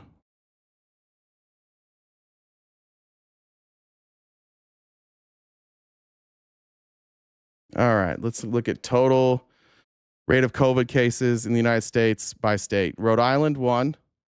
Alaska, Kentucky, North Dakota, Tennessee, West Virginia, South Carolina, Florida, New York, Puerto Rico, Wisconsin, New Jersey. There's a lot of red states there at the top. Outside of Rhode Island, red state, red state, red state, red state, red state, red state, red state.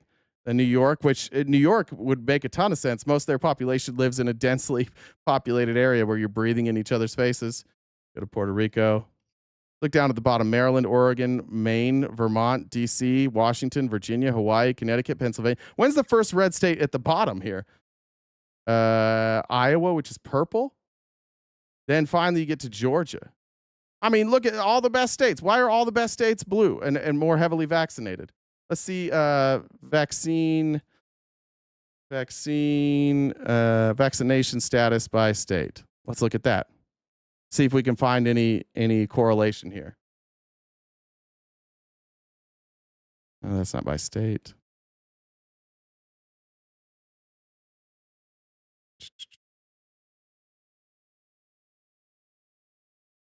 Let's see. These are kindergarten vaccination rates. I don't know if I want those. Maybe I need to do to COVID.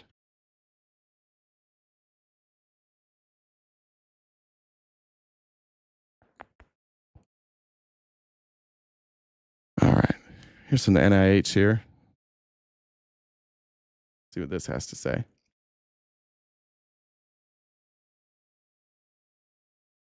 We have a table. I don't think that's broken into state. Damn.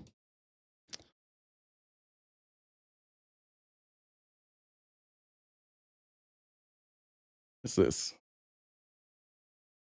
State by state vaccination rates. This might be what we're looking for. From the Mayo Clinic here. All right, let's see. What were the states that were highest? Rhode Island, Alaska, Kentucky, North Dakota. All right. So by percentage. So the lighter the green, the less people vaccinated. So Rhode Island, which again is a weird outlier, but then you have Alaska, lighter green, light green here with was it North Dakota or South Dakota? All right, it was North Dakota. Let's see Tennessee. Hey, Jen. Look at all these. Why are all these red states so lightly green and they did poorly, and all these blue states are so dark green and they did well? What's up? So we've got a hunter waiting. Oh. To talk to you. I have to bounce out. Okay. Have an appointment. So we're still shy on the gift goal. So let me update that. You guys don't let me down because I'm leaving. So if you guys could knock out the rest of the gift goal balance that Jay's going to update in the top left-hand corner, that would be fantastic. Wait, Hunter, where'd you go? Did we leave already? Oh, no, he's there now. Okay. Raina said for staying late. Thanks, Raina. All right, I'll check comments at the end.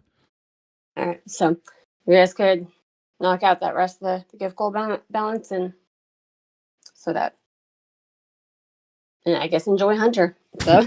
All right. Thank you. Bye. See ya. What's up, Hunter? You there? Hunter? That was weird. I heard him right when I came over. Hunter?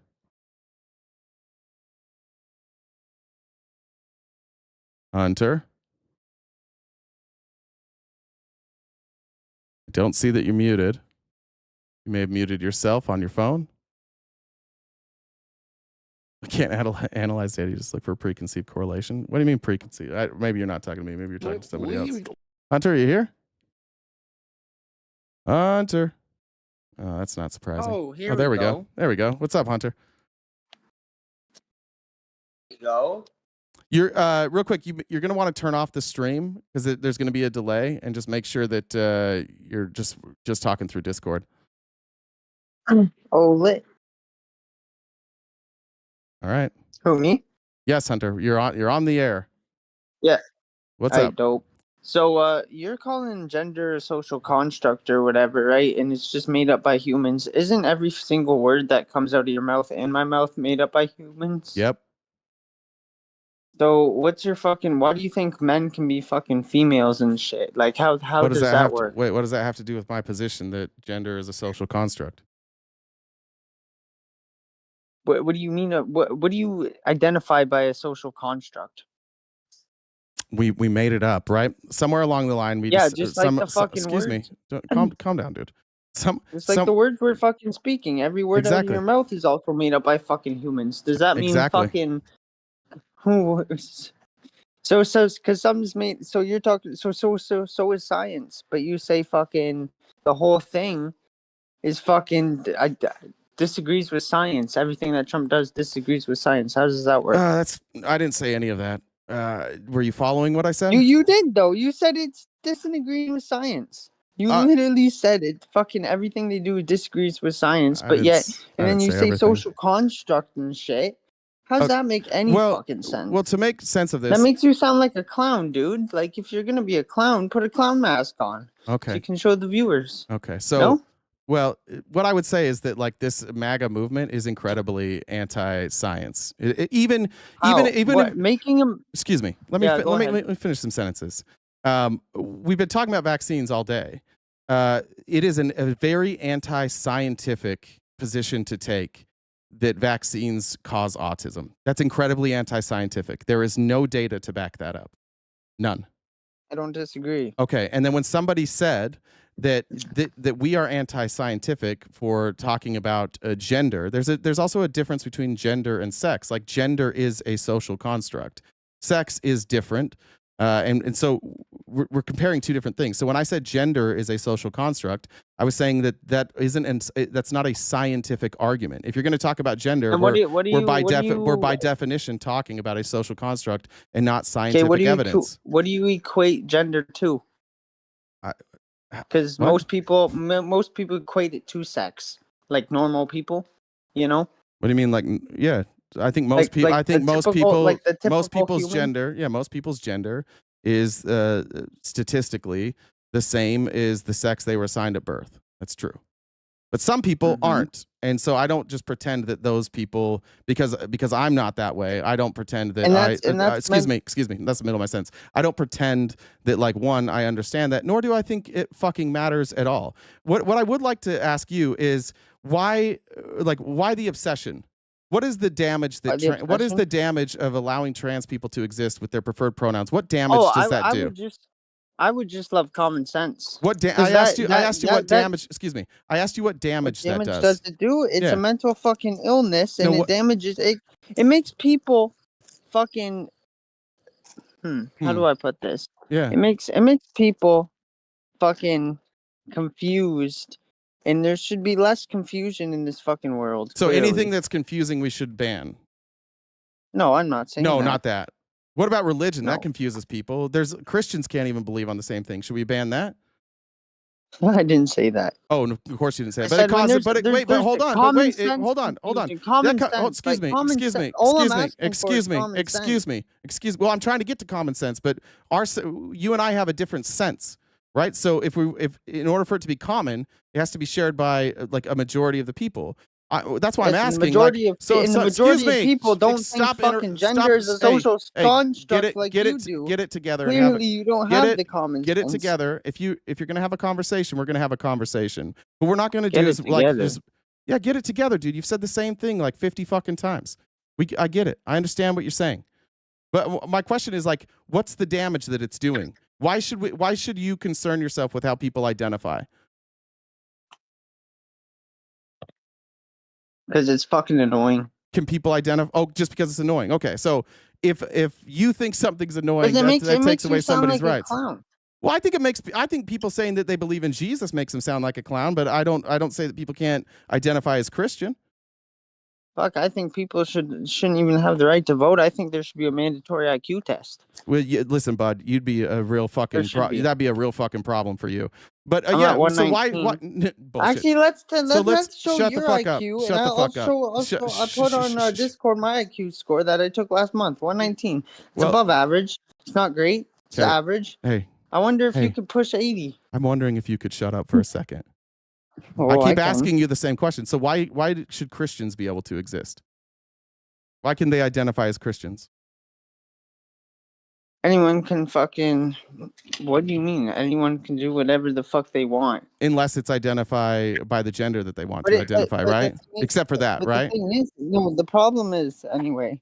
Like in the country I'm at, I'm gonna you have can to. get I'm in gonna have. To, I'm trouble gonna at have to. hate I'm gonna crime. have to mute you if you don't start answering my questions. I'm gonna need you to answer these questions. I want to know. I need you to explain to me the difference between somebody who believes in Jesus and calls themselves a Christian. I need to know why that's allowed. But somebody saying that they identify with a gender that they were not assigned at birth, why that's a problem. But identifying as a Christian isn't a problem. That sounds like a fucking whack question. I understand, but it seems like you don't have an answer for it. Do you recognize that you don't have an answer for it? That you're just attacking the question now? Because religion's been here for fucking 50 million years plus.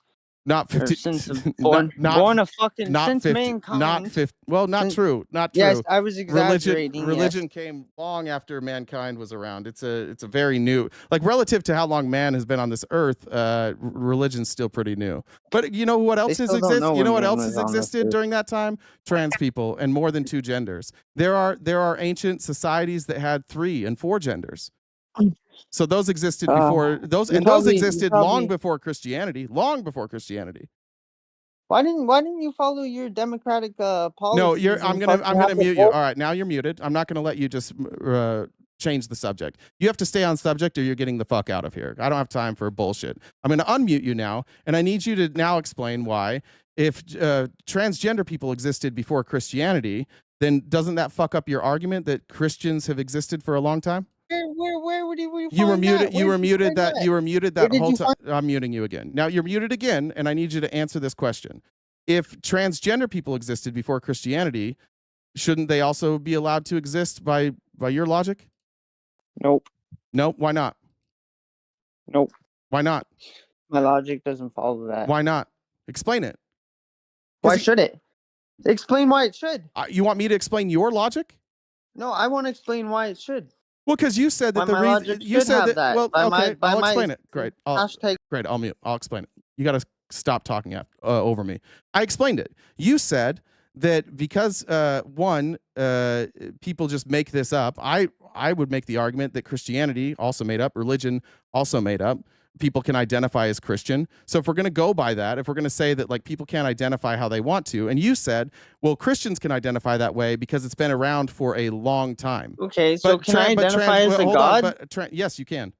Yes. Isn't that pretty? Doesn't that sound like a clown thing to do?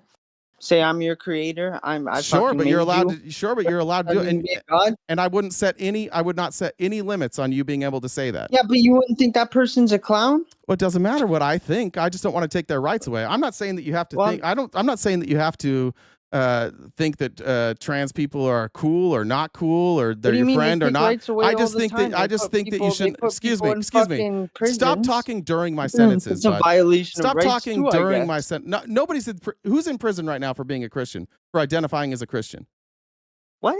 That's not what I said. Okay, well, we're talking about identity. So why is it that you can identify as a Christian, but you can't identify as the gender of your choose?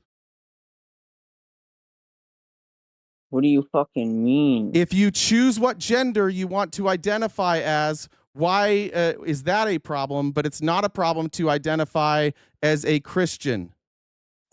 Because most Christian values, and I'm not Christian, but most Christian values are pretty good. What And is also, that? they What contradict each other. What does that have to do with anything? Because in fucking Christian values and Christian morals, actually, everyone should agree with most of Why? those fucking morals. Why? Why? Yeah. Read the 10 fucking commandments. I have. Yeah? Yeah. And what do they say? And they're all those not good things? Love Yeah. your neighbor, fucking vice versa? Well, unless your neighbor's trans, right?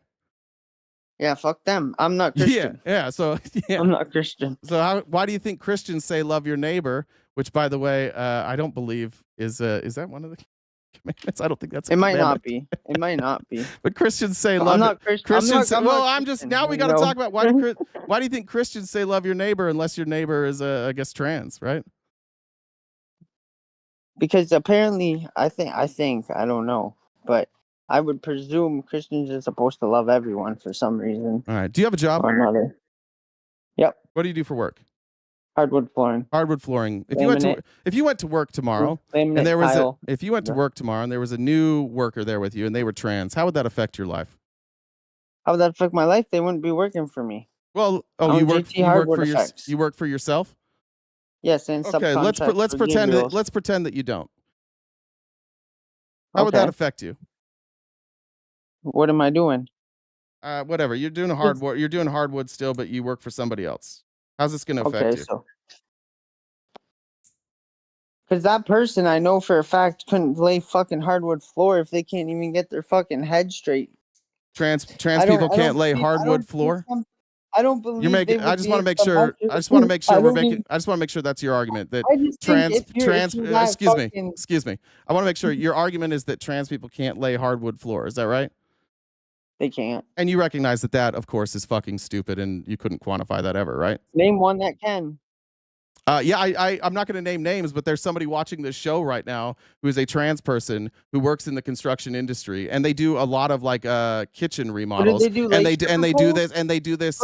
Excuse me. They do this for a job. I know for a fact that they lay tile, that they lay hardwood floor, that they do the Trex. They do the Trex decks. No, you're just saying that. You're just saying that because you don't like trans people. No, I know that. I know that. That's why fucking some businesses call my business. Right. Is there anything else? Is there anything else you want to talk about? This is one of the dumbest conversations I've ever had. I'd like to point out one more time that you can't show any harm to trans people that trans people do to you. You're just a bigot.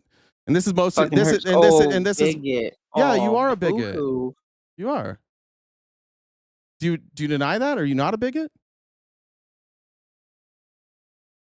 Did your internet crash there, pal?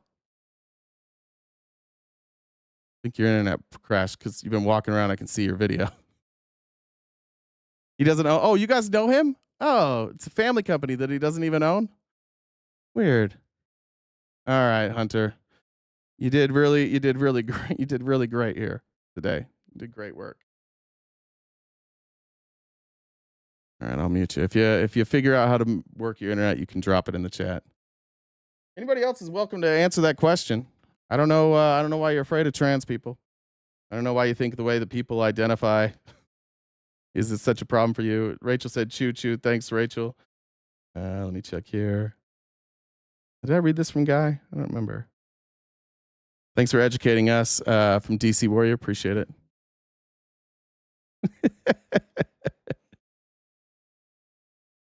He did. I think he left. He finally left.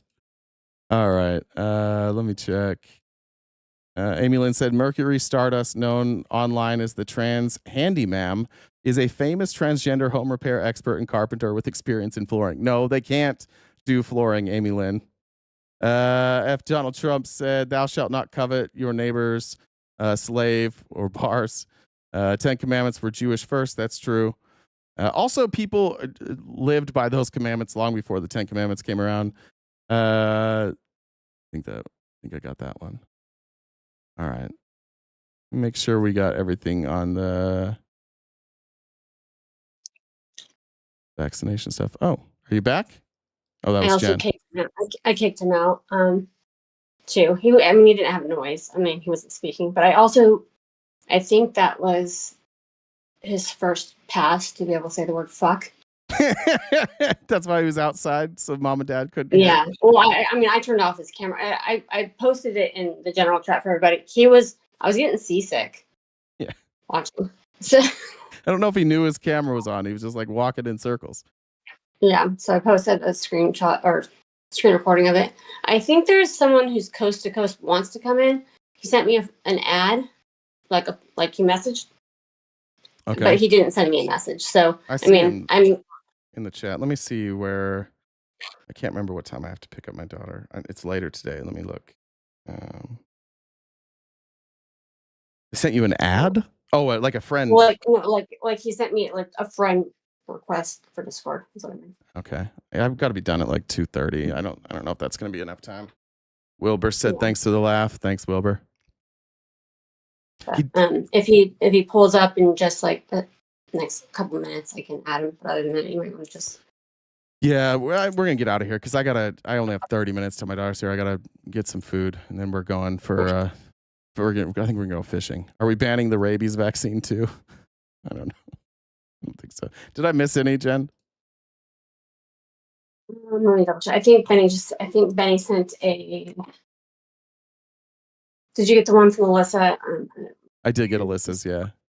Okay, so Benny just sent something. Let me.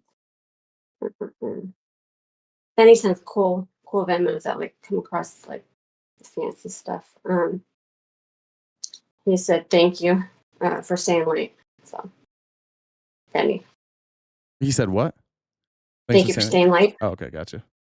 All right, everybody. We'll be back tomorrow morning and every weekday morning, 9:30 a.m. to 1 Pacific Standard Time here, wherever you watch. Jen, did our TikTok ban, is that upheld? Did they? Yeah. No, I got it. It's approved, dude.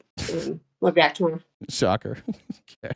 We'll be back tomorrow morning, 9:30 a.m. to 1 here, wherever you're watching. It's better here on YouTube and Twitch anyways, let's be honest. For all those TikTokers that are here today, see how much better it is, whether you're either here or on Twitch. Make sure, once again, that if you're not subscribed already, subscribe. If you want to join our members-only events, which will be streaming a Mormon dating show with ex-Mormons, that'll be a good time. Make sure you're a paid subscriber either on TikTok, Twitch, or YouTube. And also make sure you're a member of the Discord so we can get you in there if you're not going to watch it here on YouTube. Those events later on will make them, I don't know what the copyright rules are on that TikTok or that Mormon dating show, but we'll probably release the reaction, or at least partial reactions, a week or two later. So you will be able to see that if you're not a paid subscriber, just not the night of. WC note in the chat. Other than that, guys, make sure you follow us on Twitter, Instagram, TikTok, Facebook, wherever you like to social media. We'll be there. And I'll be back tomorrow morning and every morning. Take care of yourselves. Drink some water. Say something nice about yourself. And stay cute and cool. Have a great summer.